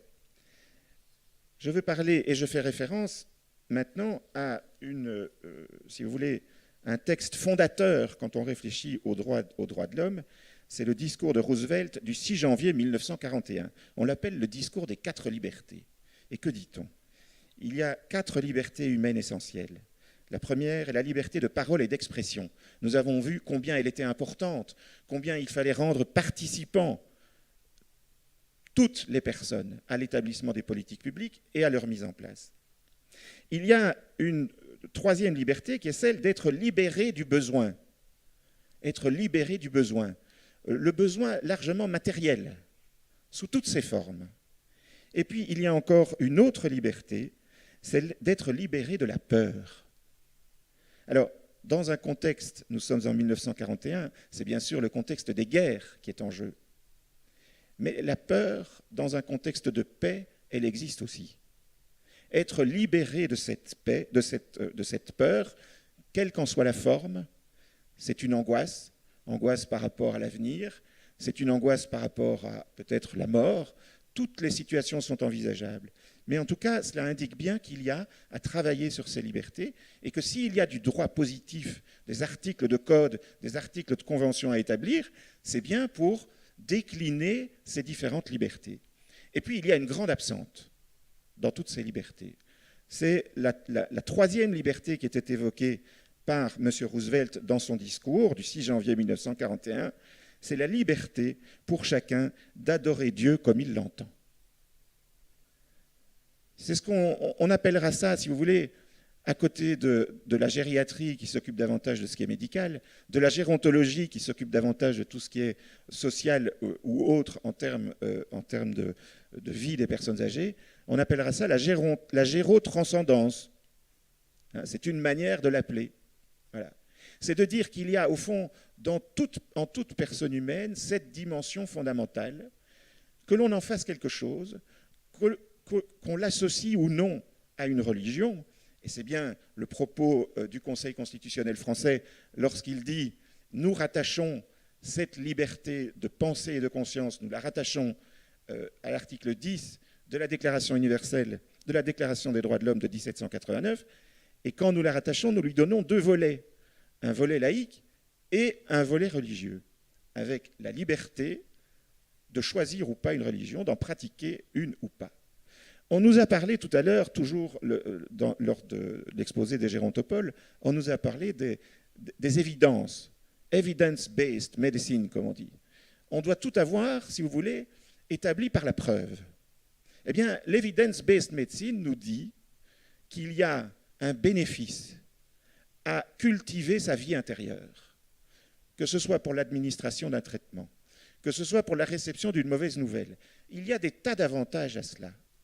Alors, il est étonnant, moi j'avais interrogé en son temps Madame Malheur pour lui dire, mais on parle lors de ce groupe ouvert sur les questions de vieillissement aux Nations Unies depuis 12 ans, de tas de secteurs, des droits civils, des droits politiques, des droits économiques, des droits culturels, des droits sociaux, des droits au développement. Mais le grand absent, c'est ce droit à la liberté de pensée et de conscience, en incluant l'exercice d'une religion si on le souhaite. Je pense que c'est important pour les territoires, parce que les territoires, si vous voulez réfléchir à ce territoire qui est vierge, vous pourriez y rajouter une mosquée, vous pourriez y rajouter une synagogue, vous pourriez y rajouter un temple, vous pourriez y rajouter une église, ou vous pourriez y rajouter le lieu qui est le lieu de rassemblement d'une loge maçonnique. Vous pourriez rassembler tous ceux qui, au fond, cherchent et estiment comme étant important cette dimension essentielle et propre à tout être humain. Et alors, on se rendrait peut-être compte que les politiques publiques, lorsqu'elles constatent des insatisfactions, eh bien, on pourrait peut-être se demander si ces insatisfactions ne sont pas dues à un défaut d'intériorité qui permet d'ancrer les choses en soi. On pourrait se demander si chez les individus, au-delà de simplement être toujours en relation avec les autres, être dans des aspects assez ludiques parfois, il n'y a pas lieu aussi d'être dans la rencontre, une espèce de rencontre authentique. Rencontre authentique qui n'est pas uniquement du lien social, mais qui va bien au-delà et qui, pour beaucoup de monde, on pourrait le mentionner, mais enfin, si on prend le facteur religieux dans les États, ces États sont représentés ici lors de ce congrès, on pourrait même tomber sur des États qui sont des États religieux. Prenez l'exemple de la Finlande. La religion officielle de l'État est le luthérianisme. Bon. Eh bien, que fait-on? Les municipalités, alors il neige, il fait froid, il gèle 6 mois par an, il fait nuit très longtemps, bon, c'est de l'obscurité. Du coup, il y a à aménager les politiques publiques. Mais en tout cas, il y en a une qui veut qu'on aille chercher chez les personnes qui le souhaitent, chez celles qui le souhaitent, on va les chercher pour les amener au temple luthérien. Elles ont là autour une vie de communauté aussi. Donc, ce n'est pas uniquement de se retrouver tout seul et à genoux sur un prie-dieu, hein, c'est pas ça. C'est aussi de faire partie d'une communauté sur ces questions les plus essentielles qui font vivre beaucoup de monde. Il me semble que c'est un élément qui est rarement pris en compte dans les politiques publiques. C'est un élément qui est rarement pris en compte dans l'aménagement ou dans les facilités qui sont données, l'aménagement de l'espace, mais c'est un élément qui, me semble-t-il, et pas à moi uniquement, apparaît quand même comme important, essentiel, parce qu'il rend compte, il permet d'éveiller une dimension importante qui est propre à toute notre humanité. Et c'est vrai pour tous les âges, mais c'est d'autant plus vrai dans le grand âge. Nous savons tous que la finitude, cette approche de la mort, tout ça suscite chez bien des personnes des questions. Même des gens que vous ne connaissez pas. Ça m'est encore arrivé dans le train, tout d'un coup, qu'est-ce que vous lisez? J'avais en main un numéro de la revue Gérontologie et Société, que dirige maintenant la Caisse nationale, la CNAV. Bon. Ah, mais c'est intéressant. Et de quoi ça parle? Et puis, vous savez, moi, c'est difficile. Et voilà. Et les gens parlent. Mais ce besoin essentiel de parler, il ne suffit pas de l'organiser dans des politiques publiques. Et les politiques publiques, on l'a peut-être simplement à laisser un espace où ces choses-là puissent se dire. Merci. C'est nous qui vous remercions. Non, gardez-le. Enfin, gardez-le jusqu'à la fin de cet après-midi, pendant le quart d'heure qui vient, on va dire.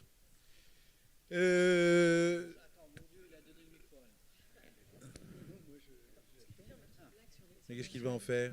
Une petite observation, pardonnez-moi par avance, mais il y a un reportage sur Netflix qui est très remarquable sur les centenaires. Je ne sais pas si vous l'avez vu.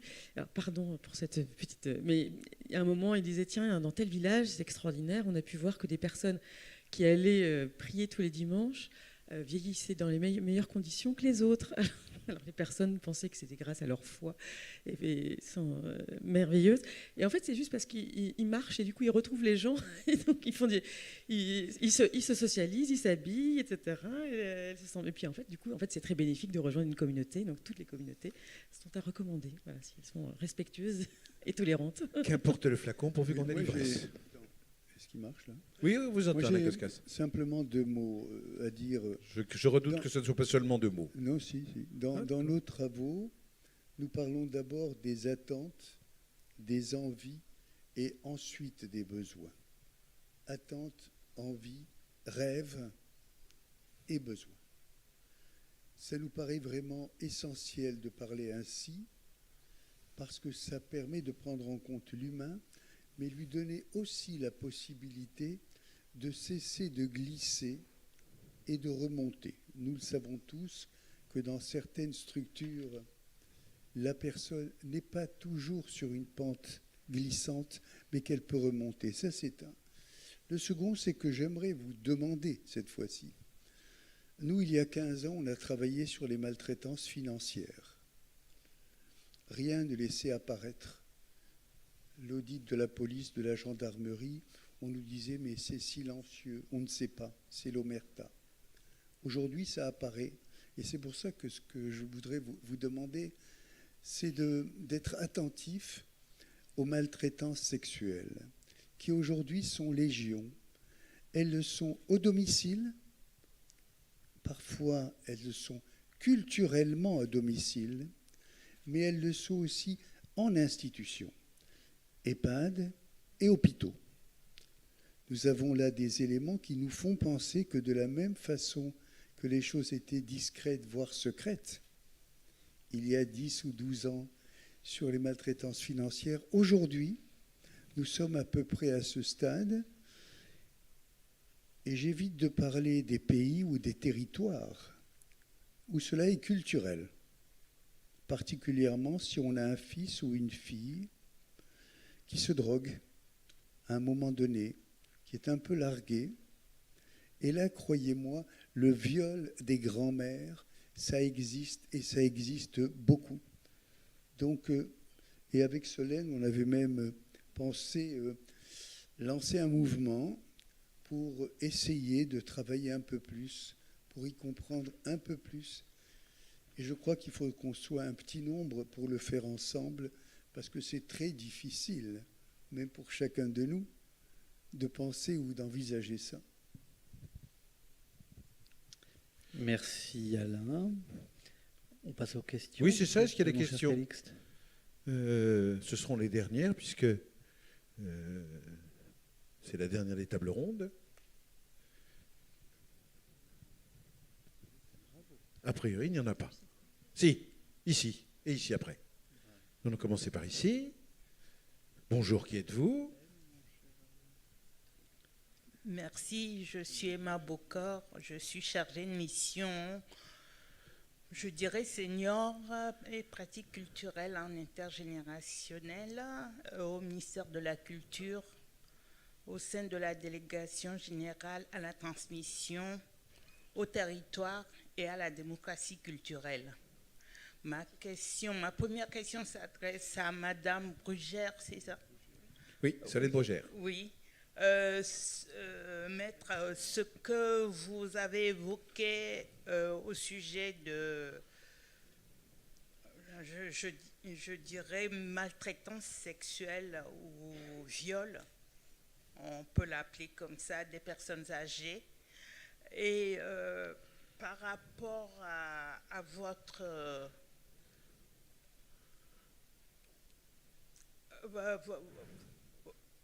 récit, je me pose la question à savoir si juridiquement, pour une personne vulnérable, il n'y aurait pas possibilité que la commune résidente ou l'élu ou les associations de cette commune se constituent de manière juridique pour épauler cette personne à dénoncer et à faire des démarches auprès de la justice, parce qu'une personne vulnérable déjà, toute seule, pour prendre telle décision, c'est assez difficile. Et je me pose cette question, s'il n'y aurait pas à réfléchir à ce que la commune ou les associations de cette commune puissent se constituer partie civile ou bien accompagnant juridiquement pour que cela ne soit pas tu, que ça se sache et que ça se défende et pour que la personne ne soit pas enterrée vivante. Voilà. Sinon, la deuxième question sur l'espace public où on pourrait organiser, voire créer une place de réflexion liée à la religion. Je me pose la question à savoir si cela serait possible dans un pays se disant laïque. Voilà 2 questions. Voilà. Qui appellent 2 réponses. Oui, merci beaucoup pour cette excellente question. Alors, il y a 2 choses. D'abord, il y a encore un droit qui est inconnu, qui est l'obligation pour les personnes, et notamment les collectivités, de faire un signalement. Ça, vous l'avez dans le code pénal. Ne pas faire de signalement, en fait, c'est se mettre c'est finalement être complice de la personne parce qu'on laisse faire. Donc c'est malheureusement ce qui se passe là. Il faut avoir ça en tête, cet esprit. Ah, si je ne fais rien, eh bien je suis complice par défaut. Enfin, voilà. Donc ça, je trouve ça. Mais le droit le prévoit comme obligation de signaler les maltraitances, notamment au regard des personnes vulnérables. Le droit pénal s'est d'ailleurs renforcé sur ce sujet et c'est pas neutre parce que c'est l'article du secret professionnel, notamment des médecins, enfin des professions médicales, qui prévoit une dérogation au secret médical, le secret qui nous lie entre les médecins, les prêtres et les avocats. On peut faire sauter le secret médical par nécessité, en fait, pour justement dénoncer quand on est témoin d'une situation de maltraitance sur une personne vulnérable. J'aimerais bien que les avocats aient la même chose, mais bon, pour l'instant là, c'est pas le cas. Donc, déjà, toujours, vraiment, dans tous les cas, et il faut y aller en masse à chaque fois. Et même, j'ai envie de dire, même l'agression sexuelle ou la vision sexiste masculine dit que c'est pas grave. Si, c'est grave. Avec ou sans pénétration, tout est grave, ça je l'ai déjà dit. C'est vraiment important d'avoir ça en tête et de ne rien laisser passer.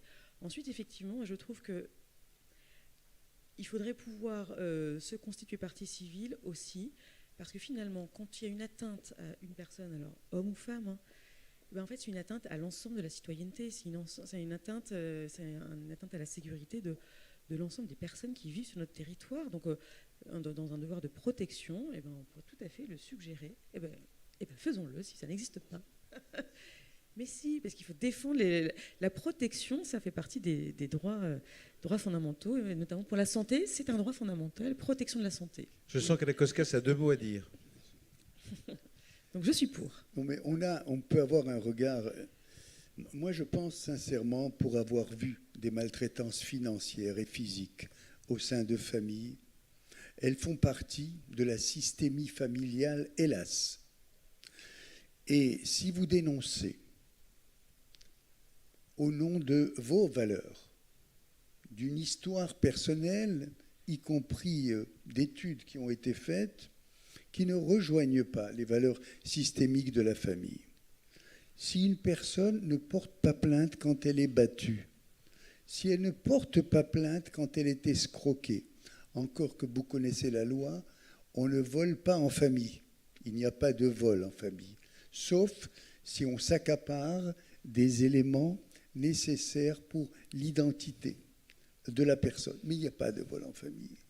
De la même façon que quand vous parlez avec les aînés et qu'ils vous disent « Écoutez, moi, je veux continuer à avoir mon petit garçon chez moi ou ma petite fille, je veux qu'ils continuent à habiter chez moi, même s'ils sont ivres, même s'ils sont shootés. Avant tout, je ne veux pas rester seul, je ne porterai pas plainte contre mes petits-enfants. » Et ça, je le connais dans la quasi-totalité des situations rencontrées, véritablement. On a vu des choses inouïes. Moi, je relatais à mes amis hier encore des cas de prostitution de personnes âgées de plus de 90 ans, à quel point tout cela était difficile à faire émerger, à quel point les plaintes ne suivaient pas. C'est assez inouï. Nous, on ne l'imagine pas, et pourtant, c'est comme ça que ça se passe. Pas un mot à l'extérieur. L'omerta est totale, surtout si c'est quelqu'un de la famille qui est coupable. Donc, il y a une confirmation qu'il est possible de porter plainte ou se constituer partie civile, et donc il peut y avoir un élan général des communes ici en disant on ne laissera rien passer. Est-ce qu'on peut répondre à la deuxième question concernant la place Oui. Alors, la deuxième question, bon, pour commencer, ce qui avait été demandé, c'était des repères Villes Amies des aînés dans le monde. Alors, bon, quand on regarde le monde, on se rend compte que le système tel qu'il existe, et moi je le regarde de l'extérieur, tel qu'il existe en France, c'est assez unique. Cette manière de concevoir une laïcité, et tout ça est assez unique et propre à la France. Donc je ne suis pas en mesure de vous dire si en France ça pourrait marcher.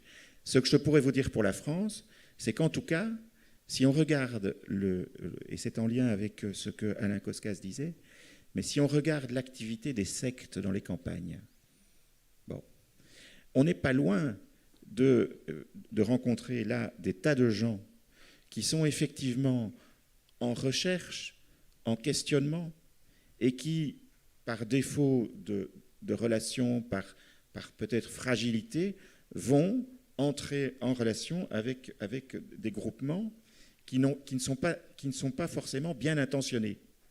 Hein. Et donc, ce phénomène-là, il est examiné par les pouvoirs publics en France, hein, en lien avec les personnes âgées. Voilà. Maintenant, que dans l'ensemble de ce qui est ou la participation ou l'établissement des relations sociales, tout ce qui, certains des thèmes de la charte de Vancouver, que ce soit pour le transport et la mobilité, que ce soit aussi pour le lien social et la solidarité, culture et loisirs, ont un effet positif sur la santé. L'accès à des activités, je cite, culturelles, sportives ou encore intellectuelles. Pourquoi n'aurions-nous pas ajouté à cela l'accès à des activités spirituelles ou, enfin, on peut trouver un terme que l'on veut, mais qui montre cela. Pourquoi on ne l'aurait pas? Vous voyez? Si ces choses-là font du bien à des personnes, si ces choses-là ont un effet positif sur la santé, et c'est démontré par la médecine, il ne faut pas aller jusque-là, eh bien, cela participe aussi à l'autonomie, cela participe aussi à la santé. Donc, vous voyez, il y a plusieurs thématiques dans la charte qui pourraient être concernées par cela. Et donc, nécessairement, du coup, ça a un effet sur ce que pourraient être des politiques publiques en termes de mobilité vers des lieux qui, eux, ne sont peut-être pas publics, mais des lieux où ces activités sont menées alors qu'elles répondent à un véritable choix, une véritable liberté des personnes de s'y rendre ou de ne pas s'y rendre.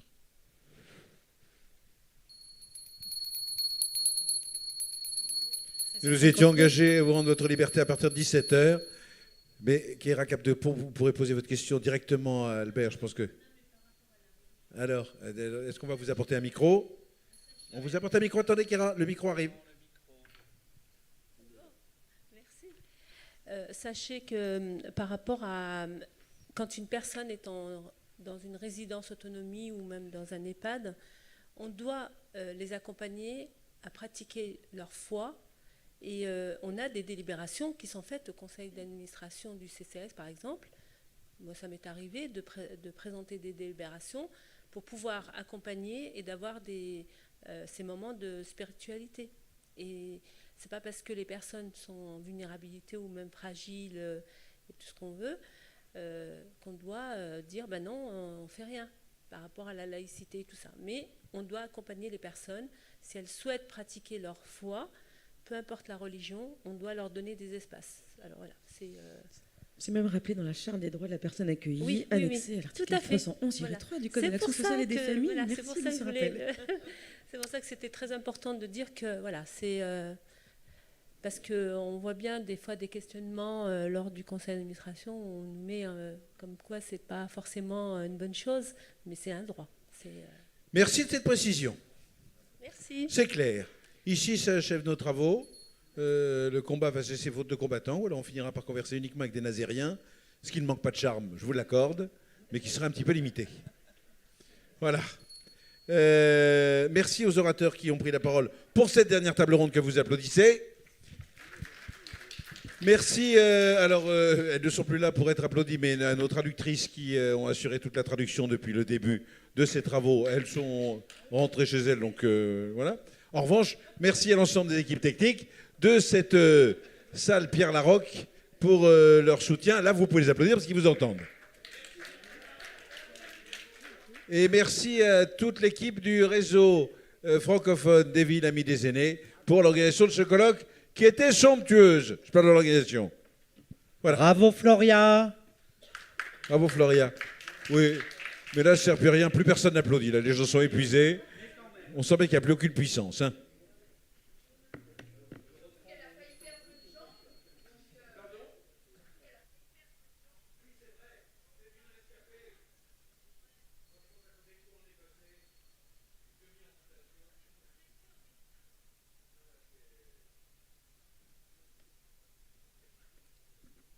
C'est l'affaire scandaleuse de l'escalator meurtrier, le fameux escalator de la mort de la cafétéria du ministère des Solidarités et des Familles. Vous voudrez bien, puisque vous avez décidé...